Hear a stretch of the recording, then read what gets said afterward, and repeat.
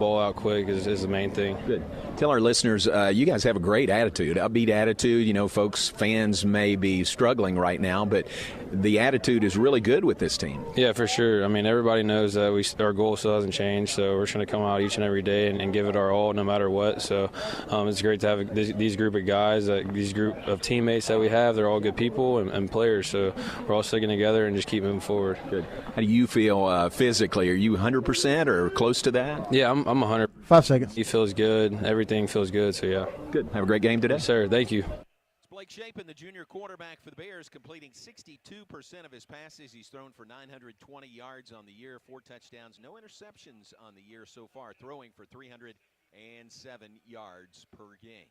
Take a break. When we come back on our countdown to kickoff, get JJ and Ricky's what to watch for in this game today. How are the Bears going to get a big win on the road over the Bearcats? That and more straight ahead here on the Baylor Sports Media Network. First Central to join our team. Game strategy, earn 5% APY on your money. Enjoy ATM fee refunds and the ability to make deposits 24/7 at our ATMs. You can earn interest and have access to your money. Suit up in a free new member t-shirt. Join our team today at firstcentralcu.com. Everything we do for you. Sick 'em, Bears. Eligibility and qualifications apply. APY annual percentage yield. Member NCUA. This is Cole Posey with Baylor Baseball, and this is my story. When I walk away from Baylor, I know I will be a more well-rounded individual. Not only am I getting a top-tier athletic experience, I'm also getting top-tier training and character development. The ability to compete at the highest level, to be challenged spiritually, and to be pushed academically are unique things that no other university but Baylor can offer. My name is Cole Posey, and this is my Champions Tribune. Read more Champions Tribune at BaylorBears.com. No matter which road you take, the Toyota Tundra is the perfect way to navigate it. On your path, you're your own boss and set your own hours. Look at that sunrise. You may find yourself in some pretty remote places. Whoa, that view. It's amazing. Or in places where pastimes become stories that become legends. I got one. It's a keeper. Hey, get a picture. No one's going to believe this. And each day ends binge-watching stars and dreaming about all the things you'll do the next day. You know what?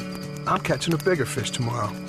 Built to follow your path, the Toyota Tundra. This Texan knows how to sick 'em. Toyota is a proud partner of Baylor Athletics. Visit your local Toyota dealer or Toyota.com to check out the rugged Tundra today. Toyota, let's go places. See packages and options at Toyota.com for feature availability.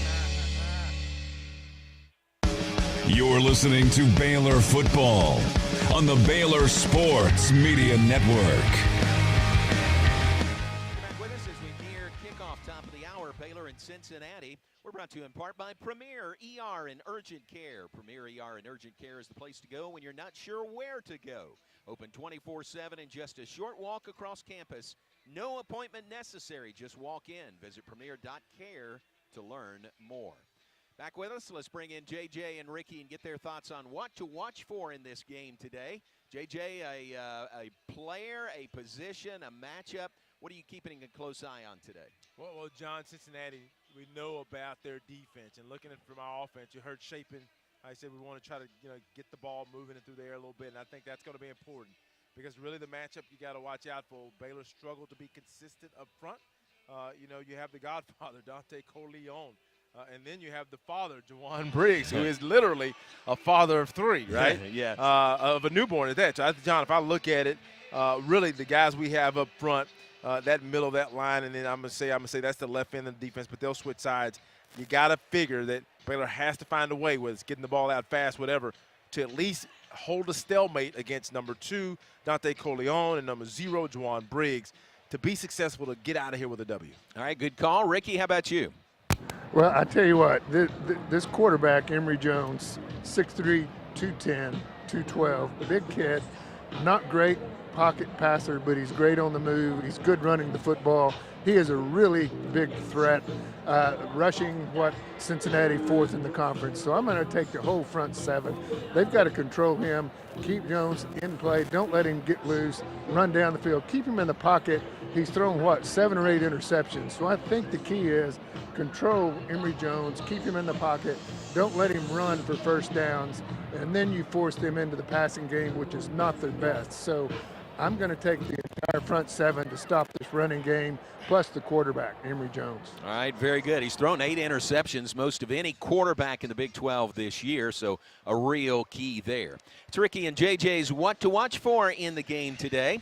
Let's hear from the head coach. We'll take a break. When we come back, our pregame visit with Bears head coach Dave Aranda as we continue on the countdown to kickoff live from Cincinnati.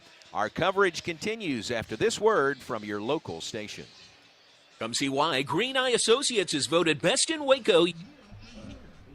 All right, Aranda here, in and out. Leanne Green, Aranda, alongside her dedicated optometrist and staff, receive trustworthy Sounds good. on your eye health. Enjoy the impressive variety of contacts and eyewear, and work with the most experienced optical team in Waco. Don't miss the new state-of-the-art dry eye therapies that rejuvenate the eyes and face with safe, non-invasive treatments to restore comfort and quality of life. Green Eye Associates, official optometrist of Baylor Athletics. It's that time of year, and these deals are getting spooky good. This month at Allen Samuels in Waco during Jeep Adventure Days, you can get 10% off MSRP on all trim levels on all new Jeep Compasses, Gladiators, Renegades, and on the all-new Grand Cherokees except Laredos. You heard that right, 10% off MSRP. We've got a great selection of inventory to choose from, and we're making big deals. Hurry in. These won't last long. See what Allen Samuels in Waco can offer you and find the Jeep that fits your lifestyle. Ask for Kasasa Checking. It's our superpower. First Central Credit Union pays 5% APY on your checking account. There's no penalty in this game. Get great returns while having complete access to your cash. Get in motion with First Central's Reward Checking that refunds ATM fees nationwide. Enjoy an automatic savings feature that pays you too. It's a snap to apply online at firstcentralcu.com. Everything we do for you. Eligibility and qualifications apply. APY annual percentage yield. Member NCUA. If you need a trailer, Flat Rock Trailers has got you covered. From light-duty single-axle utility trailers to the Big Tex tandem duals. We also carry a full line of enclosed cargo trailers. Need a motorcycle trailer? We've got them. Need a dump trailer? We've got the largest selection in the state. Oilfield trailers? We carry a full line of Big Tex trailers to handle all your needs. Trailer repairs? We repair all makes and models. We'll even rent you a trailer if you need to use one for a day. Flat Rock Trailers, your #1 source for all your trailer needs. Find us at flatrocktrailers.com. You're listening to Baylor Football on the Baylor Sports Media Network. Welcome back to Cincinnati. Let's continue on our pregame show. Visit now with Bears head coach Dave Aranda. Coach, back on the road here today. Coming off the open date last Saturday, what are the benefits you saw for the team with that extra time and the time off last week? There is an opportunity to rest for a lot of guys, and it's been a lot of struggle and a lot of hard work and sacrifice and kind of mending of injuries and focusing on school. And so to be able to have Friday and a Saturday just to themselves and with their families, I think was replenishing, and we were able to see the effects of it this past week. And then for our coaches, is an opportunity to kind of reflect and really kind of dive into things doing well, things not doing well, and ways that we can fix them, and then really kind of get into all of the methods and the ways this week. And so feel really good about that, and excited to see it. Open date, interestingly, came almost exactly the middle of the season. I mean, 6 games in, 6 games to go. Can it work as sort of a reset button also? I certainly hope so. I think we had a practice on Thursday, and our strength coach brought that to my attention. He said something like, hey, 45, we've been at this 45 days. I think it was 45 or 44, something like that. And it seems like everything that's happened has been a lot more than that, and just heavy weight with just the way the season's been. And then, when you look at hey, we've got like 45 days left, and this was back Thursday, of that open week. It does give you some juice, and it gives you puts in perspective of hey, all the things that are in front of us. And I could feel that hit the team when I mentioned mentioned that to them, and we were able to see the effects of that and here just in this game week and just the prep leading into Cincinnati. When you do the self-scout, the self-reflection, as you mentioned from last week, what are some things that you would like to see play out in a positive way today? Appreciate that. Yeah, I think to run the ball without running it and then to throw it without throwing it. I think either way to run the ball.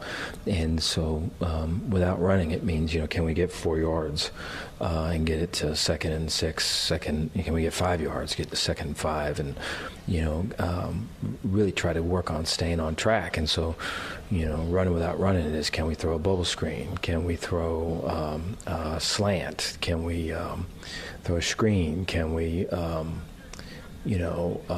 can we release the back out in the flat fast and block for him, a line play, and if it's man, pick off a defender or two. And are there things that we can do that can get us those yards that can maybe open up the run game later? Then throwing it without throwing it would be how can we throw the ball without sitting back and drop back protection? Is it more 3-step game? Is it more move the pocket? Is it more screens? Is it more, hey, it's a run with a pass route tagged to the run, and so the whole line's not blocking for pass. Things like that, I think, are all things that we worked on and really spent a lot of time investigating and really narrowing it down. So feel good about just that whole process. Final thought, what do you see from Cincinnati? This Emory Jones is really a dynamic quarterback. Yes, I remember, I want to say we played him, back in 2019, and so he's been around and talented, and, has a knack for kind of making those throws where you kind of scratch your head and just, what just happened? Is that complete? And he's been doing that his whole career. I think the talent on their team is based around kind of traditional run attack and wide zone, similar to us in some ways, and what he gives them is the ability to create when things are broken down, and then he gives them the quarterback run game. And they came off their bye last week, and a lot of quarterback run going into their Iowa State game, and so we can anticipate that. There was some there before, but it's really picked up. He's got a really big arm. I think when things are kind of moving pictures or things are changing or progression reads, probably not at his best, but when it's one-on-ones and it's, from this hash to the other numbers, that's not an issue for him.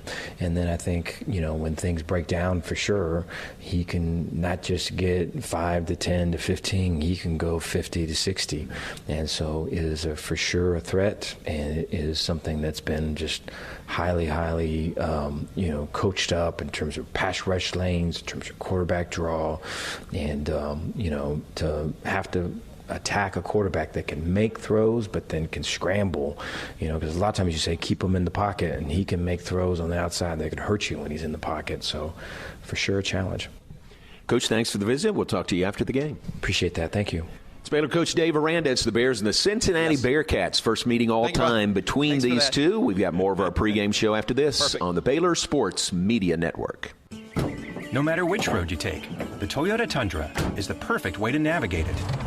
On your path, you're your own boss and set your own hours. Look at that sunrise. You may find yourself in some pretty remote places. Whoa, that view. It's amazing. Or in places where pastimes become stories that become legends. I got one. It's a keeper. Hey, get a picture. No one's going to believe this. Really? And each day ends binge watching stars and dreaming about all the things you'll do the next day. You know what? I'm catching a bigger fish tomorrow.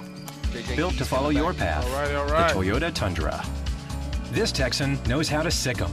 Toyota is a proud partner of Baylor Athletics. Visit your local Toyota dealer or Toyota.com to check out the rugged Tundra today. Toyota, let's go places. See packages and options at Toyota.com for feature availability.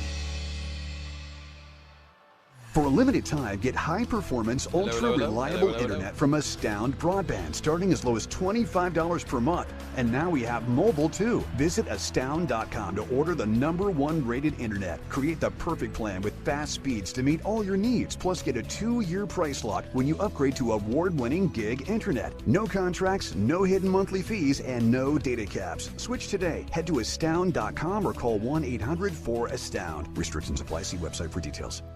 Premier ER and Urgent Care has all the convenience of urgent care with all the expertise of an ER, all under one roof. At every visit, be seen by ER-trained staff with on-site lab and CT, X-ray, ultrasound, and EKG. Here, you pay for the appropriate level of care that you receive, and we are in network with most major insurance providers. Premier ER and Urgent Care has 4 convenient locations serving Texas: San Marcos, Temple, Waco, and Woodway. To learn more, visit www.premier.care. You're listening to Baylor Football. Baylor Football on the Baylor Sports Media Network.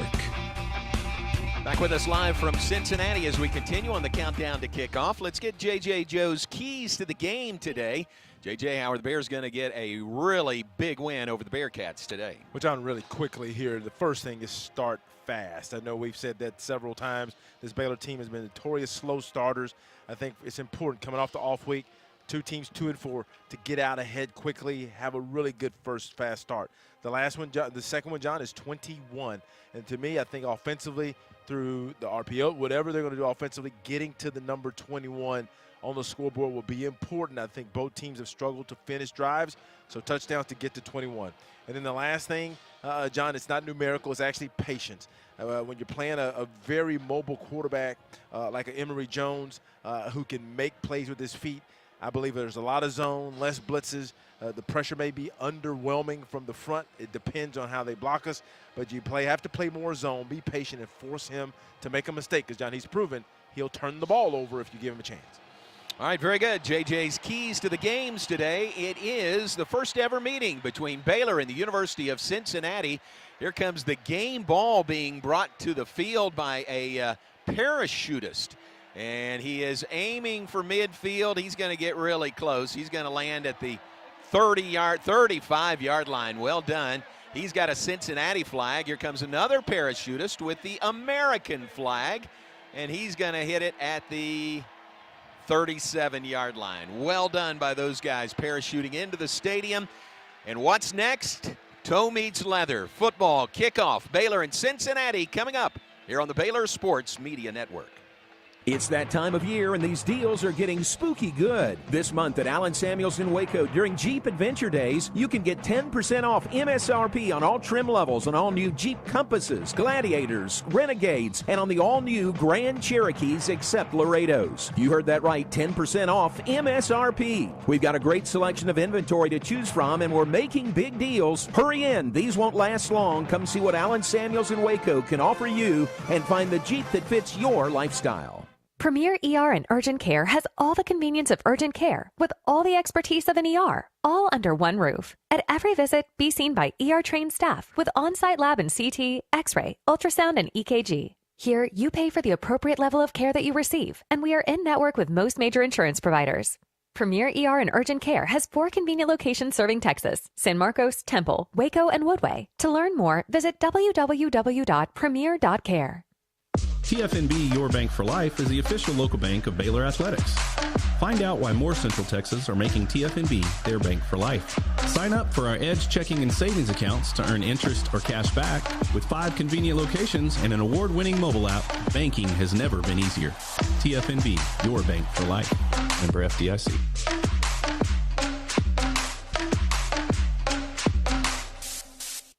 Join us October 26th at the Texas Sports Hall of Fame in Waco for our next Lunch with a Legend, presented by Baylor Alumni Sports Outreach. Our special guest will be former Baylor basketball standout Tweety Carter, now the Director of Player Development on Scott Drew's staff. Tickets are available now by calling 254-710-8300. Join us as we hear from fan favorite Tweety Carter, October 26th, presented by Baylor Alumni Sports Outreach.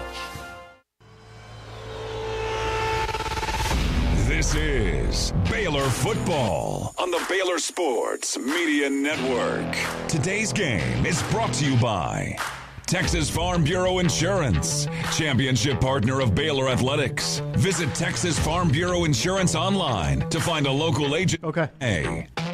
Baylor Scott and White Health, the official hospital and healthcare system of Baylor Athletics. Your healthcare, your way. HEB, the official grocer of Baylor Athletics. Proudly serving Texans since 1905. TFNB, the official local bank of Baylor Athletics. Premier ER and Urgent Care. Feel better now. Nissan, innovation for excitement. Get ready. Kickoff is just moments away. Let's go back to the booth with John Morris.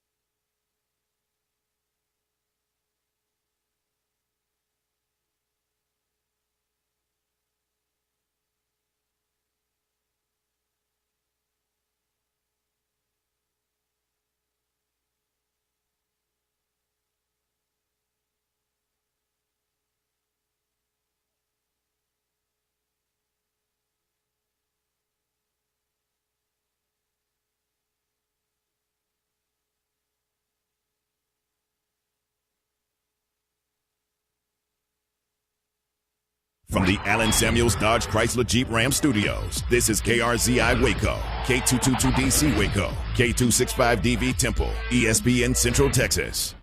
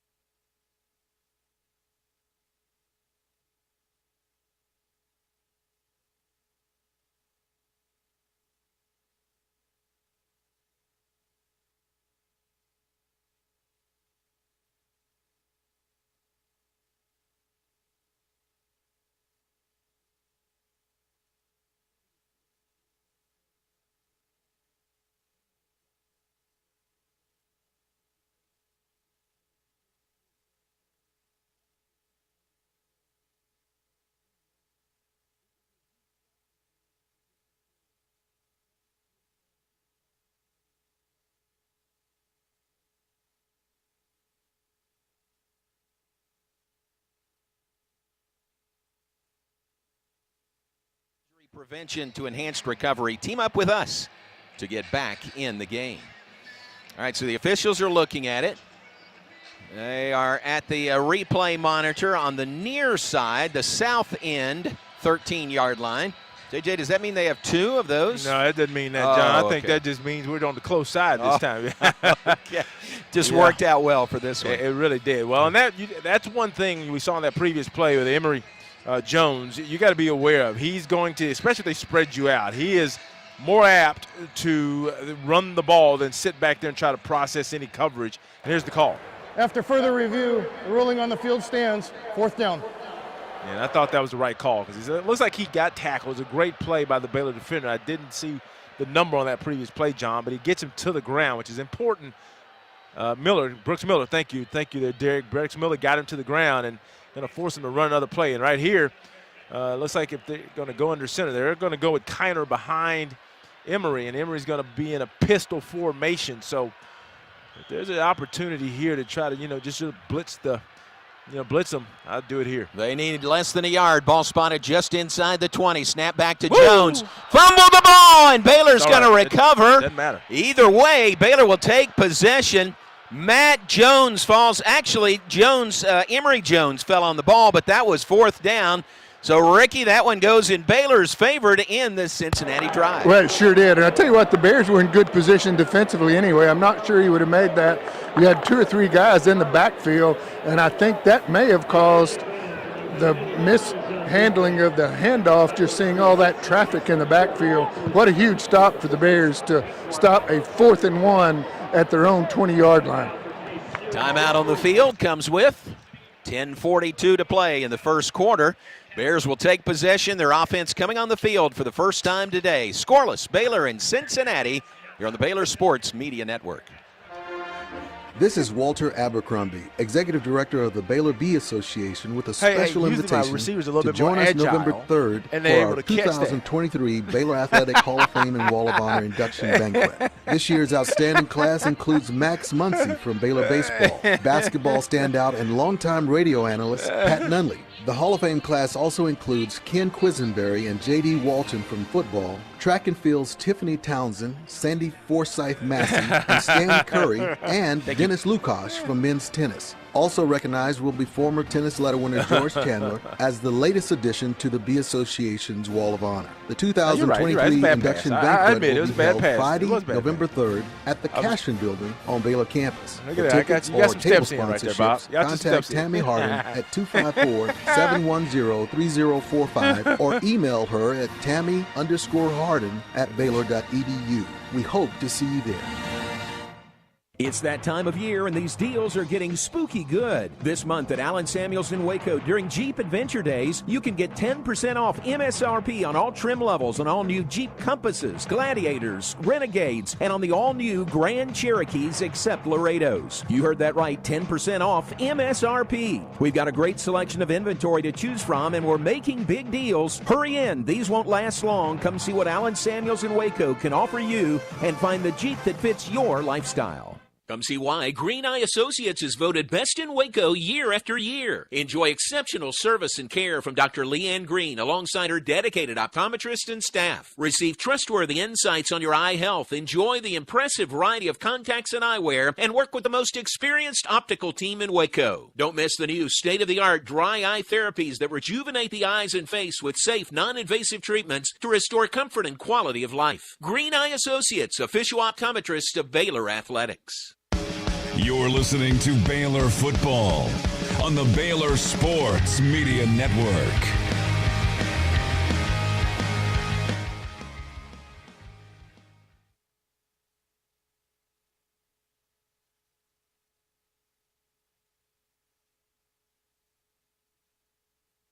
Quarterback, heard from him earlier in our pregame show.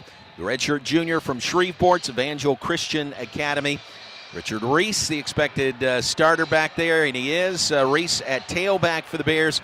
JJ, let's check that offensive line. We see one change for sure. Colton Price starting at center for the Bears. Yeah, looks like that, and we do have, looks like one of the buyers over at, I believe that's right tackle, and then Campbell Barrington at right guard. So there's a change on that side. Beausoleil is at left tackle, and I believe that's Clark who's moved over to left guard, I think.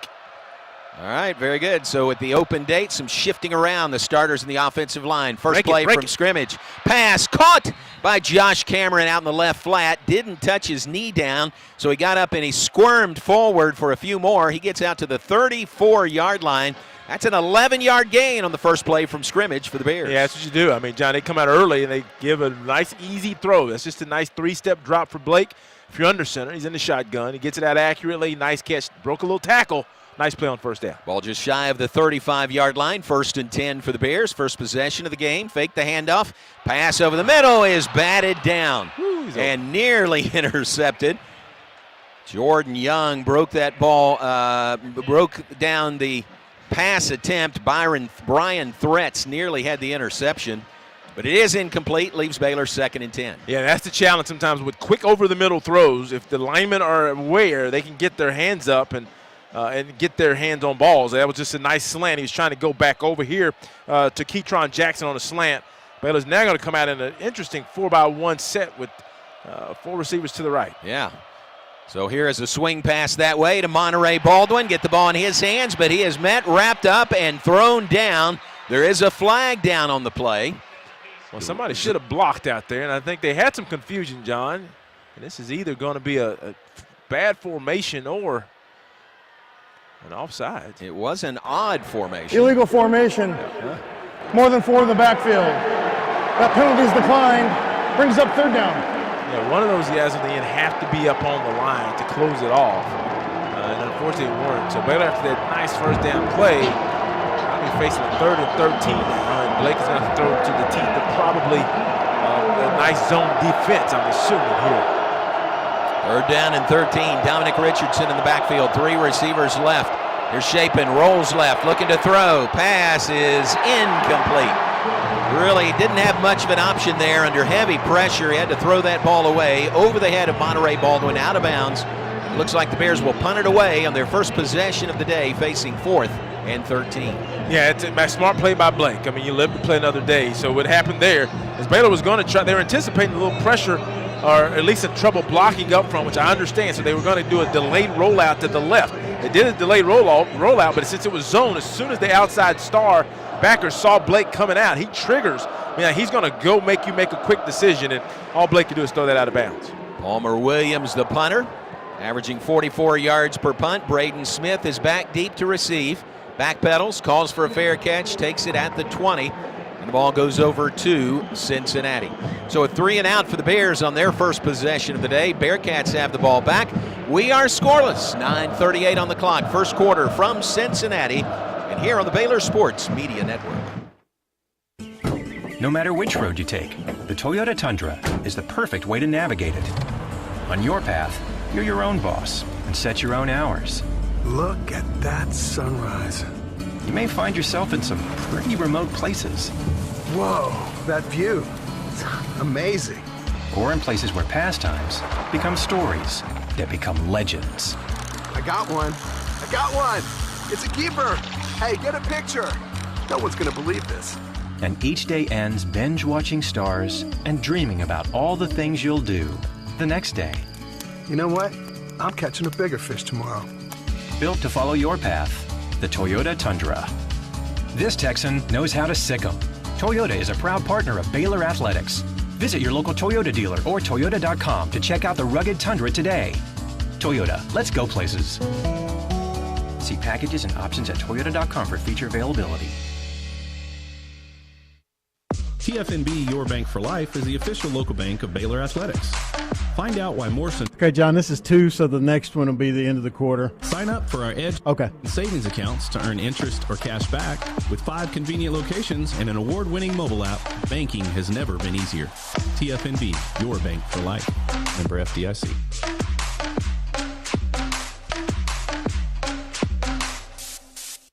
For a limited time, get high-performance, ultra-reliable internet from Astound Broadband, starting as low as $25 per month. And now we have mobile, too. Visit astound.com to order the #1 rated internet. Create the perfect plan with fast speeds to meet all your needs, plus get a 2-year price lock when you upgrade to award-winning gig internet. No contracts, no hidden monthly fees, and no data caps. Switch today. Head to astound.com or call 1-800-4ASTOUND. Restrictions apply. See website for details. You're listening to Baylor Football on the Baylor Sports Media Network. Baylor football season presented by HEB. We're also brought to you by Pepsi. Hey, Bears fans, this football season, make Pepsi your go-to game day drink because it's the only drink for football watching. Pepsi, that's what I like. Proud partner of Baylor Bears football. It was not a 3-and-out by the Bears. They did have one first down in there, the first play of the game, the completion to Josh Cameron. But a 4-and-out for the Bears, and they'll give it back to the Bearcats, who take over at their own 21. We are scoreless with 9:38 on the clock.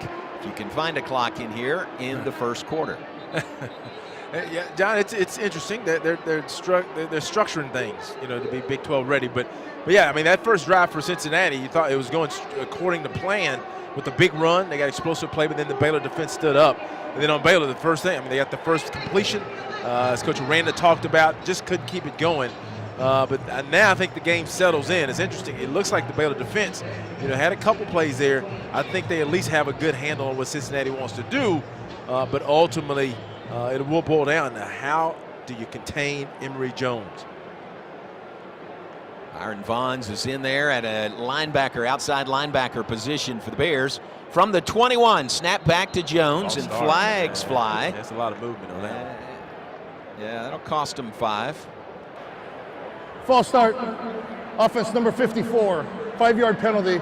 Still first down. Ricky, is that one of those where everybody in the line except the center is on one snap count? Yeah, exactly. Everybody's moving, and he doesn't snap the ball. Yeah. So that's the call there. But that's a big penalty, guys. Backs Cincinnati up to the 16-yard line, or back to the 16, so you've got 1st and 15. Call to the sidelines brought to you by Alliance Bank. Alliance Bank, it's your bank. So it is 1st and 15 for the Bearcats, now from their own 16-yard line, traveling left to right here in this first quarter. Emory Jones takes the snap in the shotgun, fakes the handoff, rolls left, passes left. That one is caught and bumped out of bounds at the 20-yard line. Aaron Turner on the receiving end, a junior from Ellicott, Maryland. Transfer from UConn. Listen to how many transfers we mentioned here. It's Scott Saterfield's first year as head coach. He's got 23 transfers in to Cincinnati this year, some from his previous school at Louisville. 4-yard gain there, so 2nd and 11 for the Bearcats. Line of scrimmage is their own 20. Jones, high snap, pulls it in, gives to Kiner, running left, and pushed out of bounds. He'll get decent yardage there to the 25, maybe the 26. Yeah, the 26. So a 6-yard gain, and here comes 3rd down and 5 for Cincinnati. Yeah, a lot of shifting. Cincinnati, I mean, Brad Glenn, the OC, likes to move you around, a lot of left to right, shifting guys. That he actually had the strong side of the run strength into the boundary, and Baylor shifted, but he was able to pick up a nice gain here. Now 3rd down and 5. We'll get to those stats here about, I think they're 0 of 1 on 3rd down, 0 of 2 on 3rd down. There's a check by the quarterback. He has a 3-by-1 set. Watch the quarterback draw. 3 receivers to the near side. Snap back to Jones. TJ Franklin puts pressure on him. He rolls right. Pass nearly intercepted. Matt Jones had it bounce off his forearm and incomplete. He was running with coverage underneath there from his linebacker spot. Batted it down. Ricky, that'll bring up a 4th down and a punting situation. Well, it is, and that would have been a tough catch for Matt because he's running across field. The quarterback drills it to a receiver behind him, and that ball got on him really quickly. If he could have picked it off, that's what probably at the 35-yard line with room to run. That would have been a huge play. The guy's a big stop by the Bears, forcing a 3-and-out for Cincinnati to punt from their own 25. And John, as they set up for this punt, if Matt Jones doesn't hit it, Devin Lemire gets it. That's what he was. He was a little upset about that. That's it would have been an easy catch for him. Here's the Australian-style punter. This is Mason Fletcher. Boots it away. Josh Cameron, no fair catch. Darts forward, 30, 35, 40 to the 50, to the 45. Still on his feet at the 40. He's to the Cincinnati 35 and finally gang tackled there. What a nice return by Josh Cameron. Going to set the Bears up in really good field position for this possession. How about 51 yards on the return? Yeah, that's great by Josh. I thought he called a fair catch, but it was not a high punt. It wasn't a bad punt, but it was not low, but it got to Josh really quickly, John. And once he caught it, with the beauty of it is he goes straight forward. And that's what you like to see from a punt returner, is to have the ability to go straight up the field and not left or right. And once he made one or two cuts, I mean, all of a sudden he's in Cincinnati territory. Wow. That was a great return. Turn of the year so far for Josh Cameron. And the Bears will begin this possession at the UC 33-yard line. Wow. Bears traveling right to left. Scoreless first quarter, 7:57 on the clock. Here's a roll right side by Chapin. Nice easy toss to Drake Dabney, and he just dropped it. Bobbled it and dropped it. Might have been a short gain there, maybe not a lot of yards, but would have been positive yards, but instead an incompletion. Yeah, it would have been based on if Josh Cameron, he's coming in, it was supposed to be like a behind the line, it was like a waggle, play action pass, and then you get the tight end behind the line of scrimmage, he just dumps it to him, had a blocker in front of him, but nevertheless now Baylor can't have a lot of these 2nd and 10s, as Coach Aranda mentioned. Yeah. It's Richard Reese in the backfield in motion to the right side. Chapin will flare it out to him. Reese trying to make one man miss, and he can't do so. Tackled in the open field for a loss back at the 40-yard line. That'll be a 7-yard loss on the play. Let's see who that was coming in there to get him. Yep, Justin Harris, the senior from Dayton, just up the road in Dayton. Yeah, what Blake was doing, he was reading the coverage, and it was as they hold the ball, and he just couldn't hold it long enough. Bears on 3rd down and 14. Chapin rolling left, going to tuck it, looking to run. And he is down on the ground at the 32-yard line. There's a flag down in the secondary. 2. Yeah, 3. Wow, 3 flags. All right, it's either going to be 4th down and 9 for the Bears, or let's check the flag. The officials are talking about it. What do you think that is? Yeah, it's in that area, John, of defensive holding or something, because Blake didn't throw it. So a lot of times it won't be PI, but it could be holding, defensive holding, or it's in the back. There is no foul for substitution infraction. The defense is allowed to match up. We're going to replay the down, 3rd down. Okay. Well, and that makes sense to me because the official who's responsible for holding it, he had left. So once he leaves, that means you've had enough time. But nevertheless, I think this was, we can call that, John, a official infraction against the officials. Well, works for Baylor. They're going to get another shot here on 3rd down and 15. Line of scrimmage is the 37. They're going to play, it looks like they're going to play zone here. It looks like they're not going to bring pressure unless they do delayed pressure. Rely on those front guys up front. Those 2 big linemen up front, Dante Corleone and Juwan Briggs. Now flags fly again as the ball is snapped back. Yeah, it's going to be false start. It's going to be a delay. Yeah, it's going to be false start. Looks like the right tackle, John Byers. We'll see. False start. Offense number 58. 5-yard penalty. 3rd down. Yeah, Byers, I mean, he's going against a pretty good football player out there to his left. I think that's Briggs he's going against. And he was trying to get in his stance, and he just got just a tick early. It wasn't much. Just that he got that foot raised up before he needed to. Now right here, Blake has to be careful with the ball. Let's play. Our defense is playing well. 3rd down and 20 for the Bears from the 43. Shovel pass forward is caught by Dominic Richardson, and he's going to get about 7 yards on the play to the 36, but that's it. So the Bears will have to punt it away on 4th down and 13. Yeah, Jonathan Thompson there, the linebacker that comes in more likely on 3rd down is what happens. They're going to try a field goal here, John. All right. Looks like it's going to line up for a 54-yarder, but Justin Thompson, Jonathan Thompson, he had 2 Baylor linemen kind of on him, but he split both of them and make the tackle. Now here, there's not much wind, John. The goalpost flags are laying low.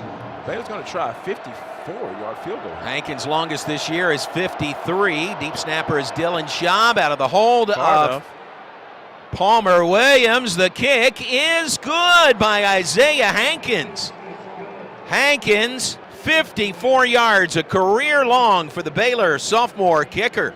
And the Bears are on the board first. How about that? A 54-yard field goal Baylor leads it 3-0 with 5:55 to play in the first quarter. First points of the day brought to you by First Place Foods. Today's first score brought to you by Hunn's Pickles and Relish. Proud sponsors of Baylor Bear Athletics. That's a darn good pickle. Available at restaurants and food service outlets throughout the Southwest. Also look for Hunn's Pickles in the deli section at select grocers throughout North Texas.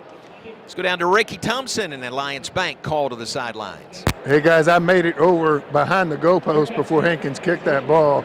That one's good from 57 or 58. He nailed that football, kicked it, and practically right down the middle. From 54, sometimes the tendencies kick too hard, keep it low. He hit that ball perfectly, and that's a huge score when the Bears had gone backwards on offense after the great punt return by Josh Cameron. Yeah, it's an odd scoring drive. Derek Smith tells us 4 plays, -3 yards on the drive, 2 minutes, 2 seconds off the clock, and you get points out of it. So a 3-0 Baylor lead, and it comes with 5:55 on the clock here in the first quarter. Let's hear from Scott Saterfield, the head coach at the University of Cincinnati. His thoughts on adjustments that need to be made with Cincinnati moving into the Big 12. No, I think more than anything it's really executing at a high level. I think that's the biggest thing that we have to do. And as you look across the board and, when we're looking at these crossover games with people in the Big 12, the guys, you're making plays and they're making plays, they're executing. And I think it really comes down to that execution at a high level. Just you pick some games. I saw Kansas, Oklahoma State, I think this past weekend, and there was a lot. Kansas quarterback threw 5 touchdown passes and lost. So there's a lot of great ball that's been played out here in the Big 12, and even when you're playing really good like that, doesn't necessarily mean you're going to win. Scott Saterfield, his first year as head coach here at Cincinnati, former Appalachian State quarterback, assistant coach there. The last 4 years, the head coach at Louisville, and now his first year at Cincinnati. So a 54-yard field goal. How about that? I called that too early. I said punting situation for the Bears, but lo and behold, they gave Isaiah Hankins a shot at it, and he hits a career-long 54-yarder. Yeah, John, that was big. Because Baylor really, this is a good Cincinnati defense. They really do a good job. They're sound. They don't have many busts. So Coach, I think, recognizes it's going to be hard up front early to try to run the ball. And John, that's reflective in the stats here. Baylor has 0 rushing attempts. And if you don't have any rushing attempts, you're not going to have any yards, right? Unless you get some sacks. And luckily, Blake has gotten rid of the ball. And you can tell, I think, Sean, the quarterback coach, Coach Grimes, OC, has probably told him, hey, look, get rid of the ball. Don't take a sack. But nevertheless, Baylor only 10 total yards of offense to UC's. I think it's 69 yards if my stats here are right. But when you get a good that's complementary football. When you get a good special teams play, push in position, then all of a sudden you can look up and be outgained, but be ahead by 3. All right, 3-0 Bears lead at 5:55 on the clock, first quarter from Cincinnati. JJ, one of your keys was starting fast. I don't know if this qualifies as starting fast. We'll take it. The Bears score first today. So I like, John, what I mean by that as well, the stop. Baylor got it. They had got a big play, but defensively you got the stop you needed to give your offense a chance. Baylor set to kick it off from right to left. Isaiah Hankins handling kickoff duties. Left-footed kicker approaches, boots it away, end-over-end kick. That'll carry 3 yards into the end zone. It'll be a touchback for Cincinnati.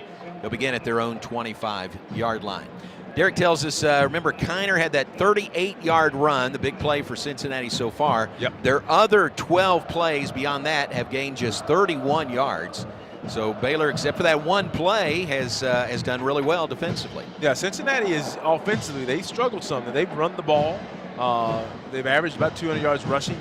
And defensively, of course, they do well. They've had challenges inside the red zone. But Emory has not been a consistent player at quarterback with the interceptions, and that's what hurt them. But right now, Baylor defense playing well, playing sound with no bust outside that one large run where they made some good blocks. From the 25, Emory Jones takes the snap. He's going to air it out. Far sideline. It is incomplete. There was some contact down there in the secondary. The crowd wants a penalty. There's nothing coming. Corey Gordon was there as the defensive back for the Bears, and D. Wiggins, the intended receiver. So a long, loud Incompletion. It's 2nd down and 10. Yeah, I thought D. Wiggins, I think if he would have spent more time, John, trying to go get the ball versus kind of try to draw a flag, he may have had a chance at that, but good coverage by Corey Gordon. There was some contact, but the official, they looked at that, hey, we're good. Brooks Miller in there at a linebacker spot for the Bears. Here's a delayed draw by the quarterback, Emory Jones, kind of bides his time, then darts forward. He's across the 30 to the 31. 6-yard gain, but a Cincinnati player is down at the end of the play. Trey Emery makes the tackle for the Bears. Good to see him back out there, yeah. John, that's just a quarterback counter. They pull the backside guard and tackle. The quarterback takes the ball, takes a couple of what I call hit steps, and he follows them through the hole.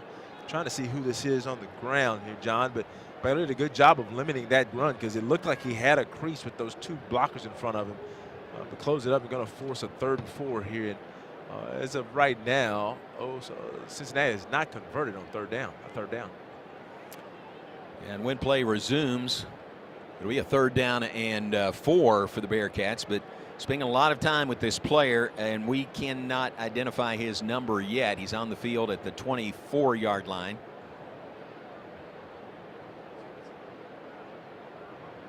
(3-0) Bears lead it. Only the 2nd road game of the year for Baylor. It's October 21st, and this is the 2nd road game. One in Orlando 3 weeks ago.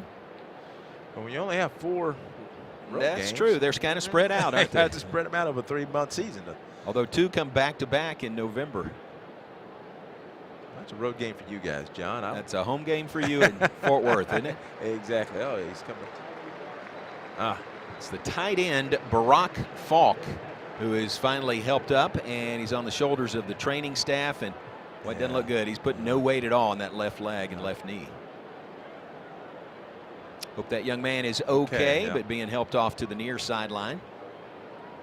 JJ, I asked you this earlier. Both teams wearing white helmets today. If you were quarterbacking, would that be a big deal as you look for a receiver downfield? It just depends. I mean, I think when you know it, I think Blake will be fine. But sometimes you look for a flash, but I think Blake will be fine. Baylor in all white, Cincinnati black pants, black jerseys, and white helmets. Here we are back to play. 3rd down and 4. Emory Jones escapes, and he squirts forward for the 1st down across the 35 to the 36. Pressure on him. He needed 4. He got 5. Moved the chains for the Bearcats. That's interesting. I wonder if that was a quarterback draw as they line up quickly, because he really brought his eyes down quickly. Here's a quick snap. Jones again running to the right side, and he dives across the 40 to the 41-yard line.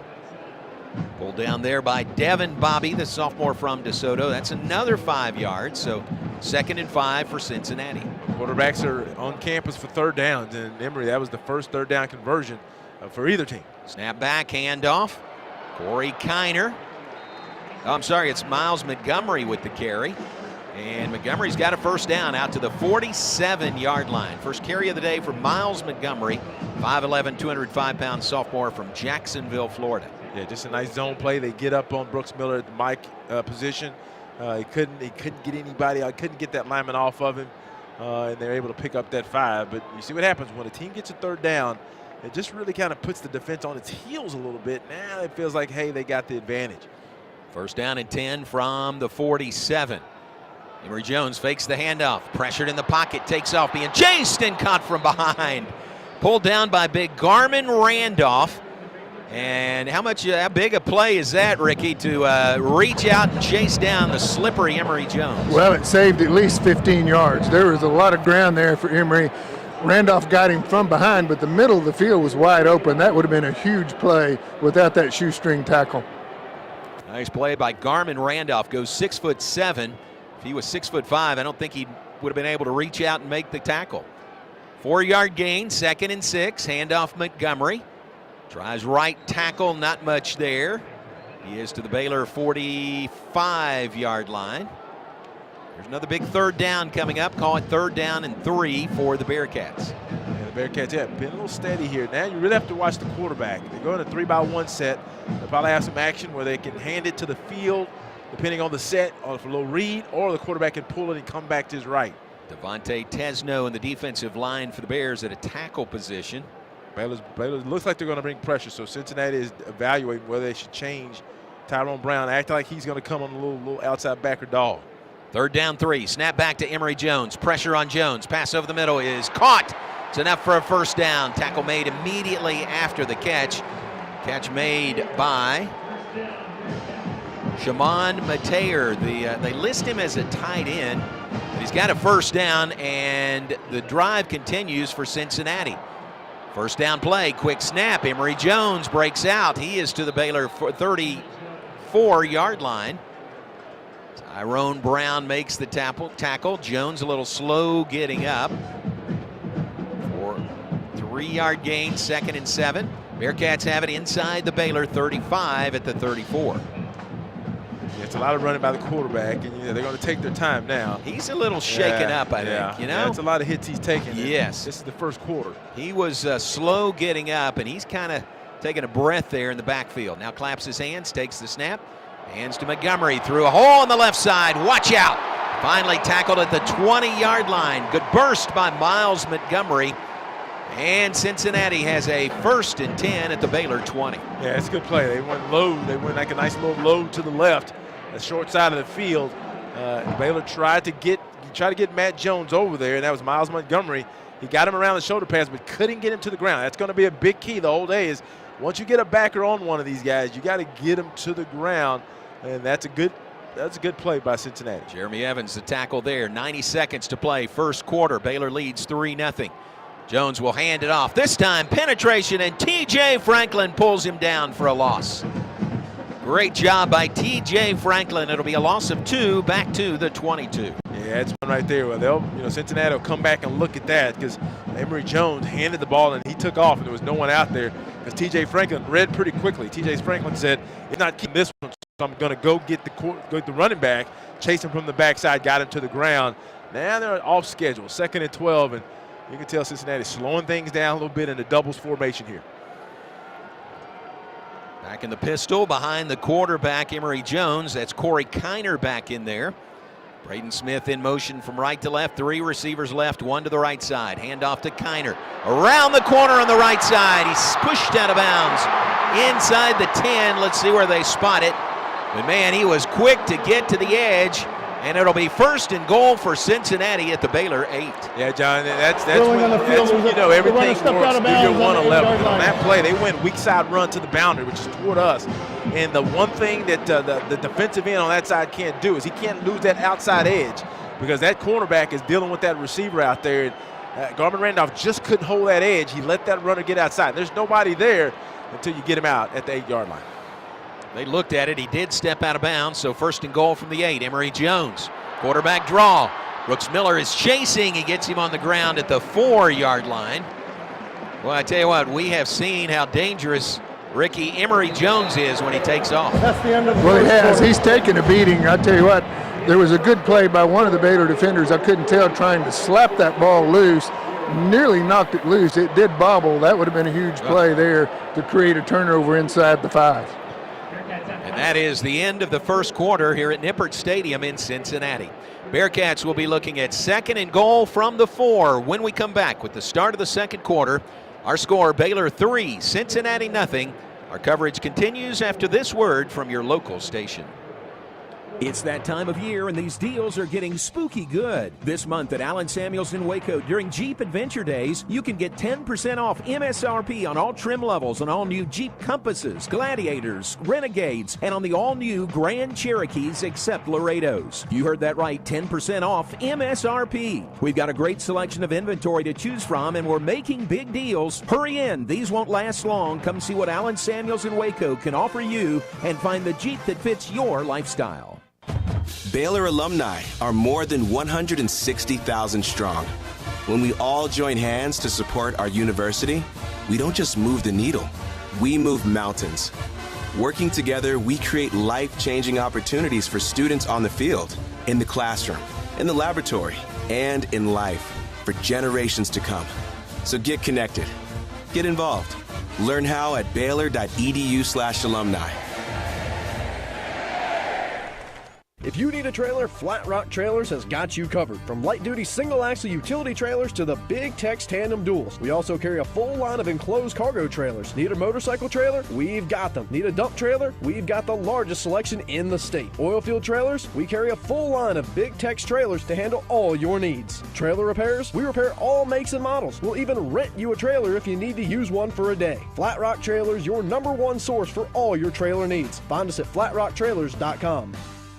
Come see why Green Eye Associates is voted best in Waco year after year. Enjoy exceptional service and care from Dr. Leanne Green alongside her dedicated optometrist and staff. Receive trustworthy insights on your eye health. Enjoy the impressive variety of contacts and eyewear and work with the most experienced optical team in Waco. Don't miss the new state-of-the-art dry eye therapies that rejuvenate the eyes and face with safe, non-invasive treatments to restore comfort and quality of life. Green Eye Associates, official optometrist of Baylor Athletics. You're listening to Baylor Football, on the Baylor Sports Media Network.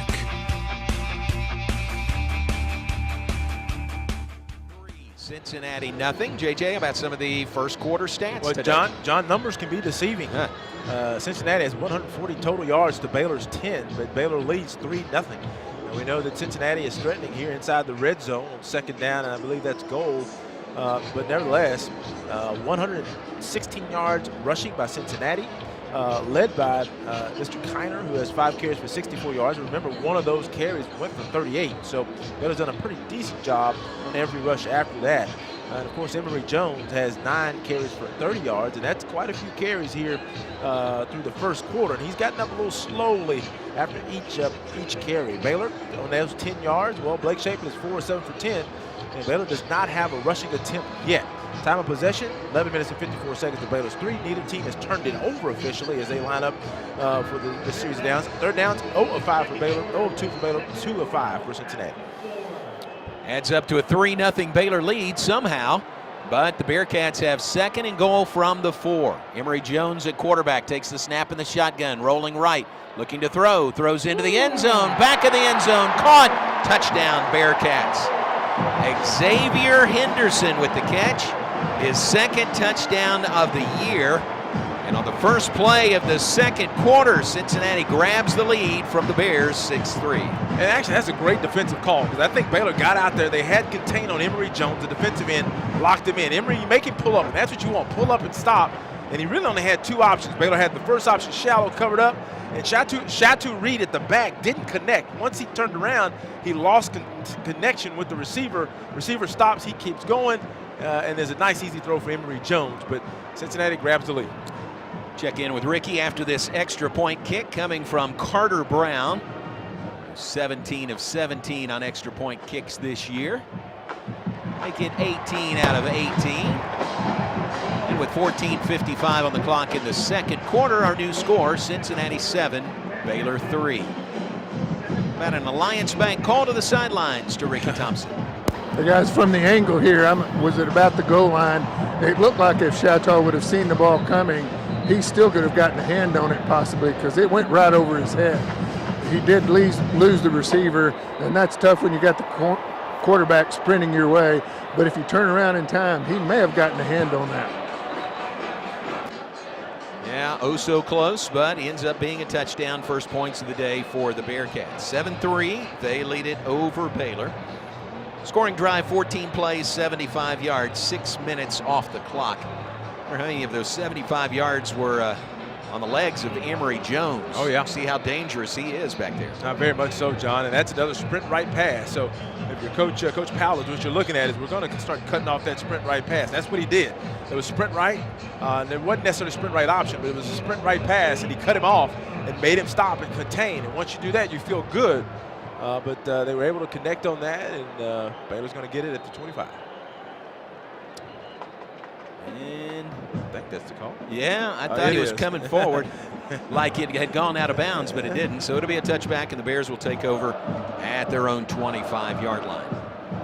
Now, the previous few series, John, we have not tried to run the ball, and understandably so. When you have the defensive lineman that Cincinnati has, you want to loosen them up first. But I believe now, going into your third drive, you got to figure out, hey, look, we're going to double team We're going to double team Dante Corleone, and we're going to try to see what we can get to see if we can open up a few of those passing lanes. How about the Godfather? Let's call him the Godfather. There you go. In the defensive line. Here's the play. Shapen. Play action. Time in the pocket. Throws it left side. Jump ball. And he caught it. Keytron Jackson. Man, it should have been interference. There was no flag, but Keytron Jackson just battled and made the catch for a 43-yard gain to the 34-yard line. John, it was definitely, we'll go to Ricky after this play because they're going to line up pretty quick, but it was definitely pass interference or something because Keytron Jackson stopped, and there was a lot of contact. Yeah, I'm surprised he caught that ball. Almost had his arms pinned against his side, but he made the catch. Huge play for the Bears. 1st and 10, slant route, right side. Josh Cameron, that one's incomplete. First down, sponsored by Belfour Property Restoration, a proud partner of Baylor Athletics. Ricky, did you get a good look at that previous play? Well, I did, and actually I think he got interfered with by 2 different defenders. Yeah. They could have called it on either one for holding, the other one for just pushing in contact well before the ball got there. Longest gain of the year on a pass to Keytron Jackson, 43 yards. 2nd and 10 for the Bears. Here's Shapen, the quarterback draw. 30, 25, covers the ball up, and he's down at the 20. So how about Blake Shapen calling his own number for a gain of 14? That's a great call because that is a called quarterback draw. Blake drops back, and they're seeing what Cincinnati is doing. Cincinnati is just rushing 3 guys, and sometimes that 3rd guy isn't even trying to get to the quarterback, and they're dropping 8. They're just dropping, hoping that they can disrupt the passing game with coverage. So what Baylor does, they release a couple of linemen, get out in front of Blake. Blake runs, picks up the first down. Bears in the HEB Red Zone. Baylor football 2023 presented by HEB from the 20. Shapen, right side to the end zone, out of bounds. Pass led Josh Cameron out of bounds just a bit. So it'll be 2nd down and 10 from the 20. Man, I'm telling you, boy, that's if Blake, he'll want that one back. If he puts that up the field just a little bit, as he threw it over, it was a good throw, but he needed about another yard to leave Cameron. I'm telling you, they're letting them get away with a lot of grabbing here on those receivers because Cameron could have got loose, but he got snatched back a couple times. 2nd and 10 from the 20. Handoff to Monterey Baldwin coming around the backfield from left to right. It jets inside the 10 and down at the 8-yard line. The speedy Monterey Baldwin, a gain of 12.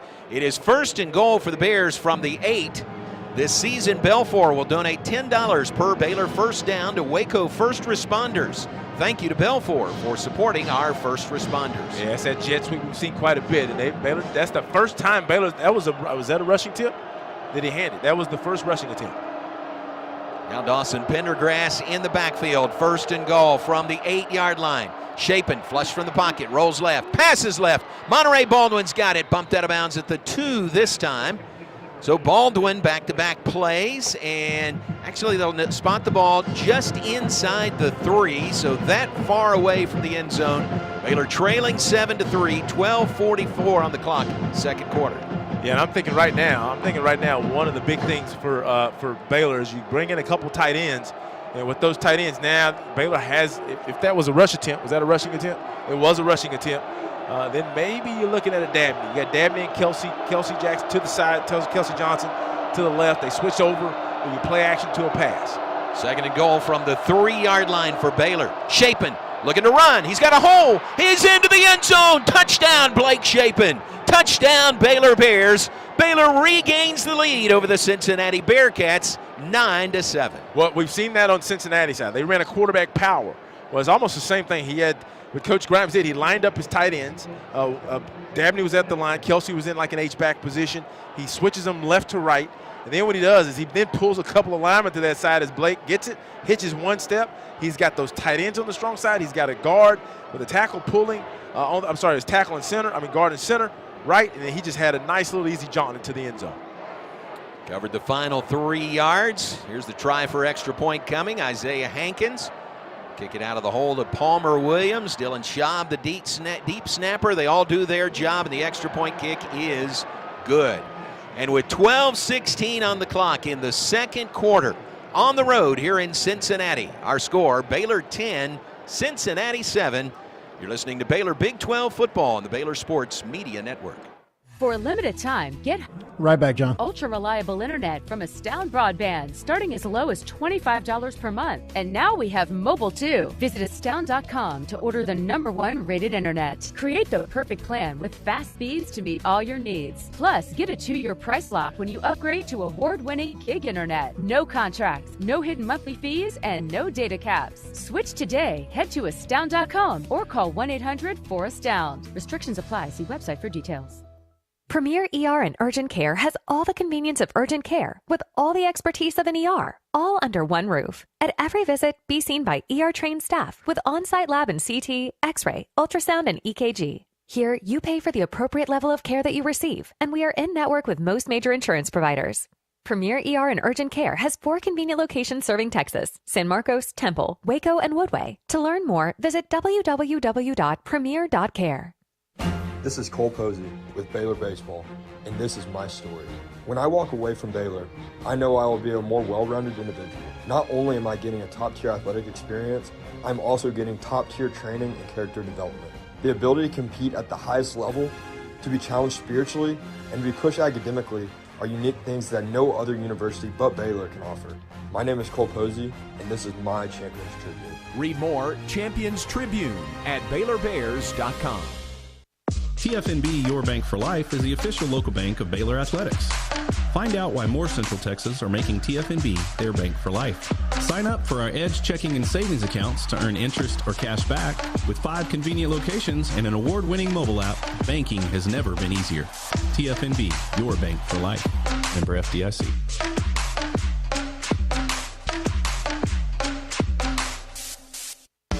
You're listening to Baylor Football on the Baylor Sports Media Network. By the Bears, 7 plays, 75 yards, 2:39 off the clock. First 3 rushing attempts of the game in that possession, and we're at 12-16 in the second quarter. None have been by running backs so far. 2 by quarterback Blake Shapen, 1 by Monterey Baldwin. That's our Central Transportation moving the chains. Moving is a bear. Let Central Transportation Systems cage that bear and leave it to the professionals to handle all your moving and storage needs. Whether you're moving to Dallas, Houston, Cincinnati, or across the country, Central Transportation Systems can pack and move your home and give you the ultimate moving experience. Give them a call at 254-256-2577 or visit online at centralsystems.com/Baylor. Well, that was a huge drive, and I know Ricky talked about it during the break, is that once Cincinnati scores, just for your team, you got the lead, you want to cover it up. So that's a huge drive. I like the approach coach is using. That's not a ton of yards yet. I think Baylor only has about 85 total yards of offense. But what you're seeing is a different approach. I do still feel eventually you'll have to turn around and hand that ball to Dominic Richardson or Richard Reese or Dawson. You'll have to figure out a way to do that. But they do realize early this is the best approach, and it resulted in a 10-7 lead so far. Hankins approaches the ball, boots it from left to right. This will be returnable. It's bobbled at the 2 by Smith. Picks it up to the 10, and he fumbled the ball. Byron Vaughns took it out of the air, and he'll run it in for a Baylor touchdown. How about that? The hit, and Vaughns picked it up and ran it in for a Baylor touchdown. And just like that, the Bears go up 16-7 on Cincinnati. Recovered by the receiving team for a touchdown. Wow. What a turn of events on the kickoff. Ricky. Man, I don't know who got the shot on him, but that ball flew out of there like he threw it. And that's quite a bit of agility to be coming full speed down the field and catch that ball midair like Byron Vaughns. He scared me to death, though, holding it out in front of him at about the 5. I'm saying, man, don't drop that thing. What a play. We don't have benefit of a video monitor here in our booth, so we can't tell you who, can't take a look at that and see who made the hit, but Byron Vaughns was Johnny on the spot, picked it up and ran it in for the Baylor touchdown. Here's Isaiah Hankins for the extra point. Flags fly as he kicks it through.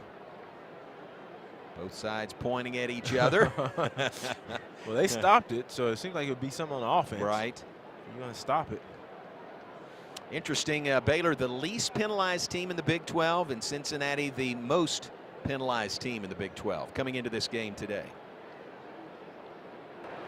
False start. Offense number 96, 5-yard penalty. We'll attempt to try. I have to say it, John, but if it's one of my linemen kind of getting into a tit for tat for a little fighting, I really don't mind that. You don't mind that, I don't mind it at all. All right, officially, Jeremy Evans is given credit for forcing that fumble on the kickoff return, so well done by Jeremy Evans. They'll back this one up 5 yards, and Isaiah Hankins will have a little bit longer than normal extra point kick attempt. Snaps a little high. Palmer Williams puts it on the ground, and Isaiah Hankins puts it on the board. So with 12:09 to go in the second quarter, the Bears strike quickly. They turn the fumble into a fumble return for a touchdown. It's Baylor 17, Cincinnati 7. Well, special teams. We talk about football. It is a three-phase approach. You have offense, you have defense, and then you have this amalgamation of special teams. And today, John, number 8 is now wearing number 98 for Cincinnati. Baylor would not be ahead if it was not for, think about it, the punt return. Right, 51 and then, yards. of course, now, of course, the fumble return. Wow. So special teams coming up big for the Bears so far. They lead it by 10, 17-7, 12:09 on the clock in the second quarter. Cincinnati's had trouble scoring, especially in Big 12 games, averaging just over 14 points a game in conference games.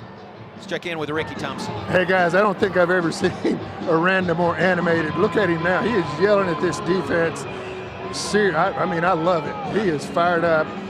You like to see that. These players will respond to that because he doesn't do it that often. A lot to be excited about right now. Here's Isaiah Hankins' kick. This one is short. Braden Smith comes up, calls for the fair catch, gathers it in. Can you do that there? Yes, you can. Okay, on kickoffs, and they'll get it at the 25. Okay, gotcha. Okay. If you signal for a fair catch anywhere inside the 25, gotcha, inside. Okay, you're going to get it out to the 25. So Cincinnati, it looked like we're not going to risk what happened the last time. We're just going to call for a fair catch where whoever it goes to, and they'll begin at their own 25-yard line. First special teams touchdown for Baylor since Gavin Holmes had a punt return for a score against Albany in the season opener last year. So way to go, special teams, giving Baylor the 17-7 lead. Bearcats ball at their own 25, traveling right to left. 12:09 on the clock, second quarter. Emory Jones turns, gives the ball to Kiner. Dumps over one guy and then is out into the secondary, out to the 36-yard line. So 11 yards on that carry by Corey Kiner. And didn't get forced, John. That was T.J. Franklin, great job of he compressed his gap, and he had his outside shoulder free. He was expecting somebody to come outside. No one was there. New set of downs, give to Kiner again. Runs diagonally right tackle. He's out to the 42, so 6 more yards there. This is already the highest scoring first half of the season for Baylor with 17 points. It was the first time Baylor had ended the first quarter with a lead since the Long Island game. And off right tackle, not much there. Gain out to the 45. See where they spot it. 3rd and 1. It's going to spot it right at about the 45, so it's going to leave 1 yard. They're doing a great job of really holding the line of scrimmage, but then all of a sudden, really what's coming a little bit later is the feel from the backer. So we'll see if they improve in that. It's 3rd down and 1. 2 of 5 on 3rd downs. Hand off to Kiner.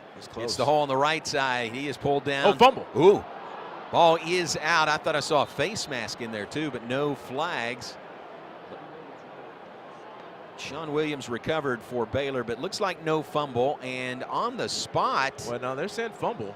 Oh, they are? Yeah, they are. They're moving it back. Oh, for them, yes. Yeah, fumble for them. So the fumble will back it up. He may have had a first down on that carry. He was really close, John. I mean, he was actually, Kiner was really close. And let's go down to Ricky. Ricky, what did you see? Yeah, he was really close to it, and I think part of the reason that counted as a fumble, he was on top of one of our guys. Otherwise, I think he might have been down. So that's a big play for the Bears. That's 2 fumbles, one on a 4th down, and then that one on the 3rd down that have really cost Cincinnati. It's going to force them to punt. Here's Mason Fletcher on to punt. And they're going to review it, I'm assuming. Delay game, kicking team, 5-yard penalty, still 4th down. Wow. Oh, I'm sorry. So back them up. As we said, the most penalized team in the Big 12, Cincinnati. There's 5 more negative yards on their ledger. Josh Cameron back deep to receive. Well, that's a nice stand by the Baylor defense. Going to give the ball back to the offense with a lot of momentum. Baylor leading 17-7.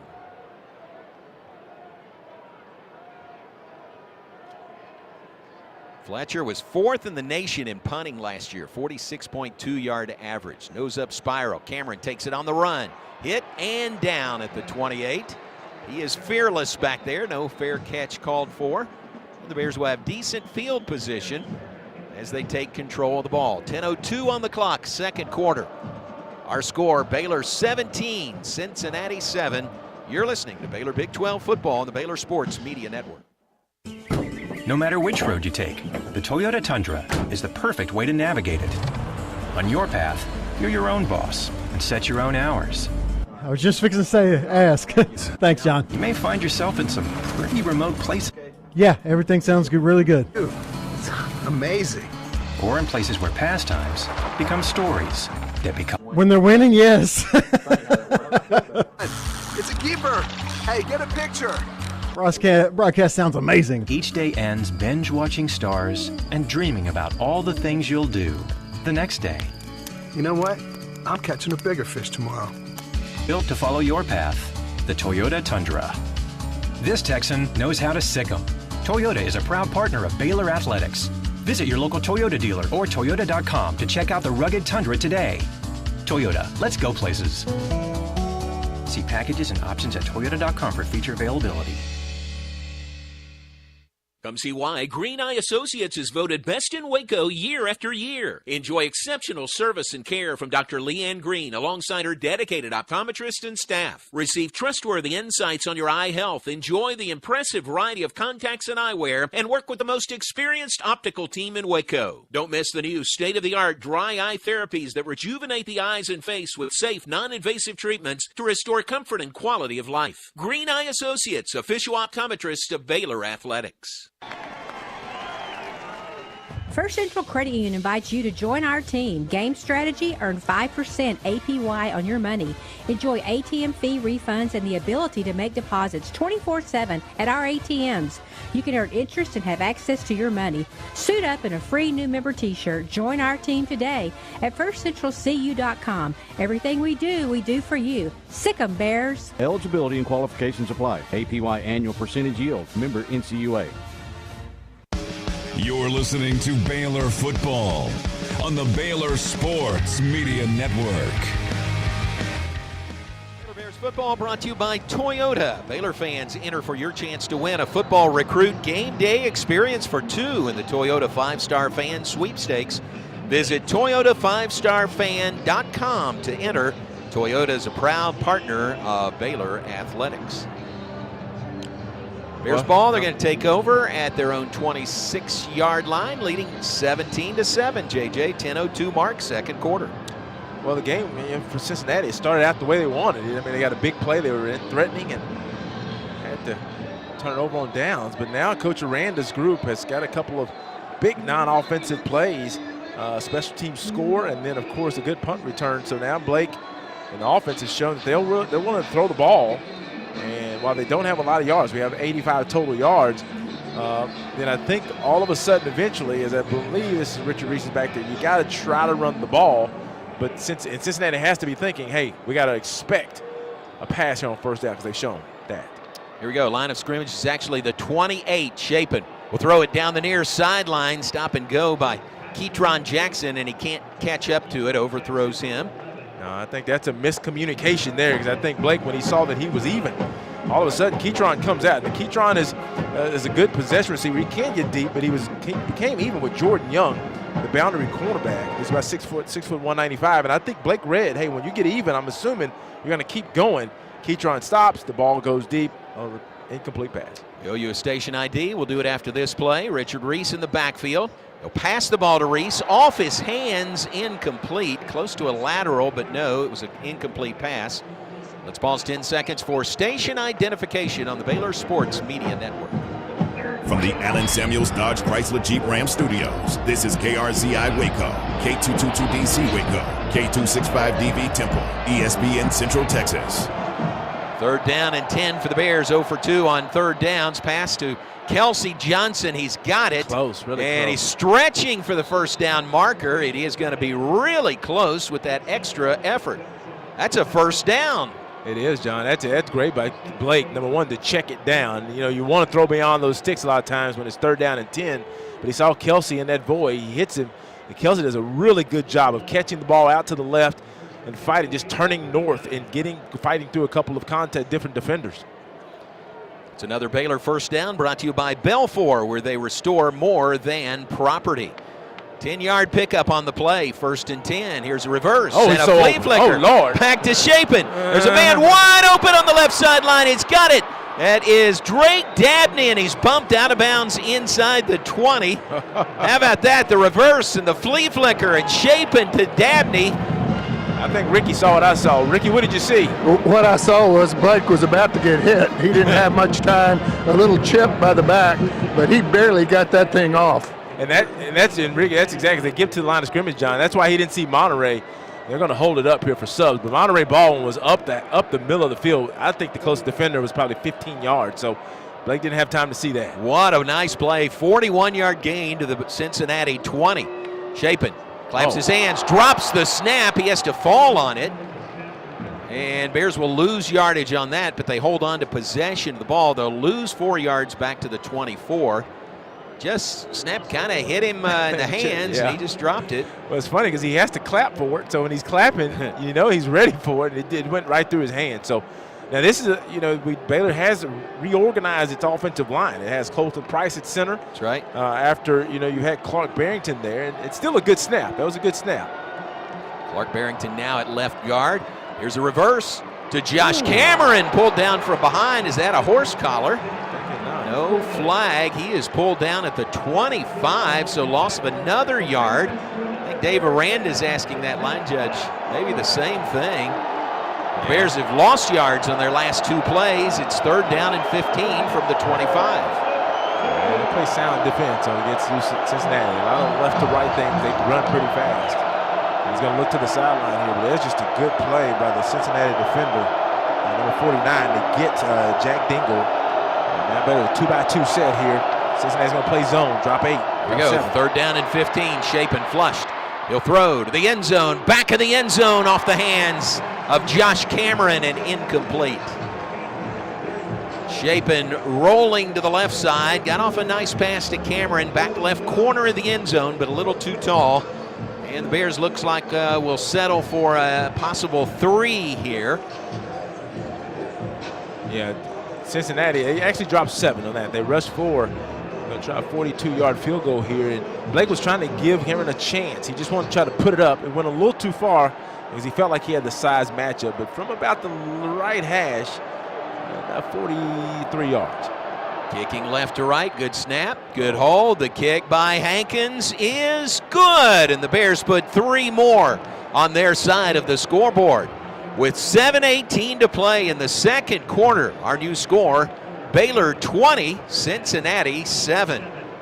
Big flea flicker play in there for 41 yards. Nice play for the Bears to get them in field goal range. They up their lead to 13 over the Bearcats. Timeout on the field. We will step aside. Baylor up 20-7 on Cincinnati on the Baylor Sports Media Network. Everything we do for you. Are you looking for a new set of wheels? First Central Credit Union Auto Financing offers fast, complete coverage, competitive rates, and flexible terms make for a win in financing your next vehicle. A quick online application makes it easy to score the money you need at firstcentralcu.com. Everything we do for you. Membership and loan policy requirements apply. Member NCUA. For a limited time, get high-performance, ultra-reliable internet from Astound Broadband, starting as low as $25 per month. And now we have mobile, too. Visit astound.com to order the #1 rated internet. Create the perfect plan with fast speeds to meet all your needs. Plus, get a 2-year price lock when you upgrade to award-winning gig internet. No contracts, no hidden monthly fees, and no data caps. Switch today. Head to astound.com or call 1-800-4ASTOUND. Restrictions apply. See website for details. TFNB Your Bank for Life is the official local bank of Baylor Athletics. Find out why more Central Texas are making TFNB their bank for life. Sign up for our Edge checking and savings accounts to earn interest or cash back. With 5 convenient locations and an award-winning mobile app, banking has never been easier. TFNB, your bank for life. Member FDIC.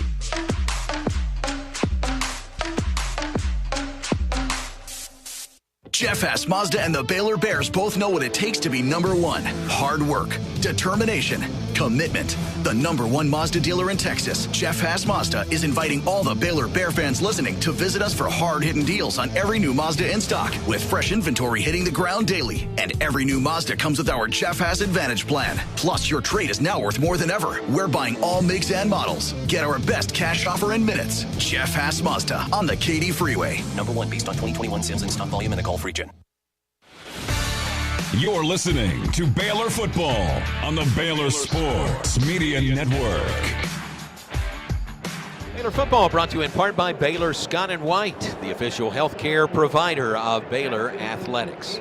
By HEB, the 2023 Baylor football season is presented by HEB. Number 8 is now wearing number 98 for Cincinnati. Thank you, sir. 8-play, 47-yard scoring drive by Baylor, 2:44 off the clock. Officially a 43-yard field goal by Isaiah Hankins. Bears have scored on 3 straight possessions now to build their lead to 20-7 over Cincinnati. Yeah, and been aided by some special teams, but now the offensive gap is closing. Baylor 132 yards, total offense of 161. Now, they are very disparate because right now Baylor rushing yards only has 24, and none of those by a running back.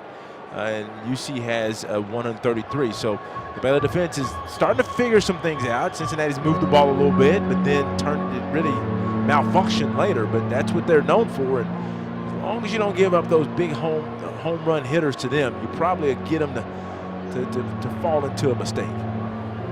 Here's Isaiah Hankins to kick it off for the Bears from left to right. Boots it away.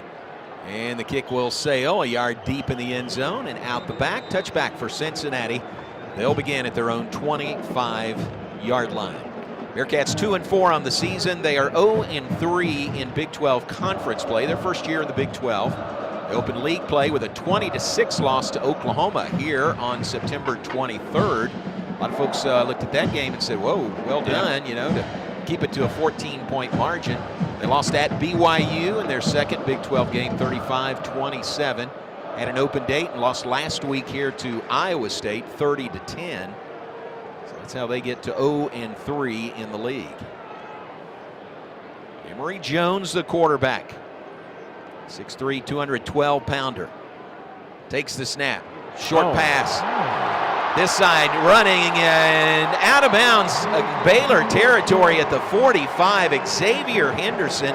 Just a short little screen to the near side. Did a good job to wait on his blockers. And that's a gain all the way to the Baylor 45. And just a little wide receiver screen. They had a couple wide receiver blocking for him out here, and really no contain there. 30-yard gain on the play. Handoff. Corey Kiner, and he is wrapped up. 1 yard gain to the 44 on that play. Carmen Randolph in on the tackle for the Bears. Trevin Maie was in on that tackle as well. So a 1 yard gain leaves 2nd and 9 for the Bearcats. A little tempo on that previous play. Now slow things up. Hand off to Miles Montgomery. Stretches on the right side. And he's to the Baylor 38-yard line. So an 8-yard gain on that carry. It's a big third down play, 3rd and about 2. That's good tackle by Devin Lemire. When he got there, that hole was just a little bit bigger than you want. The safety wants. It's wide. You really like it narrow. But Devin Lemire got him to the ground. Now you got about a 3rd down and about a 3. Cincinnati's going to come out a twin set to the left with tight end to the right. Looks like a run into a boundary. They are 2 of 6 on 3rd downs. Hand off to Montgomery. Spins at the line of scrimmage. Spins away, and he's got the first down, and more. He's got a touchdown.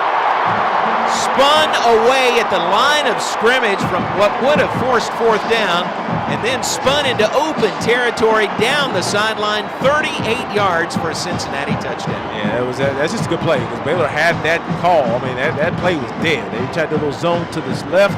Baylor makes the contact. That was, I think, Cooper Lands. Then the only play can make a play. That backside corner has that contained. Chateau Reed comes up, and he has that play. He has to get that running back to the ground. And as he sees him, he just can't get him to the ground. And after that, it was a nice, easy jump from Miles Montgomery into the end zone. Comes Carter Brown on for the extra point for the Bearcats. 20-13 is the score, pending the extra point. The kick is up, and the kick is good.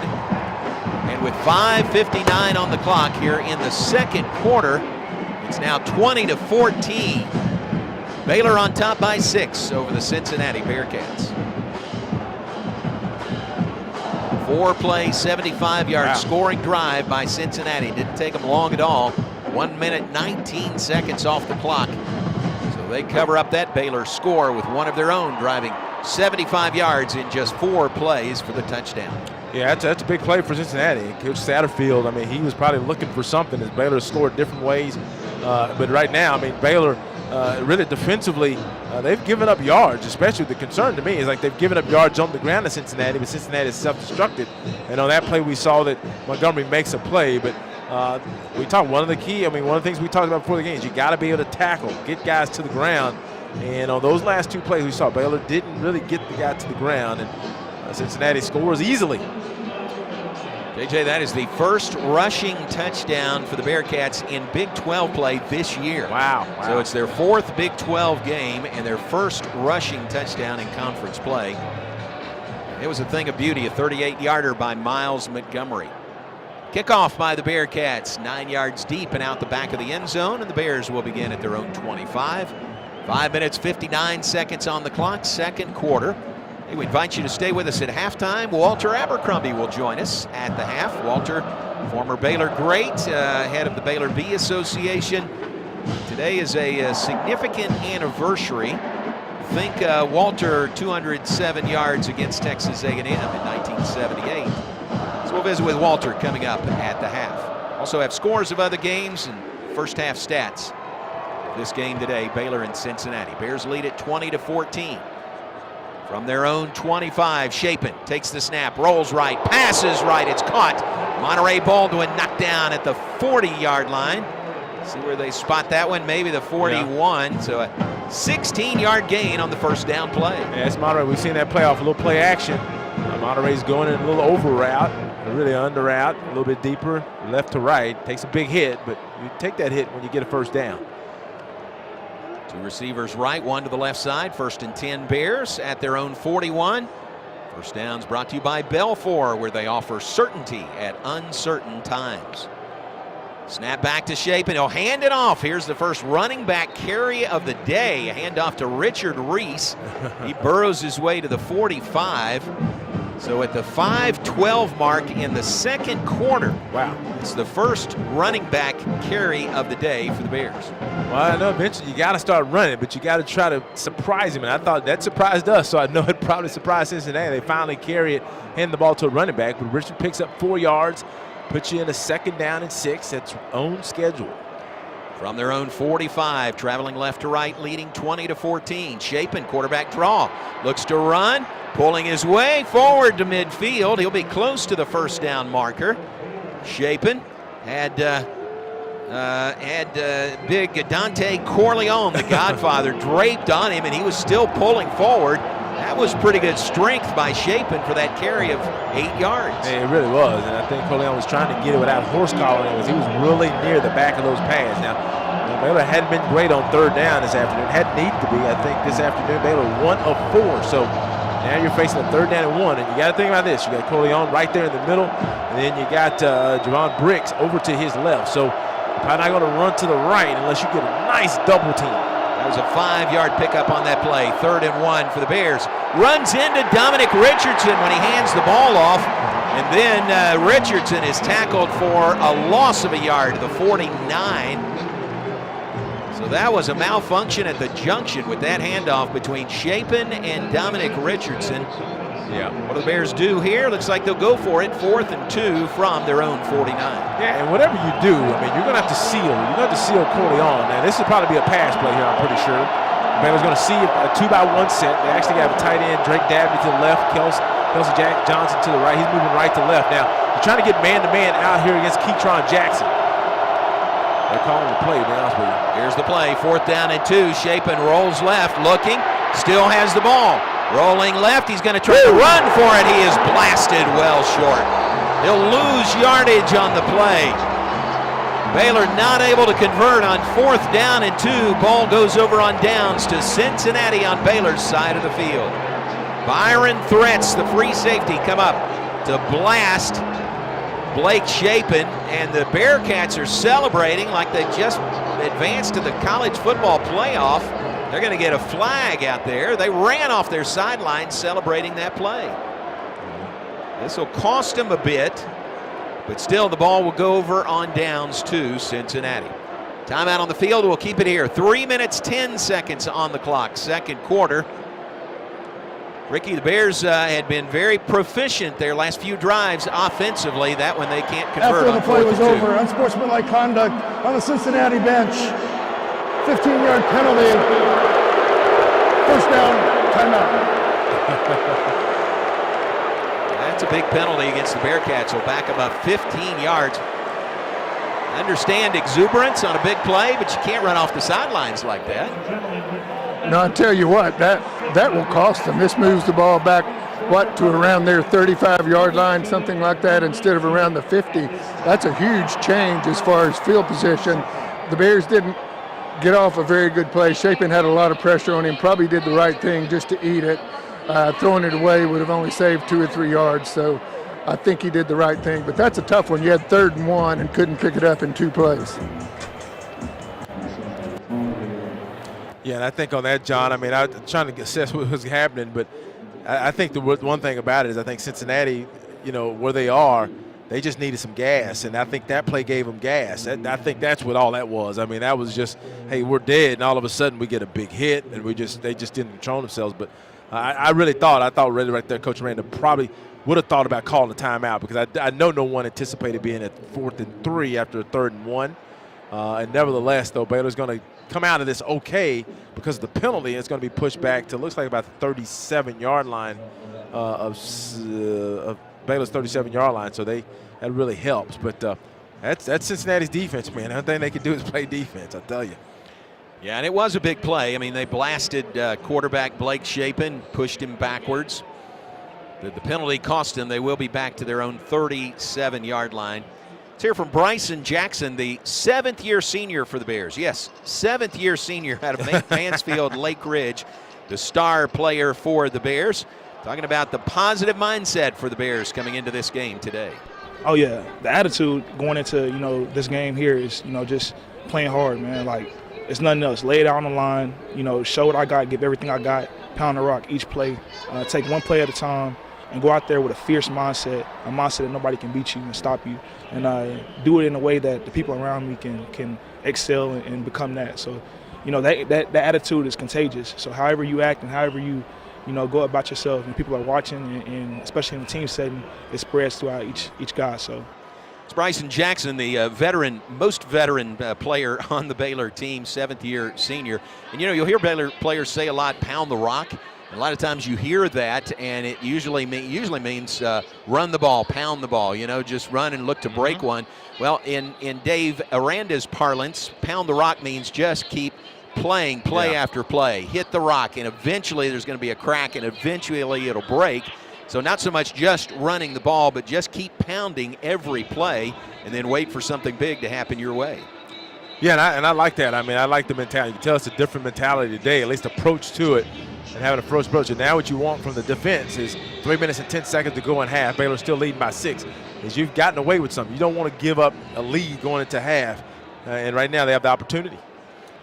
All right, from their own 37, Cincinnati takes over. Emory Jones hands the ball to Miles Montgomery. Stacked up after a 1-yard gain, pushed backwards. Devin Lemire leading that charge. TJ Franklin in there as well. Byron Vaughns. With a fumble return for a touchdown earlier today on a kickoff. Gain of 1, 2nd and 9 coming up for the Bearcats. That's good. You have Emory in there. It's good to have him. He's got a little bit more size to kind of make it tough for them to push. He's playing a little bit more today. 2nd and 9, snap back to Emory Jones. Pressure on him, and a sack! They get him down back at the 30-yard line. T.J. Franklin there, Trey Emory there for the Bears. Cooper lands in on that sack as well. The slippery Emory Jones sacked for the first time today, and a loss back to the 31. And that's huge. Cincinnati's going to get back to the line quickly. Baylor trying to figure out its lineup. 3rd down and 17 for Cincinnati after the sack. The Bearcats are 3 of 7 on 3rd downs. Emory Jones, pressure again, and back-to-back sacks. Baylor got to him again, back-to-back sacks. Gabe Hall will get credit for this one. Wow, how about that? Timeout. Baylor, their first back-to-back sacks. Looks like Baylor has called timeout here.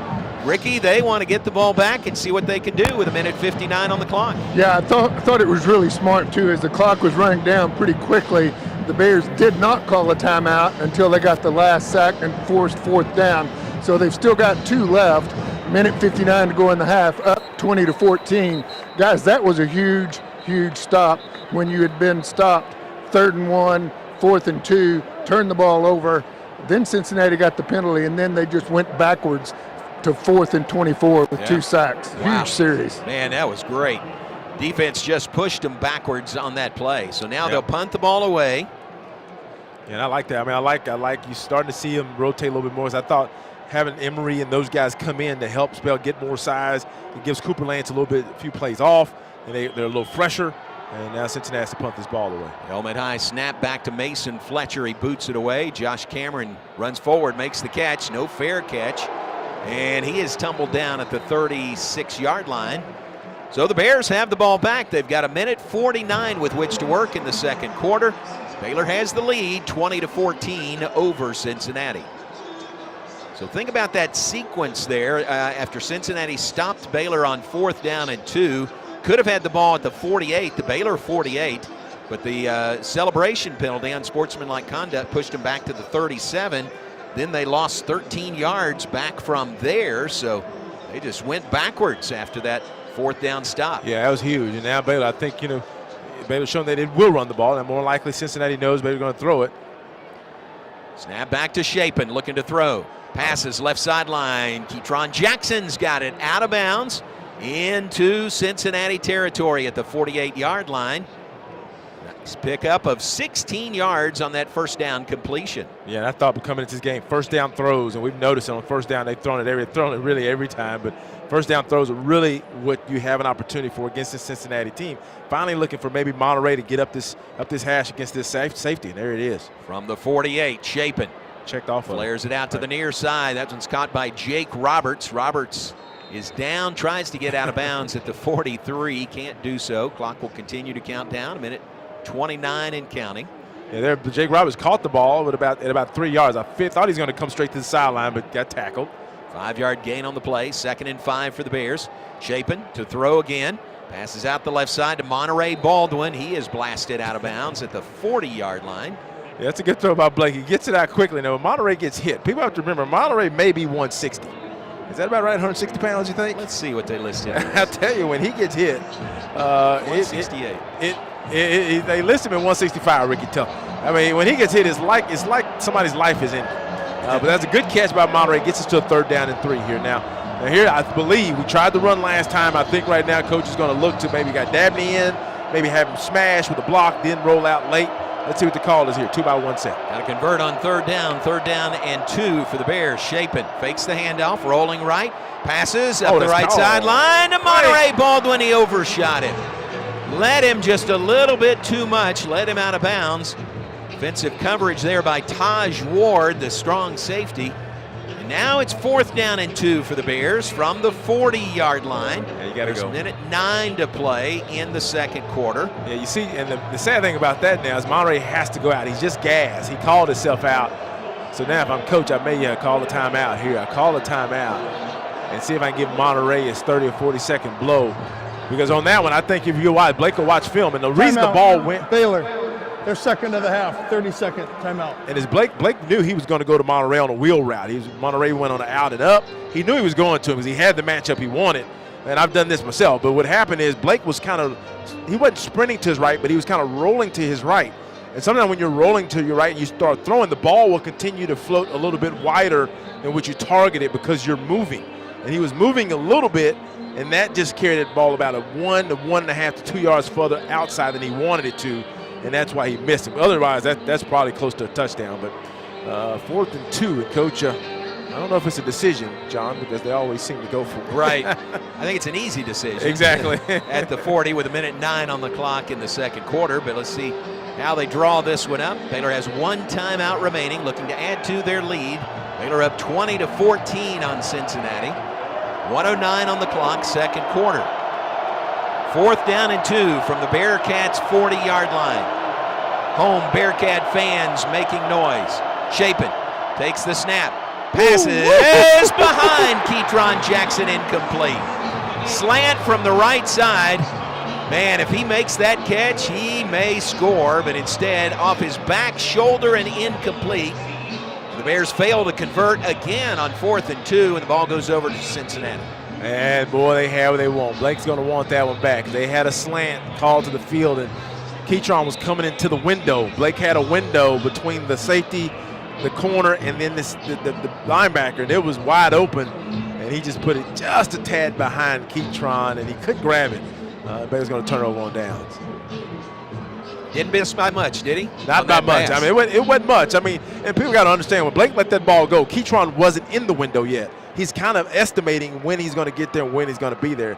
Just a little bit too hot, a little bit too far behind him. All right, Cincinnati has all 3 of their timeouts, and 1:05 on the clock. Pass to Xavier Henderson, and he is brought down by Byron Vaughns for no gain, maybe a loss. Yeah, they're going to spot him back 3 yards.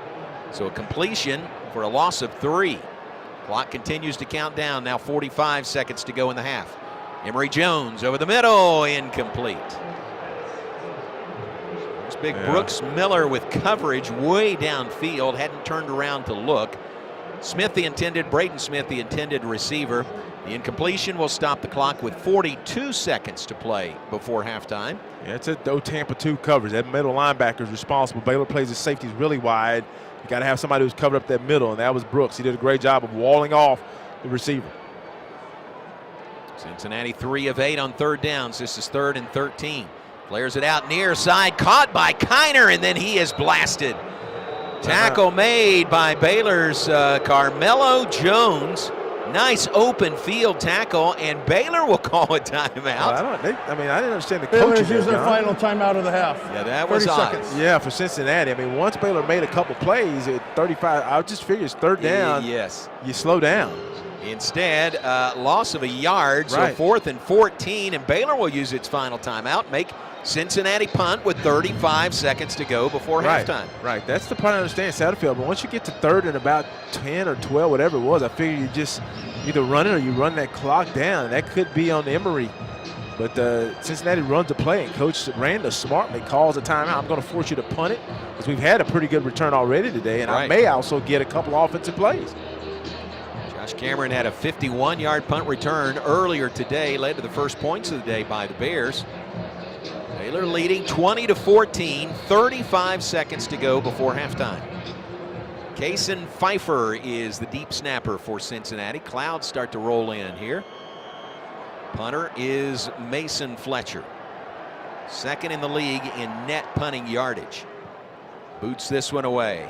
Nice nose-up spiral. Cameron, no fair catch. Can't make the first man miss, and he's down at the 16-yard line. A lot of times the key to getting some kind of return yards is getting past that first man. Right. He couldn't do it today, or couldn't do it on that punt. So the Bears have the ball back. Their own 16, 26 seconds to go. No timeouts, right, for the Bears. Right. Here in the second quarter.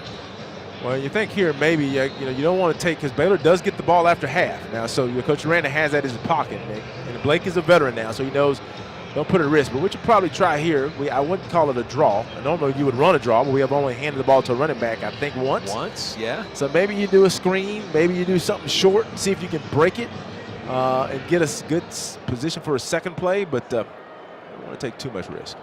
All right, here we go from the 16. Chapin fires it out to the right side to Monterey Baldwin. Not much room there, but he's out across the 25 to the 28. So it is a 12-yard gain. Another Baylor first down. They're going to hustle to the line of scrimmage. 15 seconds to go in the half. Snap back to Chapin. First down. Chapin rolling right. Throws back across the middle of the field, and Dabney can't hold on to it. Drake Dabney was struggling to get control of that ball. Couldn't quite do it. Stops the clock with 5 seconds to go before halftime. Previous play, first down for the Bears. This season, Belfour will donate $10 per Baylor first down to Waco first responders. Thank you to Belfour for supporting first responders. And now I think you just go in. If he catches that, you take a shot, of course, into the end zone. But now Blake's going to, 5 seconds ago, he's going to just kneel this one out. Second down and 10 from your 28.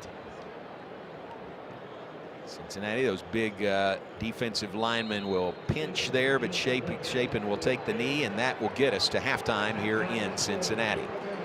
Bears lead it on the road over the Bearcats, 20-14 here at halftime. Interesting teams have to cross paths going to their respective locker rooms. So the Bearcats will hold up as Baylor will clear the field. And then they will now head to their locker room. Again at halftime, we'll visit with Walter Abercrombie. We'll give you scores of other games in the Big 12, set up the day in Big 12 Conference football, and then have all the first half stats. A Baylor lead at halftime over the Bearcats today here in Cincinnati. 20-14 is the lead for the Bears. Ricky will visit with Coach Dave Aranda coming up in just a moment. We'll hold for that. That is brought to you by Alliance Bank. Alliance Bank, it's your bank. But some good things, really, JJ, today. How about special teams contributions to the Bears here in the first half? Yeah, that's what Coach Aranda is explaining very thoroughly to them. But, I mean, yeah, right. Without those special teams plays, John, this Baylor's probably behind. So Coach Aranda, I know, is happy about that. You can tell it's permeating through the team. All right, let's go down to Ricky Thompson. All right, Coach, I know you've already had TV. Special teams, what a huge part of this game today with the return of the fumble for a touchdown and then Josh Cameron's return of the punt, which set up a 54-yard field goal. Yeah, I feel Cincinnati is playing hard. I respect their coaches and their players and their team. I think, when you get to the record that we both have, I think there's silent forces try to bring you down, and I think from the very beginning you could feel that playing them. And what we have to do is get out of our own way, and so that they can aid us in beating them. And I think it's been some of that, and then some not of that, of us getting in our own way. I think special teams is one area where we've been able to get out of our own way and play fast. Okay, Coach, thanks. Thank you. All right, Rick, thanks very much. Coach Dave Aranda going in at halftime. It's brought to you by Alliance Bank. Alliance Bank, it's your bank. Our score at halftime, Baylor 20, Cincinnati 14. Stay with us. Our Nissan halftime report is coming up next. Nissan, innovation that excites. Our coverage continues after this word from your local station. Everything we do. I'll be right back, John. First Central Credit Union says it's game on. Lower your monthly vehicle payments by refinancing your vehicle with First Central. Make it a winning season with refinancing set to your preferences. You decide the due date and frequency. Financed elsewhere? Save money with a new local game plan. Apply online today. We make it easy to score at firstcentralcu.com. Membership and loan policy requirements apply. Member NCUA. It's that time of year, and these deals are getting spooky good. This month at Allen Samuels in Waco, during Jeep Adventure Days, you can get 10% off MSRP on all trim levels on all new Jeep Compasses, Gladiators, Renegades, and on the all-new Grand Cherokees except Laredos. You heard that right, 10% off MSRP. We've got a great selection of inventory to choose from, and we're making big deals. Hurry in. These won't last long. Come see what Allen Samuels in Waco can offer you and find the Jeep that fits your lifestyle.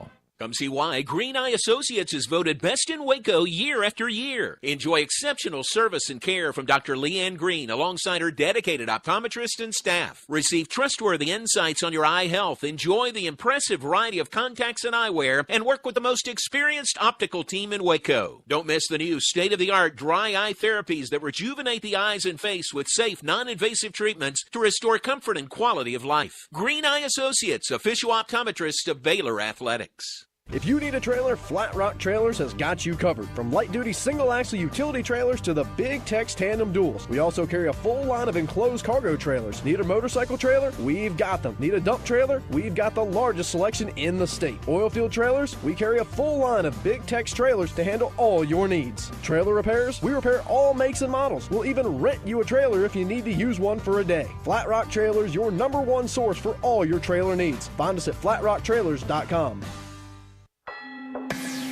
You're listening to live coverage of Baylor football on the Baylor Sports Media Network. Now, it's time for the Nissan Halftime Show. Brought to you by Texas Farm Bureau Insurance, championship partner of Baylor Athletics. Visit Texas Farm Bureau Insurance online to find a local agent today. Baylor Scott and White Health, the official hospital and healthcare system of Baylor Athletics. Your healthcare, your way. H-E-B, the official grocer of Baylor Athletics. Proudly serving Texans since 1905. TFNB, the official local bank of Baylor Athletics. Premier ER and Urgent Care. Feel better now. Nissan, innovation for excitement. Stay tuned as we break down the first half, check in on scores from around the country, and more. All coming up on the Baylor Sports Media Network.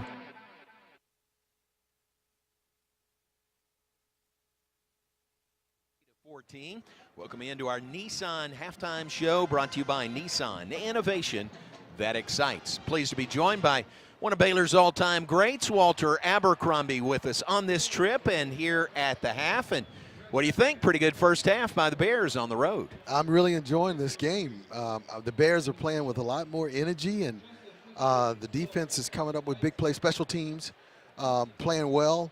And so, I think Blake is throwing the ball, fairly well. We're making great catches with our receivers. So this is a good, fun game to watch. Yeah. A really beautiful atmosphere here in Cincinnati, too. Yeah, this is fun, isn't it? Have you been here before? I've never been Cincinnati here before. campus? Yeah, no, I haven't been here before. Of course, when I played professionally, we played the Bengals. But I'd never really got a chance to get around and see the city. Yeah. But certainly not this beautiful campus. Yeah, really nice, great new member of the Big 12 Conference. Walter, we mentioned several times we had a feature on our tailgate show today. This is a significant date, anniversary in Baylor football history. It was October 21st, 1978, 45 years ago today. How about that you made your Baylor debut with that great game against Texas A&M? The math just can't be right. No, it can't be. It can't be right. 45 years That's ago. That's right. It's just hard to believe. But anyway, I guess, if you hang around long enough and you live long enough, sometimes you get to go back and sort of reminisce about some good things that have happened in your life, and that was certainly one of them. Oh, what a great memory. So the story is that two guys ahead of you got hurt. Greg Hawthorne, Frank Pollard got hurt, and you had to be pressed into service as a freshman. Did you know all week you were going to play, or did you not know until game day? I did not know until game day that there was a chance that I would play. Okay. I know that we had one injury with Greg Hawthorne, who was hurt in the Ohio State game that had played previously that season, but Frank Pollard was healthy, who was the second team back, and I was the third team back, and so in that game, Frank broke his jaw in about the second quarter or so, and that paved the way for me to have the opportunity to go in and play. Now, when you're third team back, you really don't, in the offense we were running, you don't expect to play. Right, they carry the ball quite a bit. And those were big, strong guys. And I was just sitting there just kind of, hey, I'm on the bench. But, the opportunity came. My coach used to always say, you just have to be ready for the opportunity. Don't get depressed if you haven't played yet. But that opportunity may come. And I believed it. Yeah. And certainly I prepared as best I could, and I believe that what he said, that if the opportunity came along, I would have to be ready to play, and then that's exactly what happened. Yeah. and you did it so well. 207 yards, a Baylor single-game rushing record that lasted for many, many years. I'm trying to remember, of course, Coach Taft was your head coach. Was Wade Earl the running backs coach? He was. Okay, Wade Earl Turner. I believe he was the running back coach. Yeah. It could have been Ron Harms, but I think Coach Turner was our coach at that time. I may be missing it by a year or so. One of those two, yes. Yeah. But and it led to a great win over A&M. They were ranked number 12 in the nation. You guys won it over the Aggies. And I know you like to point out, during your 4 years at Baylor, you never lost to Texas A&M. That's something that I'm proud of, because we always liked beating the Aggies, and there was always a special feeling about them because they were the second big school in our state that we had to compete against. And of course, they had a ton of talent, but for whatever reason, that game, man, our guys came out to play. Yeah, absolutely. I think about the offensive line and really all of the talent on the team that year. We didn't have a bad team. I mean, in terms of talent, there was a lot of talent on that team. I mean, some of the offensive linemen who were blocking for me that day. I mean, you think about Keith Bishop, Arnold Thompson, Ron Barnes, Buzzy Nelson. Wow. I mean, these guys were really good at their job. And I know I'm missing somebody, so please forgive me, linemen, if you're out there listening. But we had some talent on the offensive line, and so Steve Smith was the quarterback. We had Radar Holt out at wide receiver. So Robert Mitchell, the big, tall, 6'6" wide receiver, was a deep threat. And so it was really just the right opportunity, and they needed somebody to run the ball because Frank went down with a broken jaw. And so they called the freshman, and the good thing about it is by not thinking that I wasn't going to play, I didn't get psyched out. Exactly, yeah. I was just thrown in, didn't have time to get scared or nervous. They just said, do it just like practice.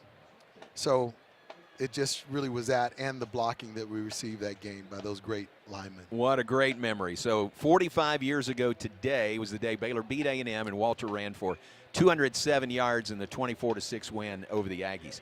You're still connected to all those guys you mentioned as head of the B Association, the Letterman's Association at Baylor. And we've got a huge banquet coming up in less than 2 weeks, the Athletic Hall of Fame and Wall of Honor banquet coming up on November 3rd. John, we are very fortunate, and this is going to be a special banquet because, it's been a number of years that, we had the opportunity to say that the event was sold out before the event. Yeah. I mean, so unfortunately, that's the case now. Yeah. For folks who may have been interested in wanting to come to the event, it's just completely packed, and that speaks to the folks that we have in that are going to be inducted into the Hall of Fame, and their family members, their friends. It was such an outstanding class and very popular. Former athletes among the general public. So the event is sold out. Unless we have a mass exodus or something happens, we're going to be a packed room. And, John, you're going to get a chance to be the MC for a very, very special night, but also a packed room at the Cashin building on campus. It's a great class again this year, and being sold out ahead of time really speaks to that, the popularity of all those who've been selected for the Hall of Fame and Wall of Honor this year. Walter, thanks very much for the visit. We appreciate it. And you're right, it can't be 45 years, even though the calendar says that. But what a great memory, October 21st, 1978. Great memory. Thank you, bud. John. Appreciate it. The great Walter Abercrombie with us, head of the Baylor Letterman's Association, the B Association, and that Hall of Fame Wall of Honor banquet comes up November 3rd. Great class that includes Pat Nunley and Max Muncy and Stan Curry, Sandy Forsyth Massey, Tiffany Townsend will be in that group as well, George Chandler, the Wall of Honor. So a great, great class. Ken Quisenberry going into the Athletic Hall of Fame, J.D. Walton in the class as well from Baylor football. So a great class, and that is always a first-class event put on by the B Association. Take a break. When we come back on the Nissan Halftime Show, JJ will give us first half stats. That adds up to a 20-14 Baylor lead over Cincinnati at the half. We're back after this on the Baylor Sports Media Network. TFNB, your bank for life. That's the one I forgot. I know. I was trying to get them all. I knew I'd lift somebody up. I'll come back. No,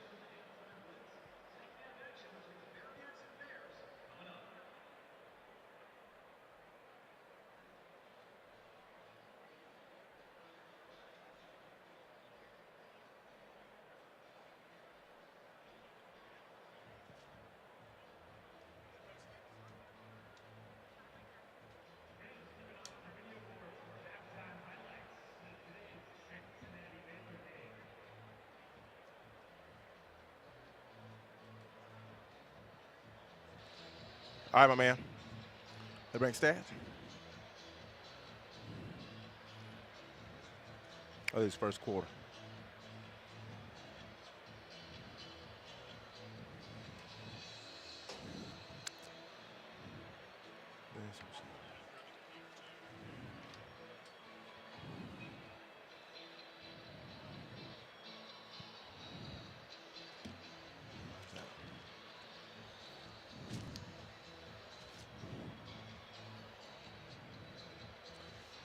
Welcome back to Cincinnati, Ohio, where Baylor is ahead of the Cincinnati Bearcats 20-14. And a very exciting, eventful first half. And I'll tell you, I mean, coming to this game, if you would have told me we were going to have 34 combined points in the first half, I mean, I probably would have laughed at you. Baylor so far, 187 total yards to Cincinnati's 218. And the way the game started in the first quarter, Cincinnati had already rushed for over 100 yards. And Cincinnati, they've approached those yardage in two different ways. Baylor only 28 rush yards, and actually carries by running backs. So Richard Reese has one carry on the afternoon. And Dominique Richardson has one carry. And those two carries combined are 2 carries for a net of 3 yards. So Baylor's found a way to rush the ball in a different manner. But really, it's been on the arm of Blake Shapen, who's 13 of 24 for 159 yards, which is not something that's hugely dynamic. But the throw game, the passing game has really helped Baylor stay in this. But beyond that, the big bugaboo really is the turnover. And really it was a muffed kick or a fumbled kick that went right into the arms of Byron Bonds. And Baylor scored its second touchdown of the afternoon after Blake Shapen ran a touchdown in on the afternoon. Time of possession, you look at that, 17 minutes and 32 seconds for Cincinnati, 12 minutes and 28 seconds for Baylor. But the big thing is Baylor has not turned the ball over. They've been aided by their special teams. Blake Shapen is the leading rusher, 5 carries for 16 yards and a score, followed by Monterey Baldwin, 1 for 12. Monterey is also the leading receiver, 5 catches, not huge numbers, but 32 efficient yards, followed by Ketron Jackson, 2 for 57. Third down conversions, 1 of 6 for the Bears, 3 of 9 for Cincinnati. And actually Cincinnati, Mr. Kiner, 10 carries for 82 yards. Now, he got 38 of those yards on 1 carry very early, the second play of the game. So if you look at it, that's 9 carries for really only about another 46 yards on the afternoon, followed by Mr. Montgomery, 7 carries for 67 yards and a score. So Baylor really, it's been an all-around game. The defense has played well. Offensively, they played steady enough to score when they needed to. And then on special teams, they had a 51-yard punt return. And then also that was aided by, of course, the kickoff return muff for a touchdown. Next, we're bringing you the second half. You're listening to the Baylor Sports Media.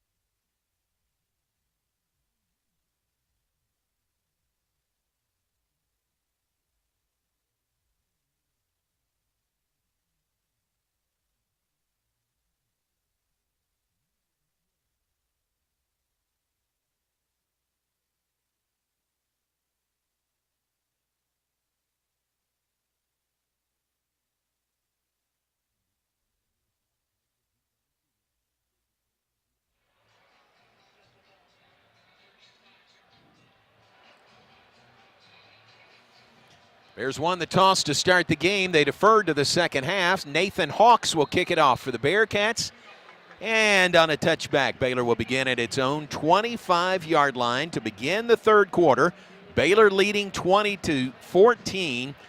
The Long Island game, week 3 of the season, the last time Baylor had a lead, JJ, at halftime of a game. Well, John, hopefully that bodes well for us because, I mean, I really like the way the team started the game. And Cincinnati looked like they were going to run the ball down. Baylor stopped them on defense, gave the ball back to offense. Offense finally got going, got a punt return. So now I think after just seeing the running backs carry it twice, we're going to see if Coach Grimes has developed, hey, can we go ahead and see if we can hand it off? From the 25, first play will be a handoff to a running back to Richard Reese. Running left and chased down by the Godfather, Dante Corleone. The big 6'2", 318-pound sophomore from Cincinnati, and he just rides him down to the turf. Amazingly, it's about a half-yard gain on that play. So second down, 9.5 coming up for the Bears. Yeah, it's a tough block. He's right over the nose over Mr. Colton Price, and Colton's trying to cut him off, but he's a good job of keeping him arm's length. You got to get a restriction on him by that play side guard, but that guard is trying to reach out, and that's just a great play by Corleone. Second down, 9.5 for the Bears. Another handoff to a back, running right, has a bit of a hole across the 30 out to the 33-yard line. There's Richard Reese again, and that is a 7-yard gain. So back-to-back carries by Richard Reese. Bears looking at a crucial 3rd down and 2 here from the 38. Great job by Reese by continuing to press to the hole, not messing around too much, but just kind of finding the hole, probing, and then just exploding through it, getting what you can get. And I think that's what you see. You say eventually you got to get to the run game, but still, because you've thrown it so much, Cincinnati not sure if this is play action or a run play here. Kelsey Johnson moves from the right side to the left side at tight end. Second down or 3rd down and 2. Pass to Kelsey Johnson. He's got it, and it's a first down. Wrangled out of bounds on the far side of the field. First down, Bears move the chains. First downs brought to you by Belfour, where they restore more than property. That's just nice, just a sprint out pass, get away from any pressure. Kelsey Johnson really is probably his first read since it's 3rd and short. Kelsey goes up, he has a choice. He probably can turn in or turn out. He feels inside leverage, so he just bangs him and he turns out. And nice throw, nice catch. 1st and 10 from the 39 for the Bears. Opening possession, 3rd quarter. Baylor leads 20-14. Chapin, play action. He's going to unleash it to the left side. To Keytron Jackson, he's got it. Jackson down inside the 10-yard line. What a beautiful pass by Blake Chapin. Keytron Jackson has given the Bears 1st and goal inside the 10. That's great. I mean, they've tried to go at Mr. Jordan Young a few times. He's a redshirt sophomore out of Tampa, 6', 195. Blake has looked at that matchup, so I'm not sure. There must be something he sees on the film because they've kind of stayed away from 12 here, Justin Harris. But he had help from that backside, from the back safety, Mr. Threats, and they had a clamp on him, inside, outside. But Keytron does a great job of continuing to track, John. 55 yards on the play. 1st and goal from the 6 for the Bears. Chapin for Jackson again. This time he overshot him. Back left corner of the end zone. Incomplete. Pressure on Chapin. Not a late hit. Bears are in the HEB red zone at the 6-yard line. Baylor football 2023 presented by HEB. And you saw that once again. If he had time, he was going to go for another fade at number 1, Jordan Young. He was going at him again with the matchup. So, but they had immediate pressure. See what Coach has here. It's Dominique Richardson in the backfield. 2nd and goal from the 6 for the Bears. Chapin passes it left side. It is caught into the end zone. Touchdown. Jake the Snake Roberts into the end zone for the Baylor touchdown. And the Bears put 6 on the board on their first possession of the 3rd quarter. Well, you can tell the coach is going to go for 2 here. Now, John, I'm going to let you do this math. I think it's pretty easy. But right there, he actually had twins with 2 tight ends to his left. You can tell Coach Grimes coaches tight ends. Probably said, I'm going to get you a touchdown. Don't worry about it. But anyway, so he has twins to that. He throws the screen to the tight end. Nobody's expecting that. And he has Kelsey Johnson blocking a cornerback who has no chance if that ball is complete. What a great play. Great call there. So you go for 2 here because you've had a couple of field goals. No extra point associated with those. If you convert here on a 2-point conversion, it gets you to 28 and a 14-point lead on Cincinnati. Bears are going for 2. 2 receivers right, 1 to the left side. Armani Winfield split wide to the left side. Dawson Pendergrass in the backfield. Chapin will throw, incomplete. intended for Monterey Baldwin, who was open, a step inside the end zone, but the pass led him just a little bit too much. And the Bears failed to convert on the 2-point conversion. I'll tell you, as we go, break, John, that's the second time we've seen Blake moving right. He's moving right, and that ball is just a little wide. And he had Monterey, but that was a good first drive. How about the day going by Keytron Jackson? 17, that is not right. Yeah, 3 catches. 3 catches for 112 yards. That's a career high. He had 55 on that one play, and it helps the Bears get in the end zone, their first possession of the third quarter. Timeout on the field, 12:17 to go in the third period. Our new score, Baylor 26, Cincinnati 14. You're listening to Baylor Bear Football on the Baylor Sports Media Network.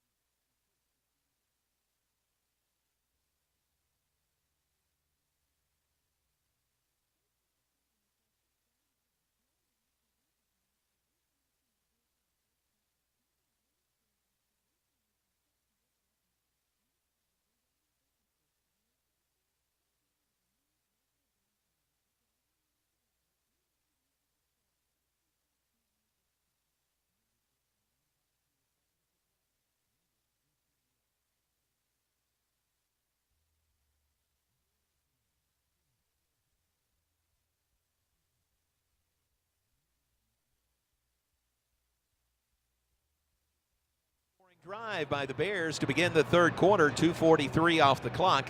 The big play in there, a 55-yard pass, a thing of beauty from Blake Shapen to Keytron Jackson.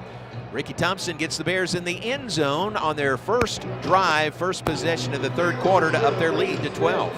Yeah, and that's huge. That's a momentum boost. Remember, Cincinnati had 2 chances late in the game with first half with pretty good field position to put points on the board, make it 20-17, or even go up 21-20. But the Bears got 2 stops, took a knee, ran out the clock, and then scored on your first drive. So really, that's a 10 to 14-point swing, guys. Went for 2, weren't able to convert. The touchdown, a pass to Jake Roberts, transfer from the University of North Texas.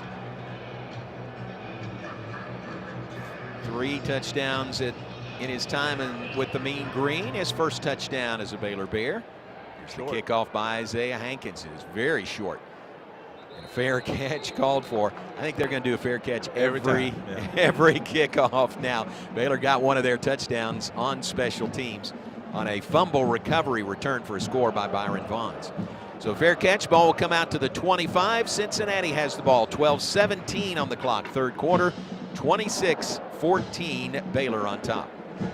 Well, it's time for defense now. Defense had a pretty good first half. There was a couple of plays that you would want back, but I felt like you got a little pressure, was able to contain the quarterback, but now it's trying to hone in on that run game. Here's the first play. Emory Jones will hand the ball off. Running left, it's Corey Kiner. Not much there, a couple of yards to the 27. TJ Franklin leads the charge defensively for the Bears. Called TJ's name a couple of times there, John, so it's good to see him on pressures as well as in the run game. And when you're calling defensive lineman's name in the run game, they're playing really good football. Derek tells us 5 tackles, 1 for a loss by T.J. Franklin. A couple of sacks by the Bears in the first half. Handoff again to Kiner. Waits his time, busts through a hole to the 50, to the 40, to the 35, and pushed out of bounds on the near side by Devin Lemire. Boy, he just kind of hesitated, paused, and then took off. And it's a big, big gainer for Corey Kiner into Baylor territory. Well, you can see they went right toward Gabe Hall. They got Gabe turned just a little bit, and then there was no one to fill that gap with your linebacker, and that was the gap. This is a strange formation. Very strange formation. Give it to Kiner again up the middle with he's only got 4 blockers up there, doesn't he? Yeah, they had like 3 people to the right, John. Yeah, 2 to the left. And then they kind of were trying to do numbers, and we're going to have an injury, John. Brooks is down. Ricky, what did you see there? Well, on that big run, actually the outside receiver, number 8, Xavier Henderson, had an incredible block about 5 yards downfield. That's a 5-yard gain without that block. Wow. Then it turns into the long gain. That's the advantage or the benefit of having guys hustling downfield and making plays. It was a great block. It is Brooks Miller being attended to for Baylor by the training staff down there. Officials have called a timeout, 11:09 on the clock. We're going to keep it right here while he's attended to, and hopefully nothing serious with Brooks Miller. Coach Dave Aranda is out there to check on the Baylor linebacker.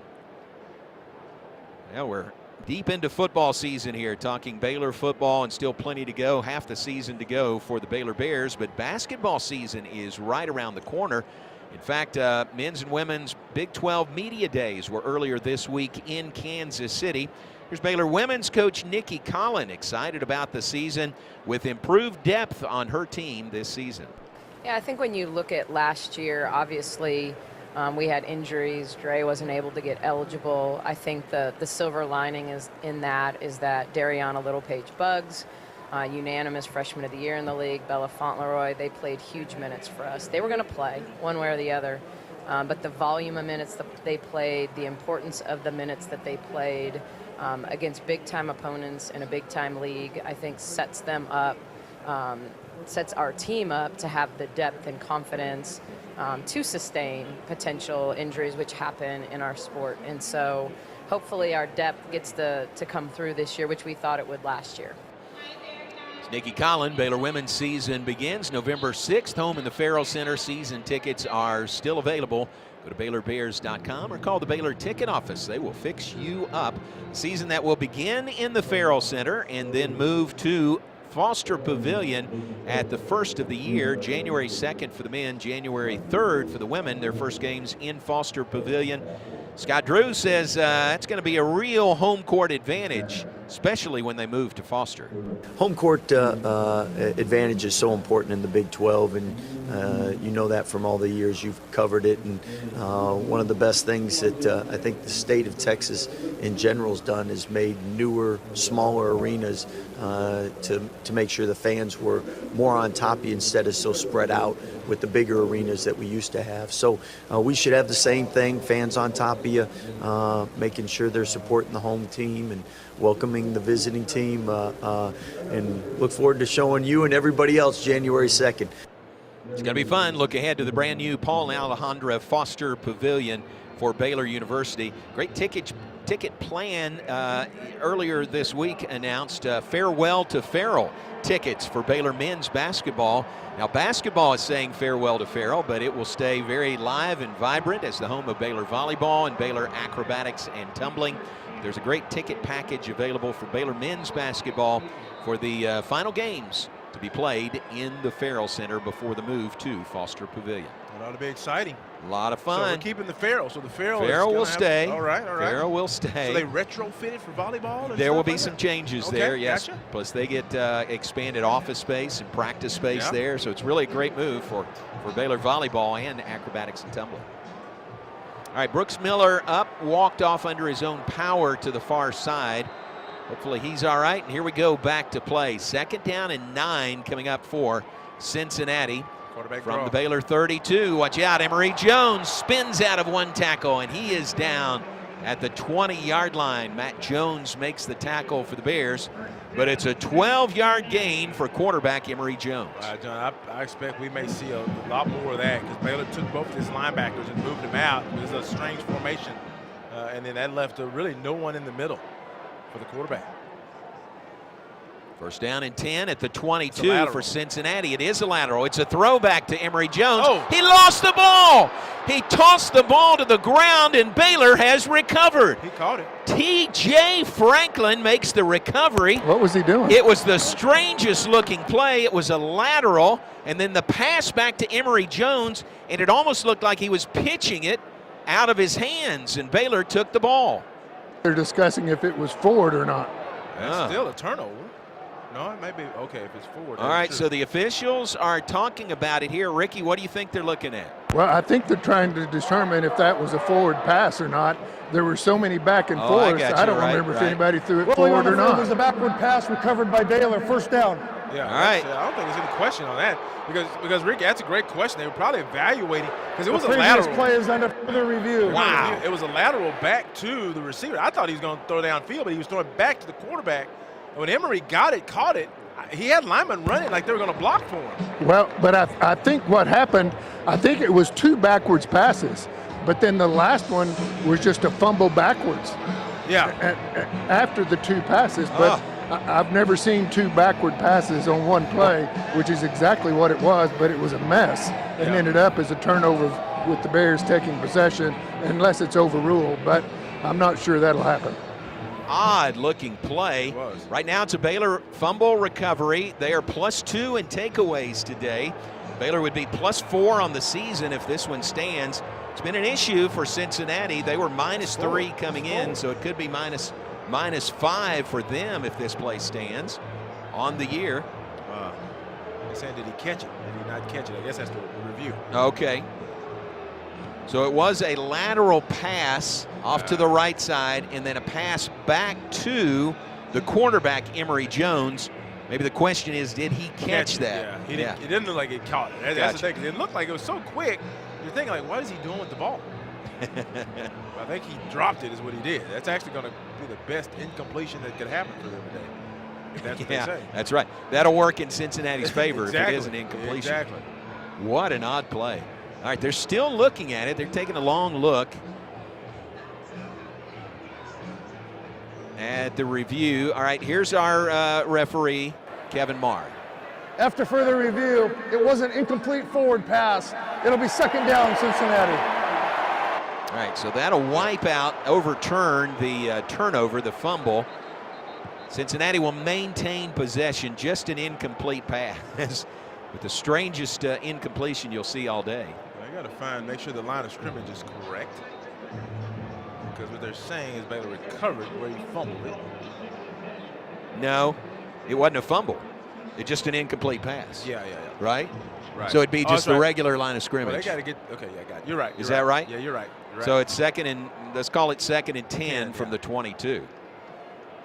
All right, finally got that situated. Emory Jones takes the snap in the shotgun, gives to Kiner. Running left, Baylor has him tracked down. Carmen Randolph lost his helmet, but he makes the tackle of Corey Kiner for no gain. Well, if there's a textbook play of how to protect the edge, Garvin did it on that play. That's what coaches have been trying to get out of him. Hey, keep your right shoulder free and don't let that guy bounce. If he does, you make the play, and he did it there. 3rd down and 10. Wow, 3rd and 10 coming up for Cincinnati. They're at the Baylor 22-yard line. Emory Jones, quarterback draw up the middle. He is hit hard and down at the 15-yard line. Gain of 7 on the play. They are now looking at 4th down and 3. Will they go for it here, trailing by 12? Yeah, I think they do, John. I mean, there's not much. When they spread Baylor out, I think Coach has to be thinking they're going to run a quarterback draw. Because unless it's a really quick one-read pass, Emory's not comfortable. So now they're going to compress the formation on 4th and 3 here.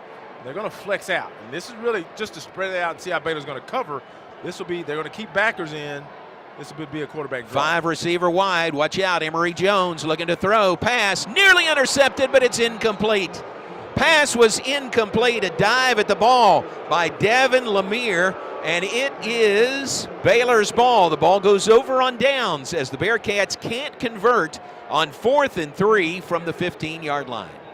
Yeah, and I like that, man. That last time Baylor was kind of confused. You look back, Matt Jones was talking. I think that was to Jeremy Evans. He was trying to say, go here. And Emory Jones, he's just not comfortable staying in the pocket, Ricky. I'm not sure from where you are. He doesn't look comfortable sitting in the pocket delivering the football accurately. He's not comfortable, and I think even more than that, JJ, I think the 2 sacks really affected him. He was moving forward, looking for a space to go. He didn't have anywhere, and he let go of the ball a little early. Actually, the receiver was open. He just threw it to the outside, really more to the Baylor defender than he did the receiver. Yeah. Great stop by the Baylor defense. Bears take over at their own 15-yard line. Chapin spins around in the backfield, looking, pass it, short, incomplete. Monterey Baldwin there. Maybe better that one was incomplete. He would have been hit hard and would have been a very minimal gain, if any. So it's 2nd and 10 for the Bears from their own 15. 9:28 on the clock, 3rd quarter. Baylor leading Cincinnati 26-14. Yeah, right there, Blake did a great job. It was a play action trying to take a shot down the field. Cincinnati playing coverage. They played coverage quite a bit today. They don't blitz much. Here is a handoff to Dominic Richardson, running left side and running hard across the 20 out to the 22. There's that tough running we saw early in the year by Dominic Richardson. That one good for 7 yards, and will leave the Bears 3rd and 3. Yeah, really what Coach Grimes is trying to do is he's trying to be judicious about when he just hands it off and tries to come up with a blocking scheme. And right there, Richardson fresh, only his 2nd carry of the afternoon.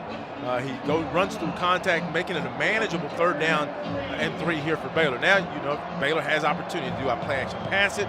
Do I just try to get a one-on-one? If I have it, they're not giving you one-on-one right now. Then I can maybe run a delayed draw. Here's 3rd down and 3. Handoff Dawson Pendergrass, and he's got a 1st down. Out across the 30 for Pendergrass, his 1st carry of the day. Some pushing and shoving at the end of the play. There are no flags. Ricky Thompson, Dawson Pendergrass, a 1st down run. Yeah, that's what I was going to say. Dawson in the game, 3rd and 3. I promise you they weren't expecting Blake to hand the ball to Pendergrass. That was a big pickup. He has great vision. He went to the open spot, picked up the 1st down. That was a big one. That was an 8-yard gain by Pendergrass, the freshman from Mineola High School. New set of downs for the Bears. 1st and 10 at their own 30. Baylor moves. That'll cost them 5 yards. False start. Offense number 74. 5-yard penalty. 1st down.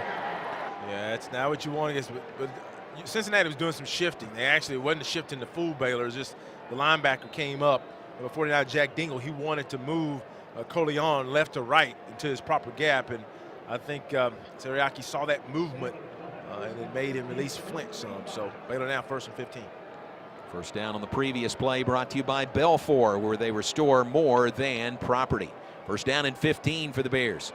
Swing pass outside. Monterey Baldwin turns on the speed. He's to the 40. He's to the 45-yard line and tackled there.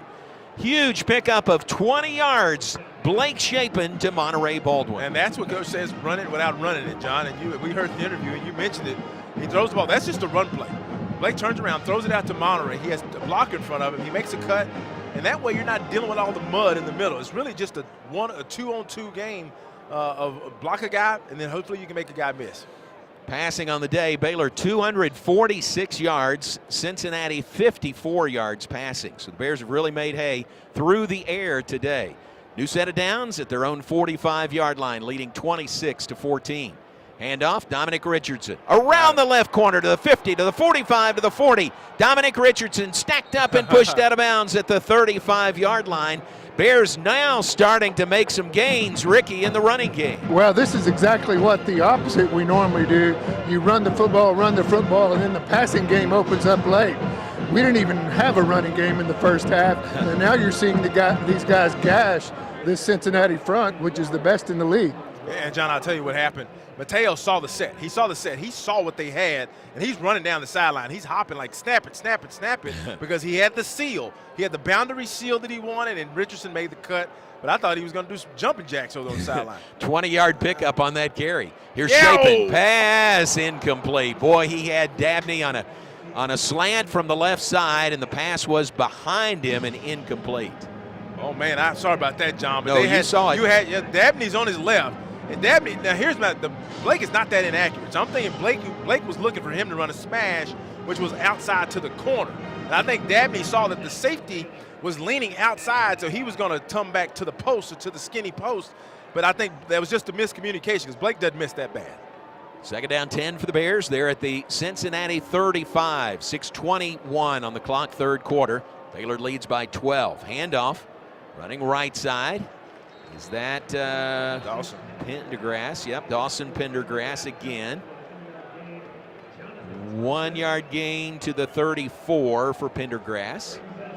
They're down to 9 here. And now this is the challenge. But you got to think if I'm Blake, if I can get this to 4th and 5, I've said this a lot of times, 4th and 4, 4th and 5. Coach Aranda may give me a chance to go for it. So he's got a 2-by-2 set. He's trying to force a man look. Probably looking to Monterey to his right. They're not going to give him Monterey, so he's got to either work Kelsey Johnson to outside of that. Pendergrass puts his shoe back on, ready to go. Shapen flushed out of the pocket. He'll throw it, right sideline, caught by Ketron Jackson. It's about a 5 yard gain to the 29. So now it's 4th down and 4 coming up.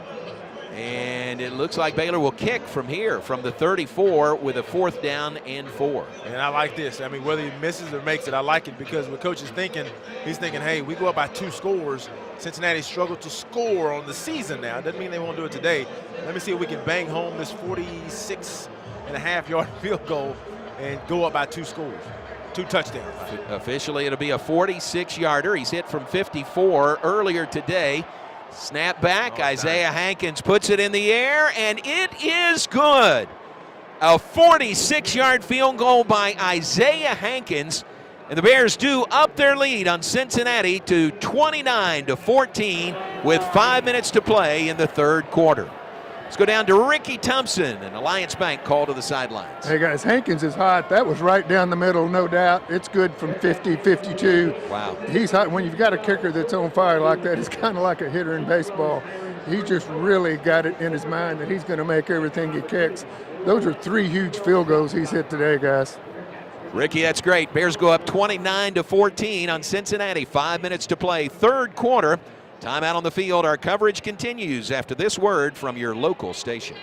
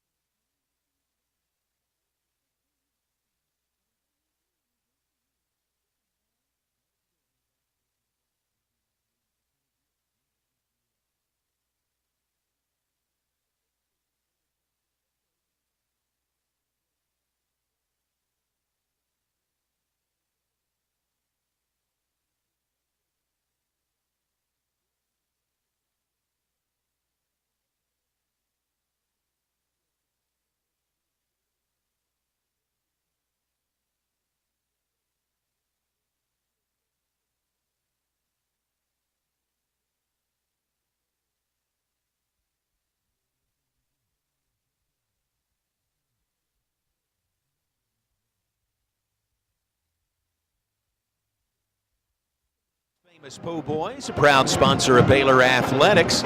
Antone's original po' boys made with recipes that haven't changed since 1962. A unique taste that generations of Texans have loved. Their original turkey and Swiss and roast beef sandwiches are all best sellers. Available at McLean Stadium, where you can find them wrapped in their iconic white butcher paper at your H-E-B deli sections. Check it out, Antone's Famous Po' Boys, a handmade sandwich beloved by Texans, often referred to as a Texas version of a New Orleans po' boy. Thanks to Antone's Po' Boys. Scoring drive by Baylor, 9 plays, 56 yards, 4:34 off the clock. A 46-yard field goal by Isaiah Hankins ties his career high with a third made field goal in this game. None of them cheapies. 54-yarder, a 46-yarder, and what was the other one, Derek? 43, yeah, so all of them 43 or longer. Hankins, kickoff duties today as well. This one bounces. It'll be returned by Henderson.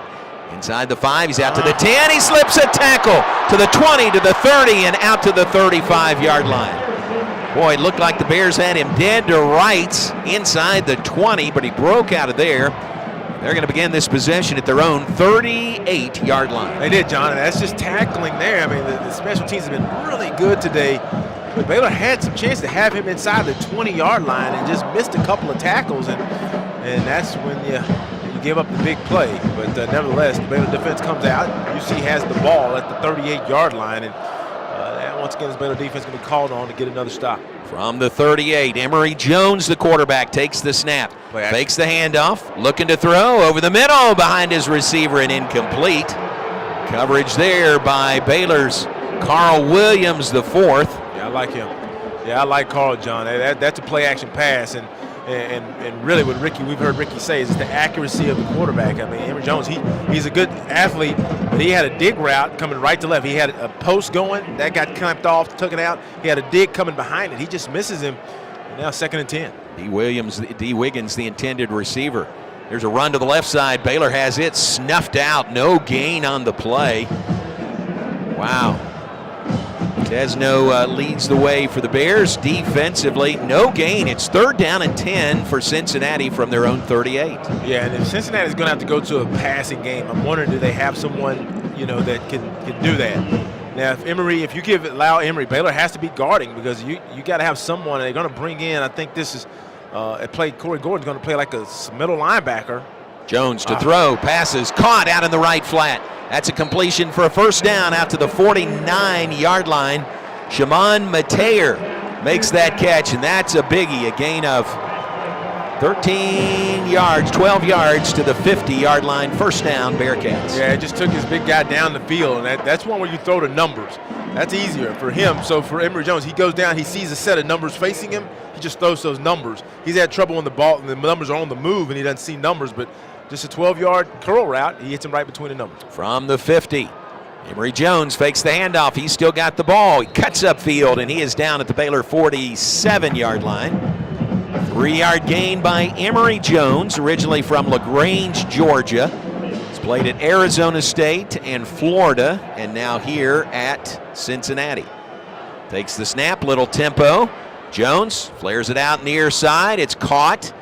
Coverage right there. Xavier Henderson with the catch. Carl Williams ushered him out of bounds. 1-yard gain. 45, yeah. I like Carl Williams, John. I think is he a freshman? Yeah, he is a freshman. And he's done a great job, especially when matched up with making sure he gets guys out. Now you see what they're doing. They're bringing in, like what I call, Rick and I've talked about this, 3 cornerbacks. They got Tevin Williams, they got Caden Jenkins, and they got Carl Williams, all in matched up against these receivers.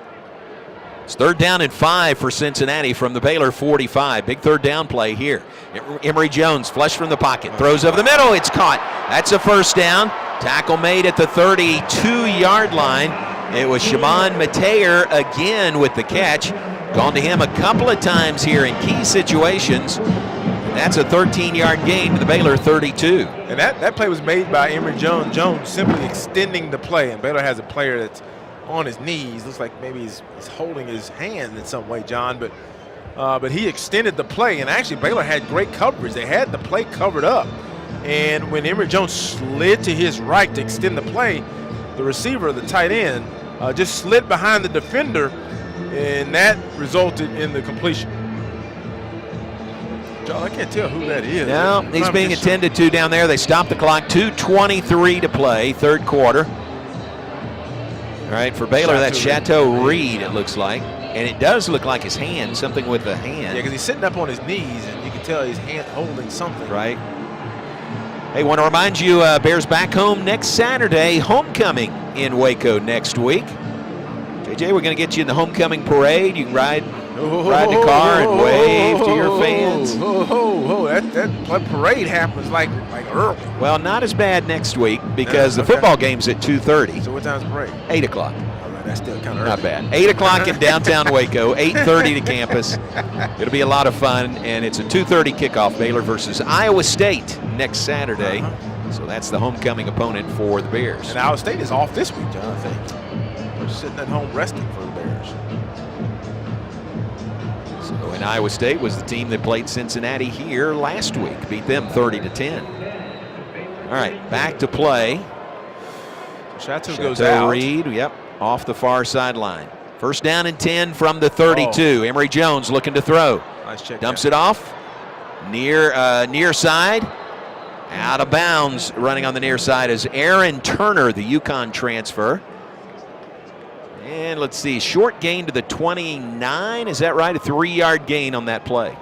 Yeah, they have a good set. I like the way Glenn is coordinated off. He always gives him an up shot, a high shot. He gives him a check down. Someone standing there where he can just throw it to for an easy completion. That's Brad Glenn, the offensive coordinator, receivers coach for Cincinnati. Try the run game up the middle. Gain of a couple of 4 yards to the 25 by Kiner. Well, he's over what, 150 yards? Yeah. Near 150 yards rushing today.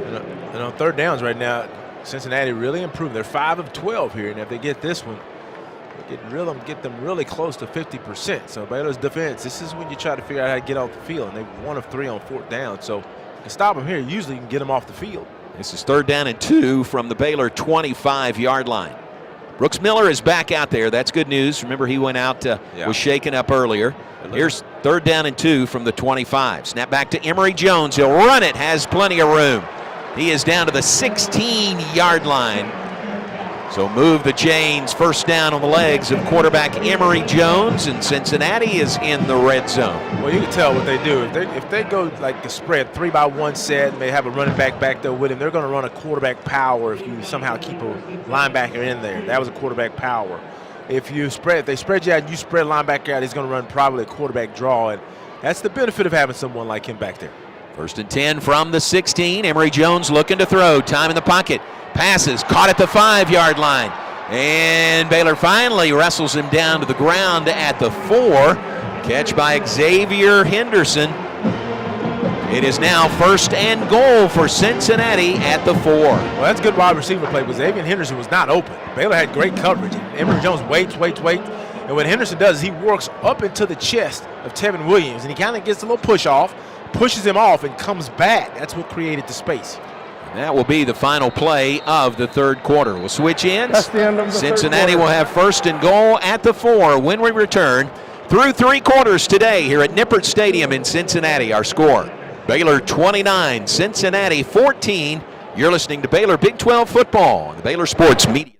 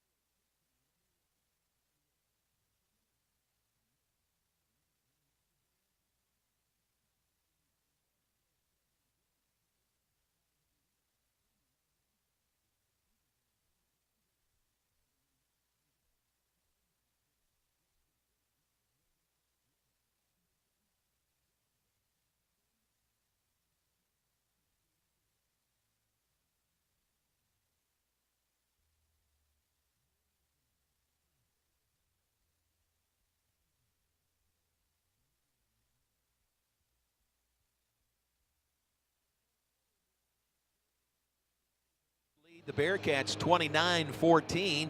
John Morris, J.J. Joe, Ricky Thompson. Great to have Derek Smith with us, our spotter and statistician here in the booth. And Derek will be here live for the post-game fan forum following the game today. Bob Baker, our engineer. Kevin Earl Haberman, our CEO for transportation, executive assistant to the engineer, and talent security chief and battery runner. So great to have Kevin Earl Haberman part of our crew today. Thanks to Aaron Sexton, our network board operator, Gary Moss, network operations. We appreciate you being with us. Baylor leads it. JJ, how about some stats through 3 quarters? Well, John, quickly, Baylor's caught up. 323 yards of offense and 336 for Cincinnati. Blake Shapen, 18 of 32 for 231 yards, 251, to score. Monterey Baldwin, 6 catches, 52 yards. Keetron Jackson, 4 catches, 117 yards in the big catch. And really, John, if you see, Baylor has protected the ball, and that's really allowed them to build this 2-score game here with Cincinnati threatening as we begin the 4th quarter. Switch in, Cincinnati traveling left to right, and the quarter begins with a 1st and goal from the 4 for the Cincinnati Bearcats. 29-14, Baylor on top. 1st and goal from the 4. Emory Jones in the shotgun, takes the snap. He's going to run it. Jones is stopped short. Maybe about the 2, maybe the 1. We'll see where they spot that ball, but he ran it right up the middle. Boy, you got to keep a close eye on him. He is very dangerous when he takes off running the football. Yeah, what you got to do if you're coach, you go man-to-man outside. You got to do that. Then your safeties are playing. It's really tight. So windows get tight. They're going to bring Big Corleone in. John, I don't know if he's going to play tight end or if he's going to play. And the funny thing is he doesn't have to report. Is that Briggs? Okay, I'm sorry, that's Briggs they're bringing in. Corleone's on the right side. Here's the play from the 1, 2nd and goal, a handoff and into the end zone for the touchdown. Miles Montgomery runs it in, his first rushing touchdown this season. Montgomery into the end zone, and it's now 2nd for Miles Montgomery. Had one earlier today. Makes it 29-20. Bears lead cut to 9 with the extra point attempt coming for the Bearcats. Yeah, they had both their big defensive tackles, and they ran right behind Corleone, number 2. As he came in as like a tight end. Interesting thing, he didn't even have to report, I don't think. He got number 2. Because of his number? Yeah, exactly. Yeah. But anyway, so Cincinnati closes the gap here, 20-29, and they're going to go kick the extra point. They're not going for 2. They're going to kick it here. Looking for the conventional extra point. The kick is up, and the kick is good. And with 14:20 on the clock in the 4th quarter, it's a 1-score game. Baylor 29, Cincinnati 21. The drive for the Bearcats, 12 plays, 62 yards, 5 minutes, 32 seconds off the clock. Miles Montgomery runs it in from a yard out, his 2nd rushing touchdown today. And it is now an 8-point Baylor lead, 29-21 over the Bearcats. Yeah, John, Baylor scored on the first 2 drives of the half. I mean, they scored in the opening drive. They go down and increase the lead to 26-14. Of course, went for 2, missed that. And then Baylor kicked the 46-yard field goal. So the offense is finding its rhythm, but this is when, as Coach Aranda talked about, he kind of said, you can feel the outside forces. What that basically is that, when you're not winning, it seems like there's something out there trying to kind of make that habit, make that be a habit. There's something just happens again. So now what Baylor has to do, Cincinnati, hey, we're going to try to win. So Baylor now, offensively, you've been successful. Don't start thinking about other stuff outside of, hey, we've been successful. Let's keep executing at that level. So huge drive here to try to cover up the score. Nathan Hawks will kick it off from left to right for Cincinnati. Jordan Neighbors back deep for the Bears. Kick is away. Neighbors will take it at the inside the goal line and run it out to the 10, to the 15, and down at the 17-yard line. Thought he saw something there to make something happen. Jonathan Thompson makes the tackle at the 17. So the Bears have the ball back. They'll begin from there. 14:15 on the clock, 4th quarter. Again, Baylor leading 29-21. Yeah, he did. I thought Neighbors had a little something because he saw it pretty quickly, but there was a missed block. I mean, there was a missed block there. He was expecting that guy to get picked up, and he didn't. Now Baylor is going to come out, and let's see here. We've found a few creases in the run game, but Baylor has shown that they like to throw it on 1st down, which I think is smart when you have 2 big guys in the middle. Here we go from the 17. First play handed off. Nice cutback by Dominic Richardson. He's out to the 20. Eric Phillips makes the tackle. Richardson cut back on a dime there and picked up 3 yards. Nose of the ball just across the 20. And that's one of the benefits as well. That didn't seem like much, but that cutback lane was there because that backside of that offensive line really held those guys off. Plus, Blake has shown that he'll run the ball just enough so those guys hold just to make sure that he gives that ball away. Call it 2nd down and 7 for the Bears. Chapin fakes the handoff, dumps it off, short pass, caught by, is that Dabney? Yes, and Dabney out to the 28-yard line. That is a 1st down for the Bears. Yeah, that puts really that defensive end, that outside linebacker in a flummox, because when Blake puts it in the belly, play action, that tight end is coming behind the line. The defender out there has a choice. Do I come and get the quarterback, or do I stay and guard the receiver? And then Dabney runs by him. Blake just throws it around him. 1st down. That's one of those running plays without running the ball right there. 1st down for the Bears out to the 28. Chapin looking to throw. Pocket collapses and down goes Chapin. Boy, he stayed upright as long as he could. Finally went down at the 24-yard line. Yeah, that right there, that was a coverage sack because Blake had time. If he's going to get sacked, that's going to go on the ledger of the offensive line, but they did their job there. They were protecting him. He's looking downfield and didn't really have much as he looked at the cross in front.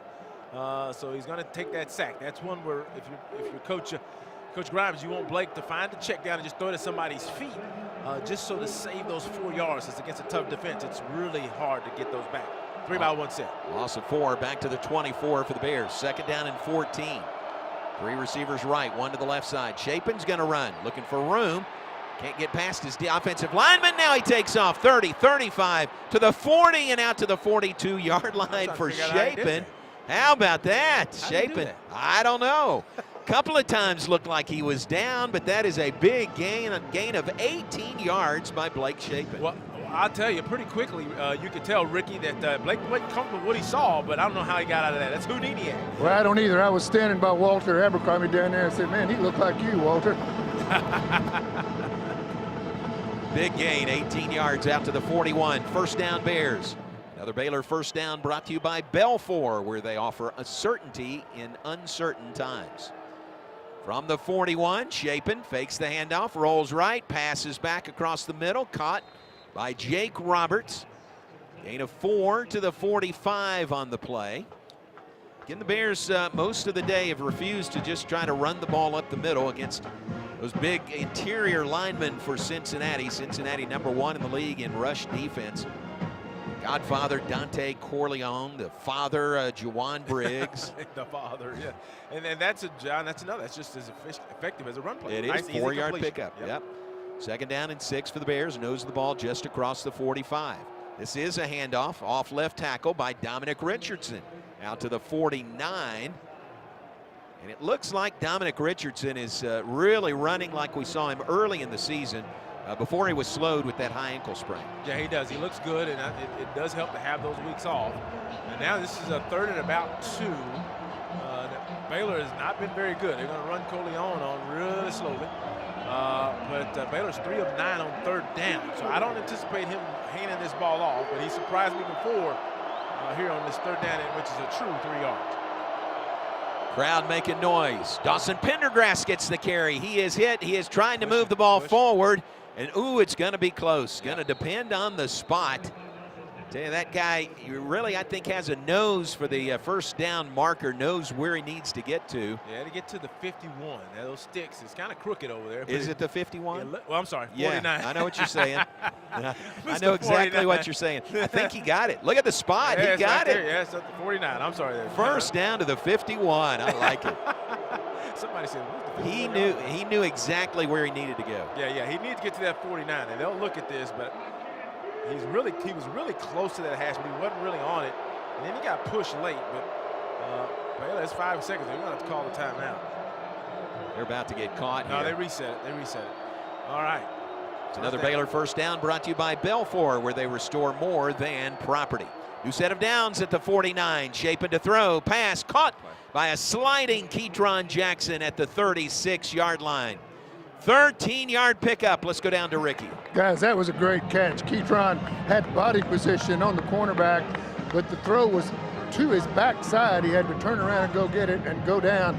that's one where you just make the catch. You don't worry about any kind of run after it. You just make the catch. That was a huge play. Good throw, good catch. Sun pops out again on the turf here at Nippert Stadium. 13-yard gain, first down Bears to the 36. Shapen, underhand toss. How about that one? To who? Jake Roberts. And that is an 8-yard pickup. He just kind of underhanded it underneath the arms of the hard-charging defensive lineman. Now 8 catches today by Baylor tight ends for 89 yards. Yep. And with John, the way they're doing it, they're doing a lot of action, and those tight ends have turned into really running backs for Coach. He said, like, you know what, we're going to throw small, short stuff, and instead of using them as what I would call a wide receiver, using them as running backs. Second down, 1 for the Bears from the 28 of Cincinnati. 8:14 and counting. This is a real time-consuming drive by the Bears as well. Handoff, off left tackle, tough running again by Dominic Richardson. He's got the first down, spilled inside the 25 at the 24. Derek tells us that is the 10th play of the drive right there. Clock now counts down under 8 minutes to go. Baylor leading 29-21. Yeah, I like little Clark Barrington over there and moving him over to guard, because he's allowed to not have to worry about a lot of stuff, just block. And he was doubling. He's doing a combo on Coleon, which I tell you got to do, and they kind of got him a little bit, even though he made the tackle. And they got that first down. First down Bears at the Cincinnati 24. Shapen in the shotgun. Richardson behind him in the pistol. Shapen rolling right, looking to run. He's going to pass it on the sideline. It is caught, and falling out of bounds is Armani Winfield. No, I'm sorry, it's Josh Cameron. My mistake. Josh Cameron with the catch, cradled the ball, and Ricky fell out of bounds right in front of you. That's another Baylor first down. Yeah, I was right on top of that one. That was fun to watch. What he did is a great job of both watching the football, coming back, helping the quarterback, and getting his feet down. That's not that easy to do when you have to do it that quickly. Perfect reception by Josh Cameron.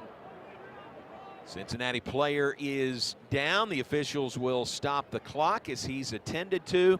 What a drive going by the Bears. They have already driven it 11 plays, 70 yards.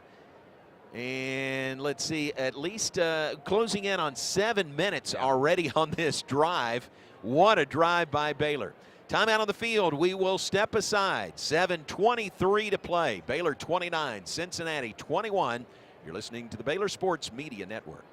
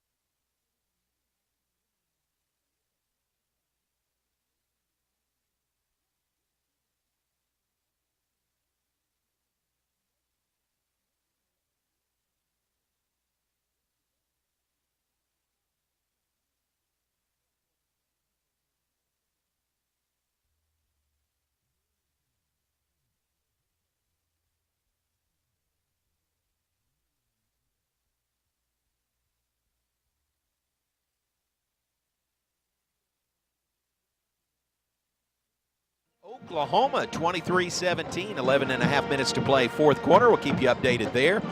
Coming up, Oklahoma State at West Virginia, Texas at Houston, TCU plays at Kansas State, Texas Tech at BYU. Here, it's Baylor 29, Cincinnati 21.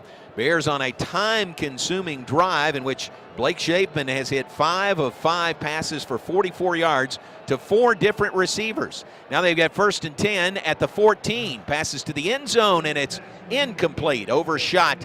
Keytron Jackson, back right corner of the end zone. So it'll be 2nd and 10 for the Bears from the actually the 13-yard line of Cincinnati. Baylor in the HEB red zone. Well, Baylor got a little blood break because Coleon went into the locker room. He's at least walking away with the coaches. And Ricky, we'll get to you after this play as John gets ready to call it, but that's a benefit for Baylor. Maybe some opportunity to run this ball here. Check in with Ricky after this play. 2nd and 10 from the 13 for the Bears. Shapen takes the snap in the shotgun. Pressured. Passes in the middle and incomplete. Boy, just trying to make something happen there. Dominic Richardson almost made the catch. Let's go down to Ricky Thompson. The guys on that first play, the fade to Keytron, the official had his hand on the flag to throw it because of the holding, but the ball was way overthrown, probably 6 or 7 yards out of the end zone, or you might have gotten that call. Wow. And I think the challenge now here too, John, is it's 3rd and 10, and Baylor hadn't used any more time because of the incompletion, and then that's the forward pass as well. So 7-12, 3rd down and 10 from the 13. Here we go, snap back to Shapen. Shapen looking, standing in the pocket. Slides to the right side, goes left. Now just threw the ball away, and let's see if this is a flag. There is no flag yet. It's a big grounding. He was not outside the tackle box, was he? Yeah, and the ball didn't get to the line of scrimmage. So there's still no flag. Now it is. Yep. There it is, finally. You can't do that. Blake knew he couldn't. Intentional grounding. Offense number 11. Lost it down at the spot on the foul. 4th down. So at least it's spot of the foul. So that helps us. The way Isaiah is kicking, he'll still be in a good field goal range. But right there, and part of that too is together. It's like Blake has to know his check down is. He's a junior. He's got to know. I got time. Where's the place where I can just dump it out? But nevertheless, Hankins is going to come in now for a 44-yard field goal. And this is huge because this keeps the game at a 2-score game. This takes it to a 2-score game. Right now, it's just a score and 2-point conversion for this 44-yard field goal attempt. Kicking from the right hash, kicking right to left. It's been a big day already for Isaiah Hankins. Looking to add 3 more to his point total. Good snap. Flag. Good hold. And a flag is down. The kick is good. Let's check the flag. That would be a 1st down automatic if it's. Hold on. If it potentially is. It's not. It's not. It's not the one on the centers. I don't think that's 5 yards. I think that's like a personal foul. All right, the officials are talking about it. Now they're looking to the Baylor bench to get the decision. Here's the call. Illegal formation. Defense. Defender was lined up on the center. That penalty is declined. Field They're going to keep good. the field goal. Keep the points. Yeah. Timeout. So keep the points. A 44-yard field goal by Isaiah Hankins. He is hit from 43, 44, and this one actually was officially 43. So twice from 43, 46, and 54 today. And this one puts the Bears up by 11 on the Bearcats. It's Baylor 32, Cincinnati 21. Timeout on the field. You're listening to the Baylor Sports Media Network.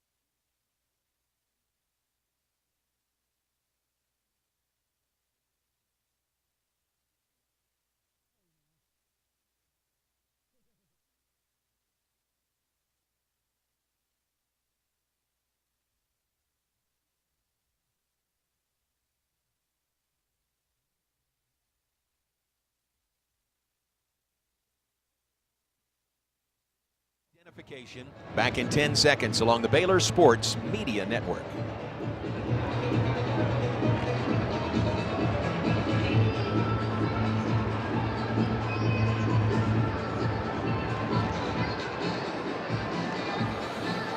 Baylor Bears have just completed a 15-play, 57-yard scoring drive, 7 minutes, 14 seconds off the clock. Ended with a 43-yard field goal by Isaiah Hankins. As we told you, a new career high, 4 made field goals and 14 points scored by Hankins on the day. Part of a 32-21 Baylor lead. How about this? Baylor has scored on every second half drive today, and drives of 6, 9, and 15 plays. And Cincinnati's about to get the ball back. They've only had the ball twice the entire second half. Well, I like the approach. I mean, coaches figured out, hey, look, we've struggled to protect, we've struggled to run the ball, so we're going to use the pass to set up the run. And the different ways they've used the pass, they've used the receivers, they've used the tight ends, they've tried to use the backs, but that's led to 11-point lead with 7 to go. Hankins boots it away. Get that adrenaline going now. He boots this one 5 yards deep in the end zone. Cincinnati will begin at their own 25. A school that has produced the likes of Oscar Robertson and Sandy Koufax, University of Cincinnati graduate. They're trailing Baylor right now, 32-21, 7:01 on the clock, fourth quarter. Well, yeah, defensively, you don't want to give up anything cheap, but the big thing you have to watch, though, is Emory Jones. He's got a little comfortable throwing the ball because he's got receivers coming back wide open, but you don't want to go into prevent yet. From the 25, Emory Jones takes the snap. He's going to hand it off. Running to the right side. A flag is down. Out of bounds, Miles Montgomery. That's a hold on this side, at least I know. Flag in the backfield. Flag near this right sideline. Yes, Luke Condra, the right guard. He had a nice little hold of Brooks Miller. That's one of them. And the other one is right at the line of scrimmage. So it could be an offsides or a legal formation. Let's see here. Let's let Kevin fouls Marr on the tell play. us. Holding defense number 95. Holding offense number 67. Those fouls offset. We'll replay first down. I like that by Gabe. The only thing I'm thinking about Gabe is if he held the tight end. But usually if a defensive lineman gets a hold, he's trying to keep his linebacker free. His job is to do one of two things. Either get penetration or he's trying to keep his linebackers clean so they can run and make the play. And that's Tyron Brown that's playing behind him. Of course, you got, I believe, Matt's not in there right now. You got Brooks Miller in there. Trying to keep the linemen off those guys. All right, so they'll replay the down, 1st and 10 from the 25 for Cincinnati. Snap back to Emory Jones. Pumps once. Now over the middle. Pass. Short pass is caught down at the 31-yard line. That's Shimon Mateer. Gain of 7 on the play. Jones just now over 100 yards passing on the day. Looking for more pressure. Gets away from Franklin. And he'll throw it upfield, and it's incomplete. Kind of an afterthought. Xavier Henderson out there, and that would have been a big play if he'd been able to connect. Yeah, it was. I mean, but it's good pressure. I like that because, I mean, they had a receiver that was going to break open, but the pressure came. It was initial pressure that Emory got away from, but then there was a secondary pressure coming. So that was at least that now results in a 3rd down and about 4. Yep. From the 32-yard line for Cincinnati, their own 32. 6:22 on the clock, fourth quarter. Baylor leads 32-21. Emory Jones claps his hands, takes the snap. He'll pass it short, underneath, caught. It's going to be enough for a first down. Catch made at the 36 by Xavier Henderson. Just a yard more than they needed for a first down. Yeah, get it to manageable. It's just an inside, those nice, easy 5-yard in route. 1st and 10 for Cincinnati. Jones again. Passes, ball knocked away. Nice play. Carl Williams, the 4th, reaching around the receiver and just batting the ball incomplete. Yeah, I like that. That Williams, I tell you, those young corners. That's a nice play. He stayed connected. He saw the pass in there. It's to the wide. The ball's in the middle, but it's kind of like a long throw for that quarterback. And he reacts and just gets his hand in there and knocks that down. That's great coverage. 2nd down 10 for Cincinnati at the 36-yard line. No real sense of urgency. Down by 11 points, under 6 minutes to play. Here's Emory Jones. He'll hand the ball off. Watch out, room, 45, 50. Down the near sideline and bumped out of bounds. Miles Montgomery again. Another big hitter.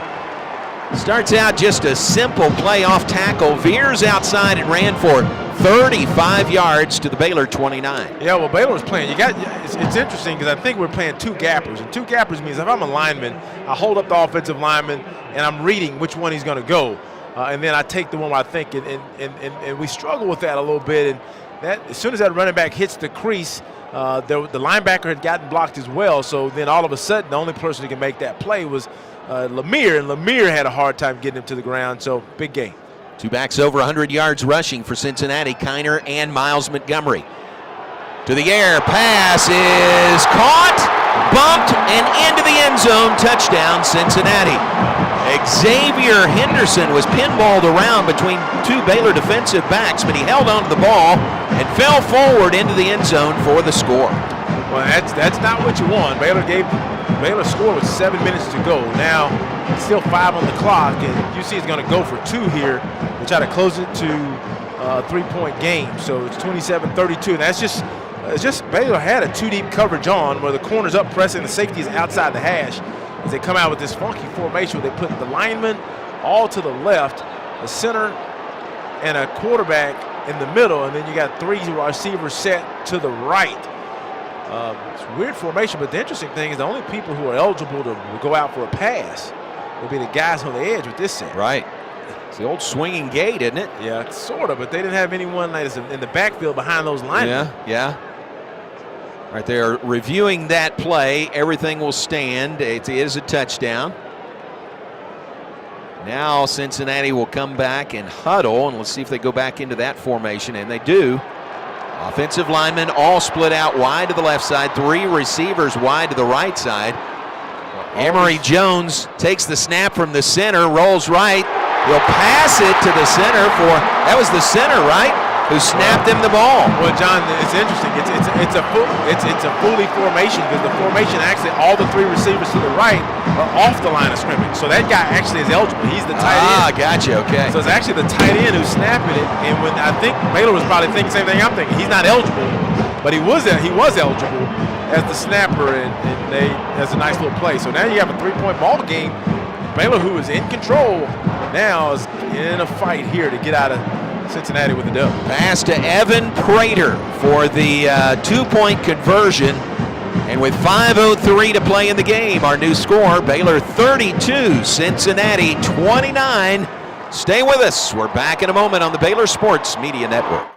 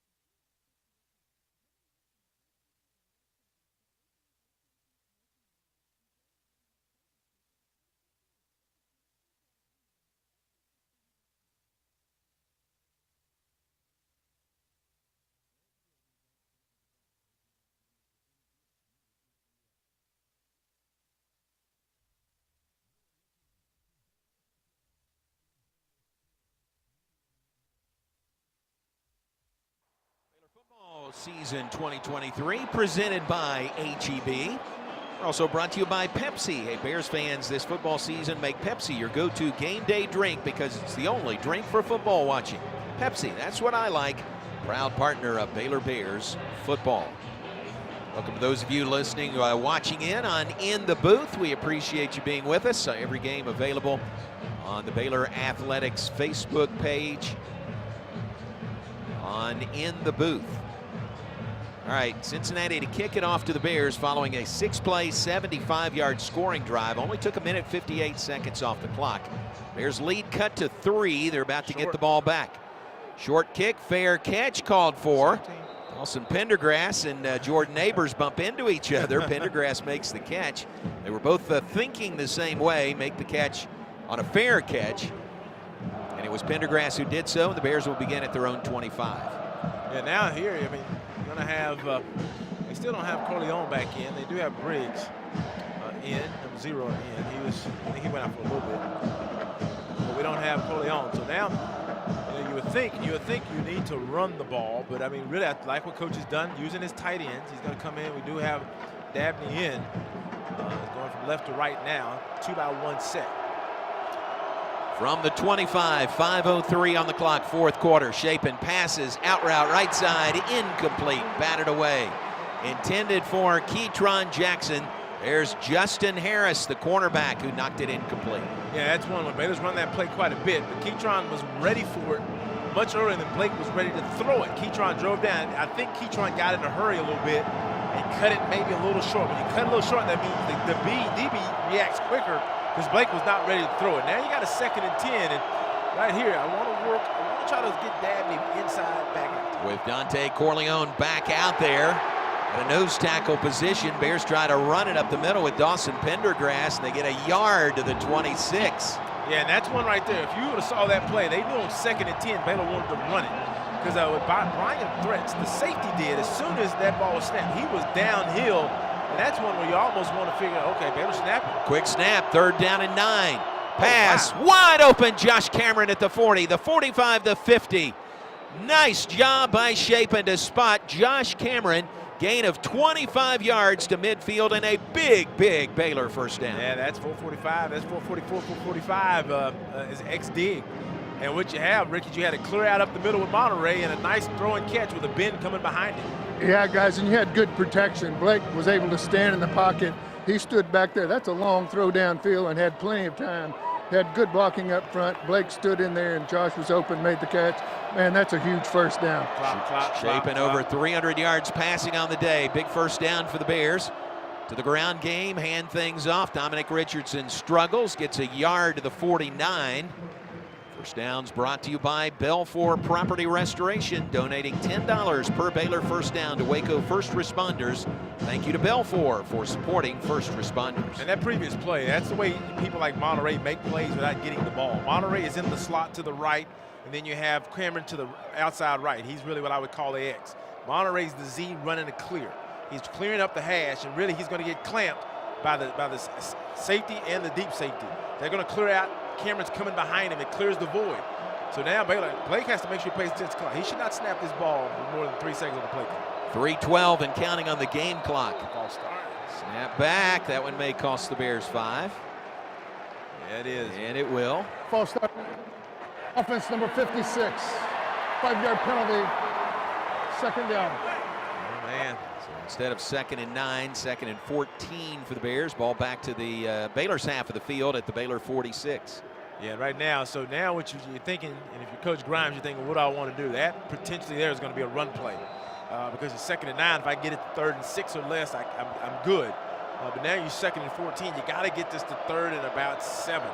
So now you're probably starting to look is, what kind of play action do I have? What can I get my tight ends involved if they don't give me man? 3 minutes, 10 seconds on the clock. Baylor leads by 3. Handoff, nothing doing. Down and, in fact, a loss of 2 yards back to the 44 on the carry by Dominic Richardson. Yeah, and that's what you have now. So you're outside the 40. Cincinnati desperately wants the ball back. So now they're playing games. All of a sudden, they really played coverage the whole game. Now they brought field blitz. They brought a jack blitz late. They came late. Blake, I don't know if he had an RPO action off of it, but he couldn't.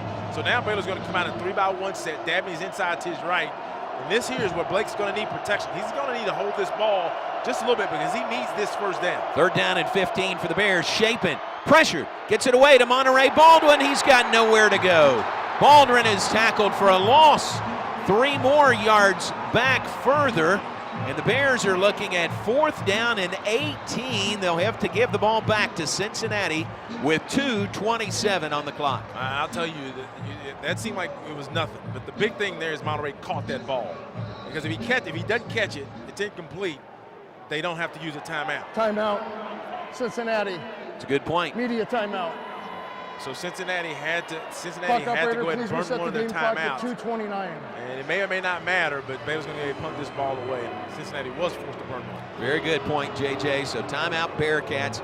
Baylor looking at their first punt since the first possession of the day. Remember that? They got one first down on that play, on that drive, and then had to punt the ball away. They haven't had to punt since. They've had twice turnover on downs. And then there was the halftime came to a close. They've scored on every other possession, so only the second punt today by Palmer Williams. Well, and this is the impact of the false start. Because remember, it's 2nd and 9, and that's not great. But with 2nd and 9, if I get 2 or 3 yards, now I have a man with 3rd down. But you get that 5 yards, now they start playing games. Okay, it's 2nd and 14. For Cincinnati is now wearing number 98. I'm going to play some games with you, and I'm going to play games I haven't shown you all game long on 2nd and 3rd down. So now Baylor's going to punt this away. And now this is when you need your special teams to play well here to hold this return to hopefully a no return. Palmer Williams awaits the snap of Dylan Schaub. Braden Smith back deep for Cincinnati. Snap back, couple of steps to his right, boots it away. Nice high punt. It's going to go over the head of Braden Smith. Baylor will surround it. Whoa, they're going to down it at the 6-yard line. Probably a good move. That had some momentum, and you don't want it to get to the end zone. How about a 52-yard punt with no return by Palmer Williams? Cincinnati will take over at their own 7-yard line, trailing by 3 to the Bears, 32-29, 2 minutes, 19 seconds on the clock. And 2 timeouts for Cincinnati, is that right? So they've got 2 remaining. They just had to use 1. So Bearcats ball. John, they've had success running the ball, and I think Derek, he was telling us a few minutes ago, I mean, they're approaching 250 plus, I know at least. They had 279 yards rushing. Wow. So with that and 2 timeouts, you know that I can still rush the ball and not have to worry about dropping back every time. So that gives you a little bit, should give your quarterback a lot of comfortability. So coach will probably say, hey, look, don't worry about it. We're going to run the ball. You don't have to do it all. So now what Baylor has to do is really, I think you got to stay in your base look. Your base look, by base, I mean just your regular defense and not try to blitz too much, not try to play soft. You want to stay in your base look, knowing that really Cincinnati still with those 2 timeouts has their full playbook available to them. But really, I think the big threat to me is Emory Jones. You got to watch. He's going to, if he gets any kind of pressure, he's probably going to look to run it. All right, TV is taking a timeout. We're going to keep it right here. 2:19 on the clock, 4th quarter. Bears looking to go 2-0 in road games this year. One at UCF in dramatic fashion, biggest comeback in Baylor history. Several weeks ago, 3 weeks ago, one in Orlando over the UCF Knights. Now trying to get a win here over another Big 12 newcomer in Cincinnati. Let's check that score. Oklahoma has come from behind now, is leading UCF 31-23 with 3:15 to play in the 4th quarter. Only other game underway in the Big 12. About to kick off in Morgantown, Oklahoma State at West Virginia. Top of next hour, Texas at Houston. And then tonight, 7 o'clock Central, TCU at Kansas State. Texas Tech plays at BYU tonight as well. So Baylor defense has played well today. They have given up those rushing yards you mentioned, 279 to Cincinnati. 415 total for the Bearcats. Baylor leads it by 3, 32-29. Yeah, this is right here. I mean, this is when you need your veterans to really come up and play well. You need a Gabe Hall to play well here. Play and make a play that maybe was off schedule. Maybe it wasn't meant for you to make it. TJ Franklin, need him. Garmin Randolph is in the game now up front. You got Matt Jones is back there. So you're really looking for those guys to make the tackle, make the play, get a guy to the ground. and force UC to feel that pressure. And they feel pressure to come back and try to get this dub. All right, Cincinnati beginning from their own 7-yard line, trailing by 3, 32-29. Emory Jones, the senior quarterback, stands in the shotgun, back off to his left side. Here's the play from the 7, snap to Jones, runs up the middle. Matt Jones makes the tackle, along with Devin Bobby. That was a gain out to the, it's first down, out to the 17-yard line. 10 yards on the pickup. Yeah, it's just a numbers game there. They had numbers, so they ran the quarterback power. Snap to Emory Jones. He'll pass it left side, caught out of bounds. That was caught by Mateer, Shimon Mateer. That was 8 yards on that pickup. So, and the issue is with Emory Jones, you don't want him to run early. If he runs early and gets a good play, then he feels confidence and it permeates to his passing game. So in that play with one, they split out 3 guys, they spread everybody out. Baylor had 4 in the box. They had 5 blockers. They just counted and ran the ball. He gets 10 yards, and now he's at 2nd and 1. He's feeling comfortable. Baylor has to bring pressure now. Yeah, that was a 9-yard pickup on that pass, 2nd and 1. Pass left side, that one is caught. Cincinnati's out to the 40, 42-yard line. Braden Smith with the catch, a 16-yard gain. And just like that, Bearcats in the shadow of their own goal line are now out to their own 43. Yeah, right here. And I think Baylor has to consider, because if you play soft, then there's taking shots in the end zone with timeouts left. Is pressure him, see if you can get a negative yard play. Emory Jones to throw. Down the seam, incomplete. Pretty good coverage by Baylor. Devin Lemire was there. Matt Jones was helping out as well. It was Xavier Henderson, the big play receiver, the intended receiver there. Yeah, he's going to give you a shot. I mean, and this is the thing. I don't think their coach will give you another shot. But anyway, so right now, I mean, UC is getting really close to field goal range. And if your coach Powledge, I think what you're doing right now, they're doing the same set, 3-by-1 set. They're going to count. How many people do you have in the box? So you have 5 in there, then I probably have to throw this ball. Here's the play. Emory Jones looking to throw. Bears have him surrounded and down on the ground. Matt Jones makes the tackle of Emory Jones. TJ Franklin was looking for a flag there. I'm not sure on what, maybe a hold. And Cincinnati has to use a timeout after that play. No gain on the play. 3rd down and 10 for the Bearcats from their own 43. Bearcats down to 1 timeout remaining with 1:32 to play in the 4th quarter. Well, John, on that play, that's the same look they gave us early in the first play of the drive. 3-by-1 set. Then they were trying to see how Baylor was going to play it. Baylor left the man in the box. I mean, they kept him in close to help against the run. And really, I'm assuming the OC Glenn did not want to give him a check out of it. So he tries to run it, and he doesn't have enough. He doesn't have enough to get to actually run it. So now UC is in a precarious position, and the question is, what does Powledge do here? Right? Do I pressure this guy and try to get him to make a rash decision, or do I let him sit back there? So I'm not sure what he's going to do, but that's the choice he has here. They're coming out in the 2-by-2 set. All right, loss of a yard on that last play, so it's actually 3rd and 11. 1:34 to play, 4th quarter. Baylor leads by 3, 32-29. Emory Jones takes the snap in the shotgun. Here's pressure. Passes near side, incomplete. Pass intended for Braden Smith. Turned around a little late looking for that ball. He was checked by Carl Williams, the 4th. And it is 4th down and 11, Ricky, for Cincinnati. Yeah, everybody here is wanting interference, but I tell you, that was both guys fighting with their hands, receiver included. That's a good no call. You're going to have contact occasionally, but that was really initiated by the receiver.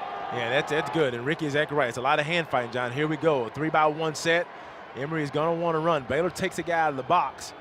And now actually they left the guy in. Got 5 in the box. Could be the ball game right here. 4th down and 11. Jones passes. Incomplete. No flags.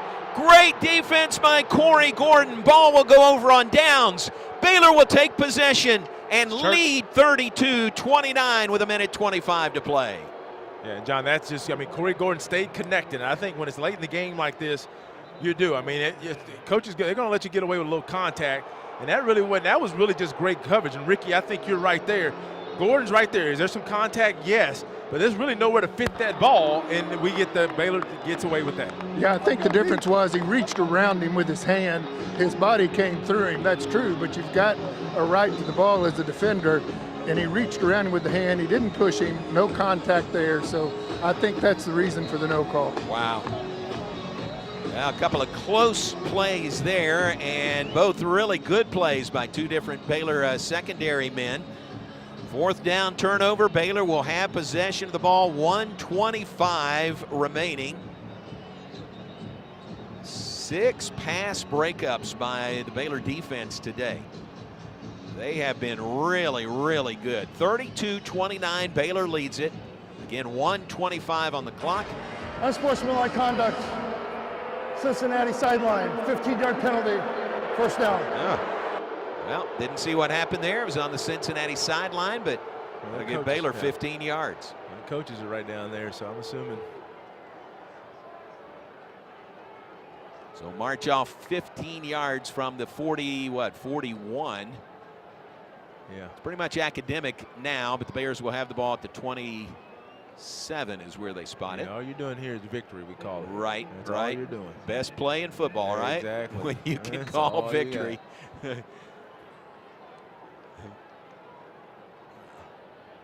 Shapen under center, takes the snap, steps down the line to the right side, just burning some clock. Finally takes a knee and gets hit when he does so, but burning as much clock as possible. Yeah, I don't think Shapen needs to do that. I just go down. And I think they only have 1 timeout, so really they can't really do much. Clock continues to count down. 105, 104, 103. Bears going to get a hard-earned win today here in Cincinnati over the Bearcats. Get to 3-4 on the season, and even their Big 12 record at 2-2. They'll milk this clock with everything they have. You can hear the Baylor fans across the way. It's That's a nice little contingent. It is a nice Ricky, little that's contingent. a good group back there behind you. Timeout Baylor, 30-second timeout. So they run the clock down That's as long first as of they the half. can, then call a timeout here. Ricky, we were saying that's a nice group of Baylor fans down there behind you. Yeah, it is. It's a good crowd located, about the 15-yard line, Right. but they're scattered throughout this side. Many people you see in green and gold throughout actually it's the Baylor side, I guess, but it's mostly Cincinnati. But Right. there are a lot of people here, much more than I would have expected. Really nice. Kevin Singletary, one of those Baylor guys that is here, was an assistant coach, sort of a volunteer assistant coach for Clyde Hart. I ran into Kevin before the game. His son coaches. He's the receivers coach for Cincinnati. So he's wearing black and red today, but has some Baylor ties. So great to see Kevin Singletary. Kyle Tucker, saw him earlier today. Bruce Turkowitz, a guest of ours, used to live in Waco, big Baylor supporter, and lives here in Cincinnati now. I need to say thanks to Brandy from Stadium View Cafe this morning. Brandy fixed us up with breakfast when nothing was open. She basically fixed breakfast just for us. So Brandy, you're a fine girl, and we appreciate it. Snap back to Shapen. He'll immediately take a knee. And Cincinnati can't stop it again. That might be it right there. If anything, one more play, but that might do it right there. 24 seconds and counting in this game. So the Bears have been on the road twice this year, and they have won twice on the road this year. In Orlando with a school record comeback, and then today over the Cincinnati Bearcats. That's it. They don't have to snap it again. Bears win it over Cincinnati. First meeting all time between these two. Final score, Baylor 32, Cincinnati 29. Yeah, and John, it's a nice win. I mean, of course, late in the game, Cincinnati, they make a run at them, and Baylor was able to hold them off. But I'm telling you, I mean, the week off, I think, really helped this team. Do they still have some work to do? Yeah, I mean, that's part of a season. But still, they went on the road, a contested game. Cincinnati makes the run, and they close it out. And that's what you look for, just to get on the road. Number one, you want to go on the road and have a chance in the fourth quarter. Then you want to eventually get that dub, and that's what Coach Aranda's team got. You know, I think we saw some things today, benefits for Baylor from the bye week. Saw some things that they maybe worked on during the bye week that they put on display today.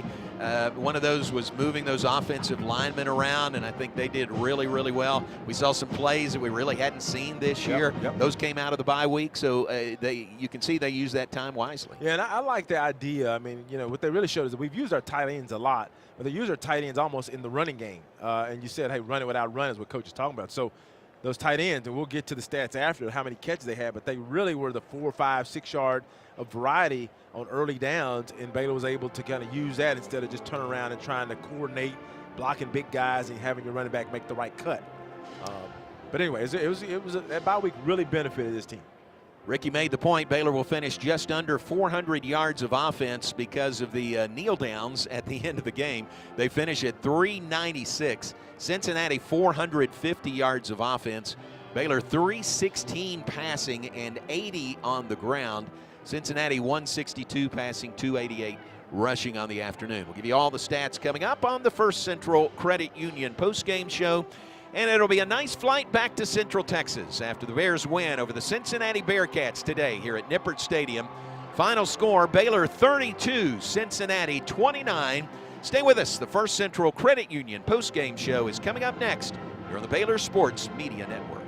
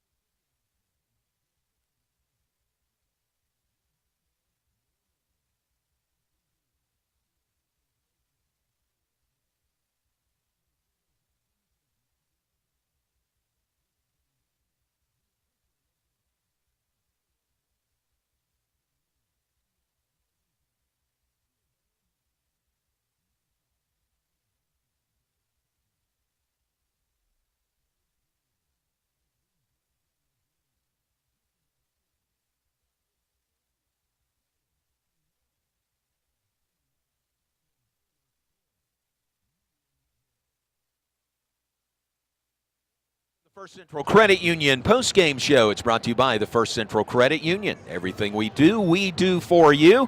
From Nippert Stadium in Cincinnati, where the Bears win today over the Cincinnati Bearcats. First meeting all time between these two. And the Bears will head home with a 32-29 win over Cincinnati. Some really, JJ, some really good things by the Bears today. Great to get a win. Great to get back even in Big 12 play at 2-2. Yeah, John, it is. There's no elixir better than winning, I tell you. And it doesn't matter if it's you come from behind or if you're ahead the whole time and hold on. And, you know, we'll get into the stats. But, you know, Baylor does do 400 yards of offense. Now, I know Coach Aranda will commiserate with Coach Powell. It's like, how do we give up 450 yards, right? But I think if you're Coach Aranda, you just want to win. Besides the game, you got to win two phases. You got to win two phases. I think Baylor won the special teams phase by a far margin, which really led to the W. And I think offensively, I mean, even though Cincinnati had a really good game, I think the game plan that Coach Grimes and his staff put together just flummox Cincinnati, because I think this is one of the top defenses in the conference and maybe even the country. But I know in the conference, and they look up and man, Baylor's doing stuff they hadn't seen and they're executing. So it's good to get that dub, and then it's good to have that week off to kind of just refocus the guys.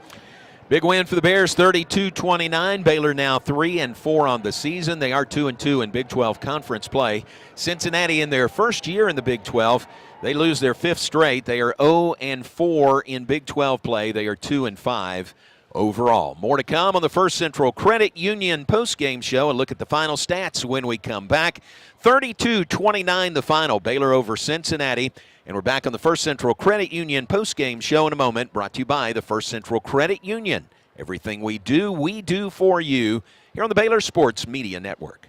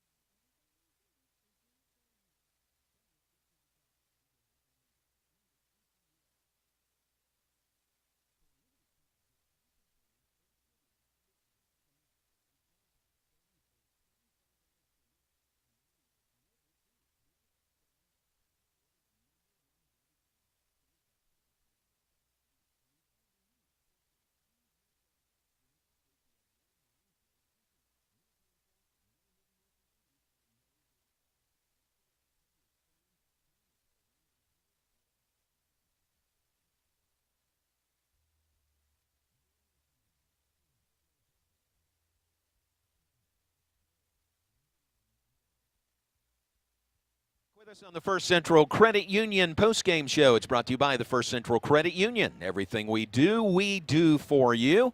32-29 the final. Baylor over Cincinnati today here at Nippert Stadium. And Ricky Thompson rejoins us outside the Baylor locker room. And guys, let's name our first place foods darn good player of the game today. Some really good candidates again today. JJ, who would you nominate for that? Well, I mean, I'm looking at the stats here, but I mean, I really like the way the coaches kind of put together his game plan. I liked Keytron Jackson had a really good game. He had 5 catches, 130 yards. I think a lot of those guys benefited off Monterey's big last few weeks because, I mean, they were bracketing him a lot. But Keytron had a really good game. I liked Blake's game. A couple things are late where you say, Blake, just throw that away. But, I mean, you can't be upset with a guy going 25, 42, 316 yards. He threw a touchdown pass. He ran for a touchdown, if you remember, early in the game. So he accounted for 2 touchdowns there. So, I mean, I like the way Blake played because they really relied on him a lot today because we really only ran for, 80 yards? And so I think those 2 guys off the top really pop out to me. Good idea. Ricky, who would you say? Yeah, I can't disagree with that. I think secondary-wise, we had 6 or 7 knockdowns on passes. Yeah, that's right. So I thought those guys really played well, struggled against the run as we've done, but I thought the secondary really played well. I don't know how you single any one of those out, though, because there were several different guys that were making plays and knocking balls down. But if I had to narrow it between those 2, I think I'd go with Blake. I did last week, too, but I thought he hung in there, stood in the pocket, took off a couple of times running the ball that were big first downs. So without him, you don't win this game. So I'm good with Blake. Yeah, I completely agree with that. I would have said maybe the secondary as a whole, because those guys played really well today and really kept Emory Jones in check. But no problem at all with Blake Shapen. How about Blake Shapen as our darn good player of the game, brought to you by Hunn's Pickles and Relish, proud sponsors of Baylor Bear Athletics. That's a darn good pickle. Available at restaurants and food service outlets throughout the Southwest. Also look for Hunn's Pickles in the deli section at select grocers throughout North Texas. And Ricky, you're down there right outside the locker room. Just get your thoughts. What a very, very good road win for the Bears coming off the bye week. Really saw the benefits of the extra time for the Bears today. Yeah, they really did, and I think we saw that offensively. That was a different offense than we've seen before. They were obviously throwing it to try to run it later. Not a lot of success running, but Blake's still over 300 yards throwing the ball against one of the best defenses in the Big 12. There's no question, and I think we saw why they're that good. But I'm telling you guys, any road win is a good win because they're all tough. So to come back after a game that was not very well played against Texas Tech and then win on the road with a team that you're really neck and neck with at this point is a huge win. And this is just a good one. It'll be a happy flight home for these guys. Yeah, very much so. All right, let's take a break. Back with more on the First Central Credit Union post-game show in a moment. We'll visit with a couple of Baylor players. We'll, of course, visit with head coach Dave Aranda and give you all the final stats from this Baylor victory when we come back. A reminder about the Baylor Coaches Show at Rudy's on the Circle in Waco. The next show is this Wednesday, 7 to 8 p.m. Central Time at Rudy's Barbecue. Our guests will be equestrian head coach Casey Maxwell and head football coach Dave Aranda. Submit your questions for the next Baylor Coaches Show to the First Place Foods inbox by tweeting at Voice of Bears. Send us your questions there. We'll get them in front of the coach. First Place Foods. That's a darn good pickle. Before we go to a break, let's visit with Baylor's Byron Vaughns joins us. And it comes following a 32-29 win by the Bears over Cincinnati today. Byron, you with us? Yes, sir, I am. All right, man. Hey, congratulations. What a great road win for you guys today. Thank you so much. It was definitely a team effort right there. How about special teams? And you were a part of that touchdown on the kickoff. Special teams were a big part of this win. Yes, sir. We definitely, from the punt return by Josh, God put a ball in my hand and let me run into the end zone. So you don't get too many of those on defense. I almost went to being a receiver and said, forget defense. Yeah, you handled it really well. That was really clean. You picked that ball out of the air. What was that play like for you? I was just doing my job, and I got to shout out the other 10 guys that went down and made the play happen because, one guy missed a tackle. It could be a different story. It could have been a touchdown on their end. So I just got to thank my guys on kickoff for their effort and what they did. Well, and talk about the defensive today, Byron. Looks like you guys had a good plan. You had a mobile quarterback. What was the approach this week like, knowing you had a quarterback that liked to move around a lot?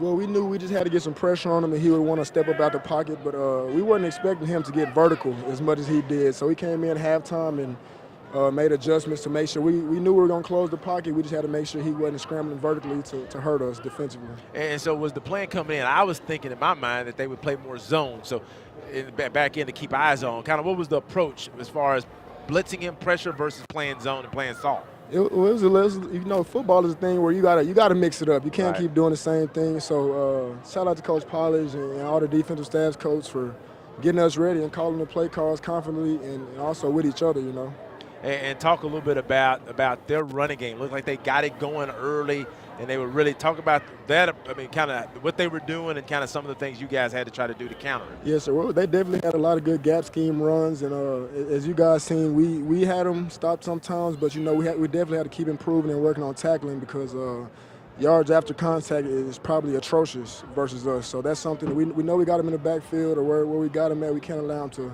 fall forward, and that's something we preach on defense, and that's something we're going to keep working on. And Byron, one of those vets, my last one here, is talk about the off week. What did you guys focus on the off week, I guess, in preparation for this game?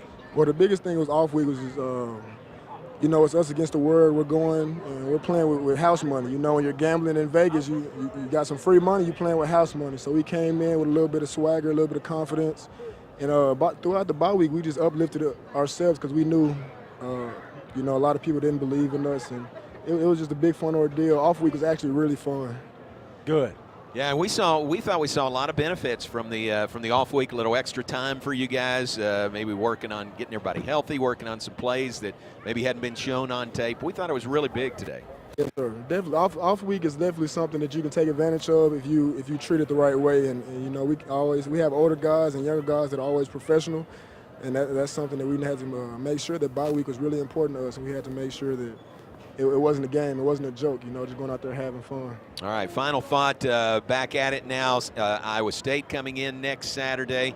You're coming off a win. That's good momentum, isn't it, going back to work? Oh, most definitely is. And we have a home game, so excited to see the crowd out there, excited to have the momentum. And it feels, practice is a little bit easier when you're winning, you know.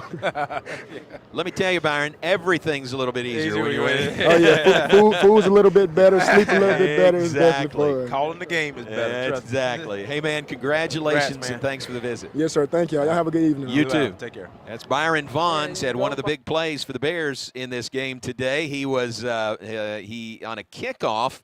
The ball was popped loose. Do we determine Jeremy Evans maybe knocked that ball loose? Yep. Byron Vaughn took it out of the air and ran it in for a 15-yard fumble return for the touchdown. Put Baylor up 17-7 in the second quarter. So big play, and again, big plays for special teams all over the place today. Yeah, John, it's huge. And there we go. Okay. Let's go with Corey. All right, so let's visit with one of the heroes, another of the heroes for Baylor today, Corey Gordon from that Baylor secondary. Corey, congratulations. First off, big road win for you guys today. Yes, sir, man. I appreciate that, man. Yeah, well, thanks for visiting with us.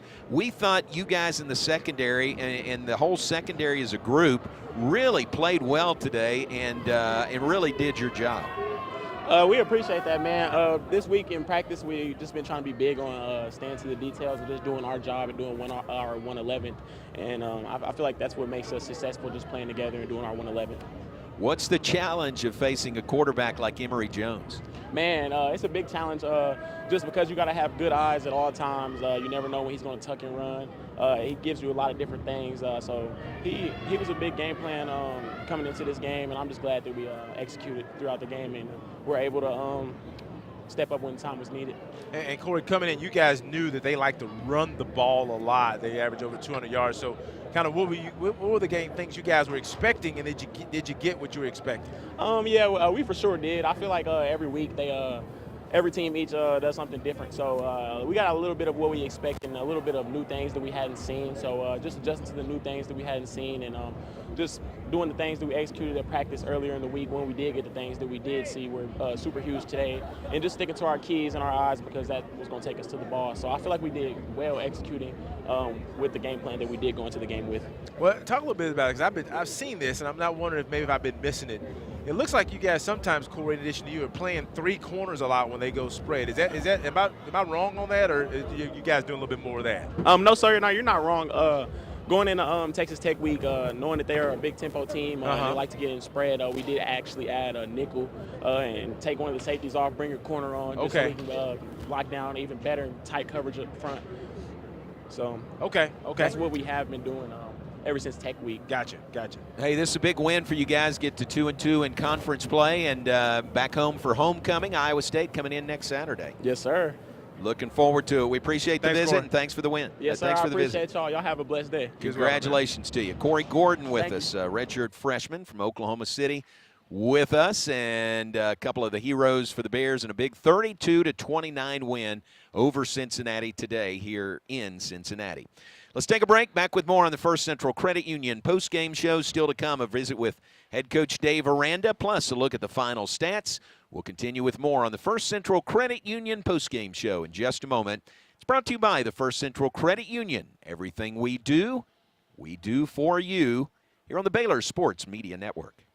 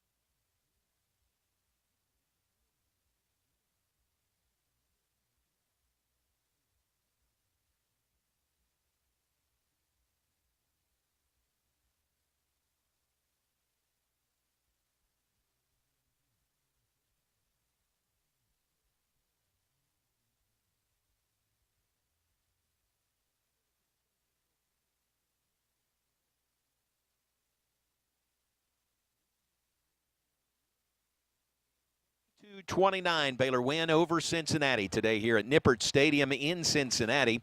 Time now for our post-game visit with Bears head coach Dave Aranda, brought to you as always by Alliance Bank. Alliance Bank, it's your bank. And Coach, congratulations. What a big road win for your guys today. No, I appreciate that. It's a happy locker room, and the way we finished and was able to close that game out on defense after a couple of series of not playing our best.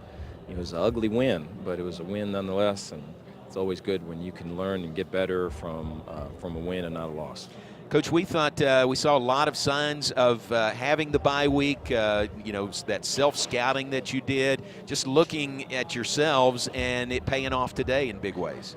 No, I appreciate that. I thought in the red zone, I thought when we got down there was confidence. I thought guys were thinking that we're going to score, and we were able to do that. And I thought especially early in the game we were able to play with some tight coverage and take them out of the things they wanted to do down the field and force it up front. And so I thought there was positive things. I think there's a bunch that we've got to improve. Our run defense is one that just screams off the page. And, I think for us to compete and to win with the remaining schedule that we have to do a better job there. And then, I thought there was some flashes of run after catch, which is something that we've really been trying to find and work and get. And I thought we had a few of those. We need a whole lot more. And so there's, like I say, when you can get a win and then work on some things, it's a good thing. Yeah, no question.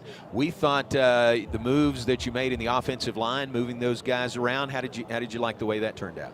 Good. I thought in the first half we were kind of staying away from it. A lot of them, we had a lot of RPOs, and so we're reading the box, and so a lot of the box looks we were getting were telling us to throw it. And coming in at halftime, it was the O-line is saying, "Hey, we can run it. Let's give us a chance." And so we were able to just call some runs and get those guys going. I thought they really performed well and played physical. And I think moving Clark at guard just a lot.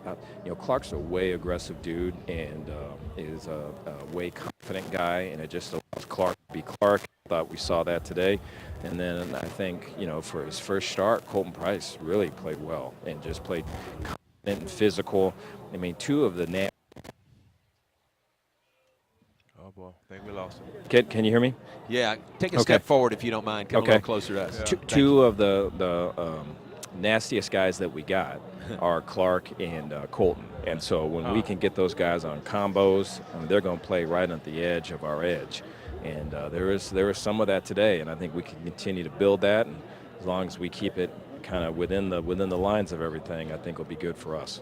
Well, and Coach, talk about really those what you saw in the run game today, because I thought we had some good positioning, but what did you see as far as their run game and what we were doing on defense to kind of let some of those things pop?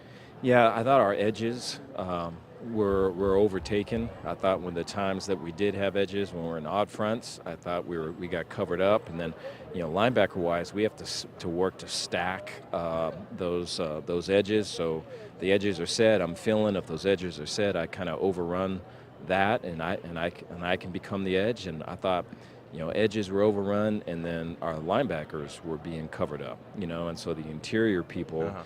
We're not being doubled, they're being singled. And so, I think it starts with setting edges, and then it starts with our interior people forcing doubles, and we were able to move the front some to help with that, but it wasn't clearly it wasn't enough. And then I think when we're in a 4-down, we're too high structure, our safeties are the edge of the defense, and so their ability to trigger, and, we gave up a touchdown on a crack replace, which that's been a consistent problem throughout the year, and we gave up one of those to Texas Tech as well. And so that's something that I wish the bye week would have fixed, but we continue to fight that battle.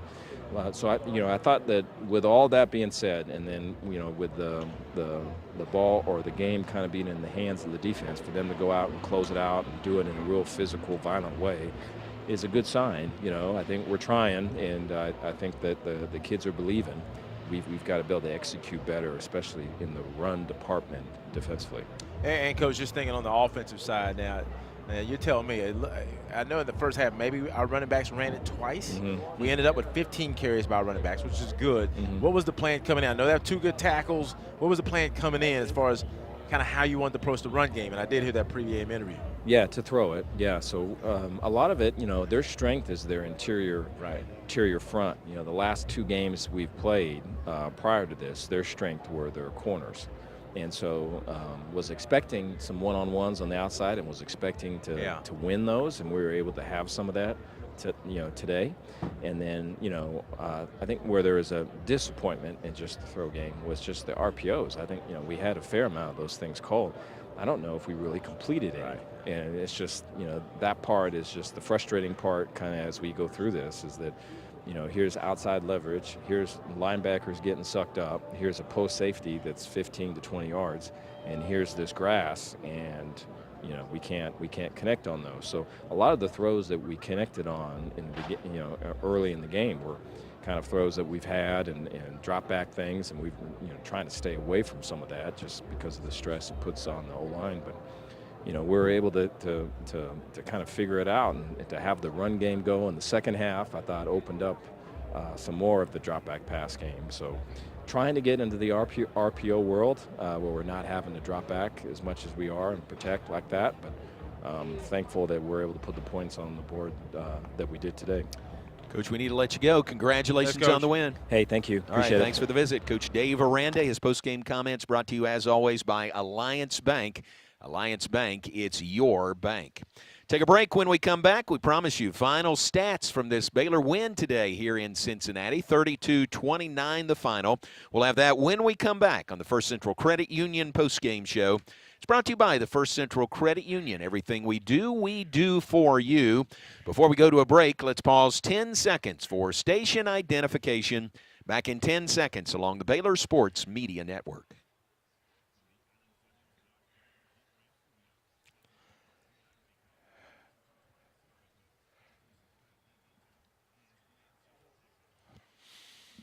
Now let's take a break. Back with more on the First Central Credit Union postgame show in a moment. 32-29 the final. Baylor over Cincinnati here on the Baylor Sports Media Network.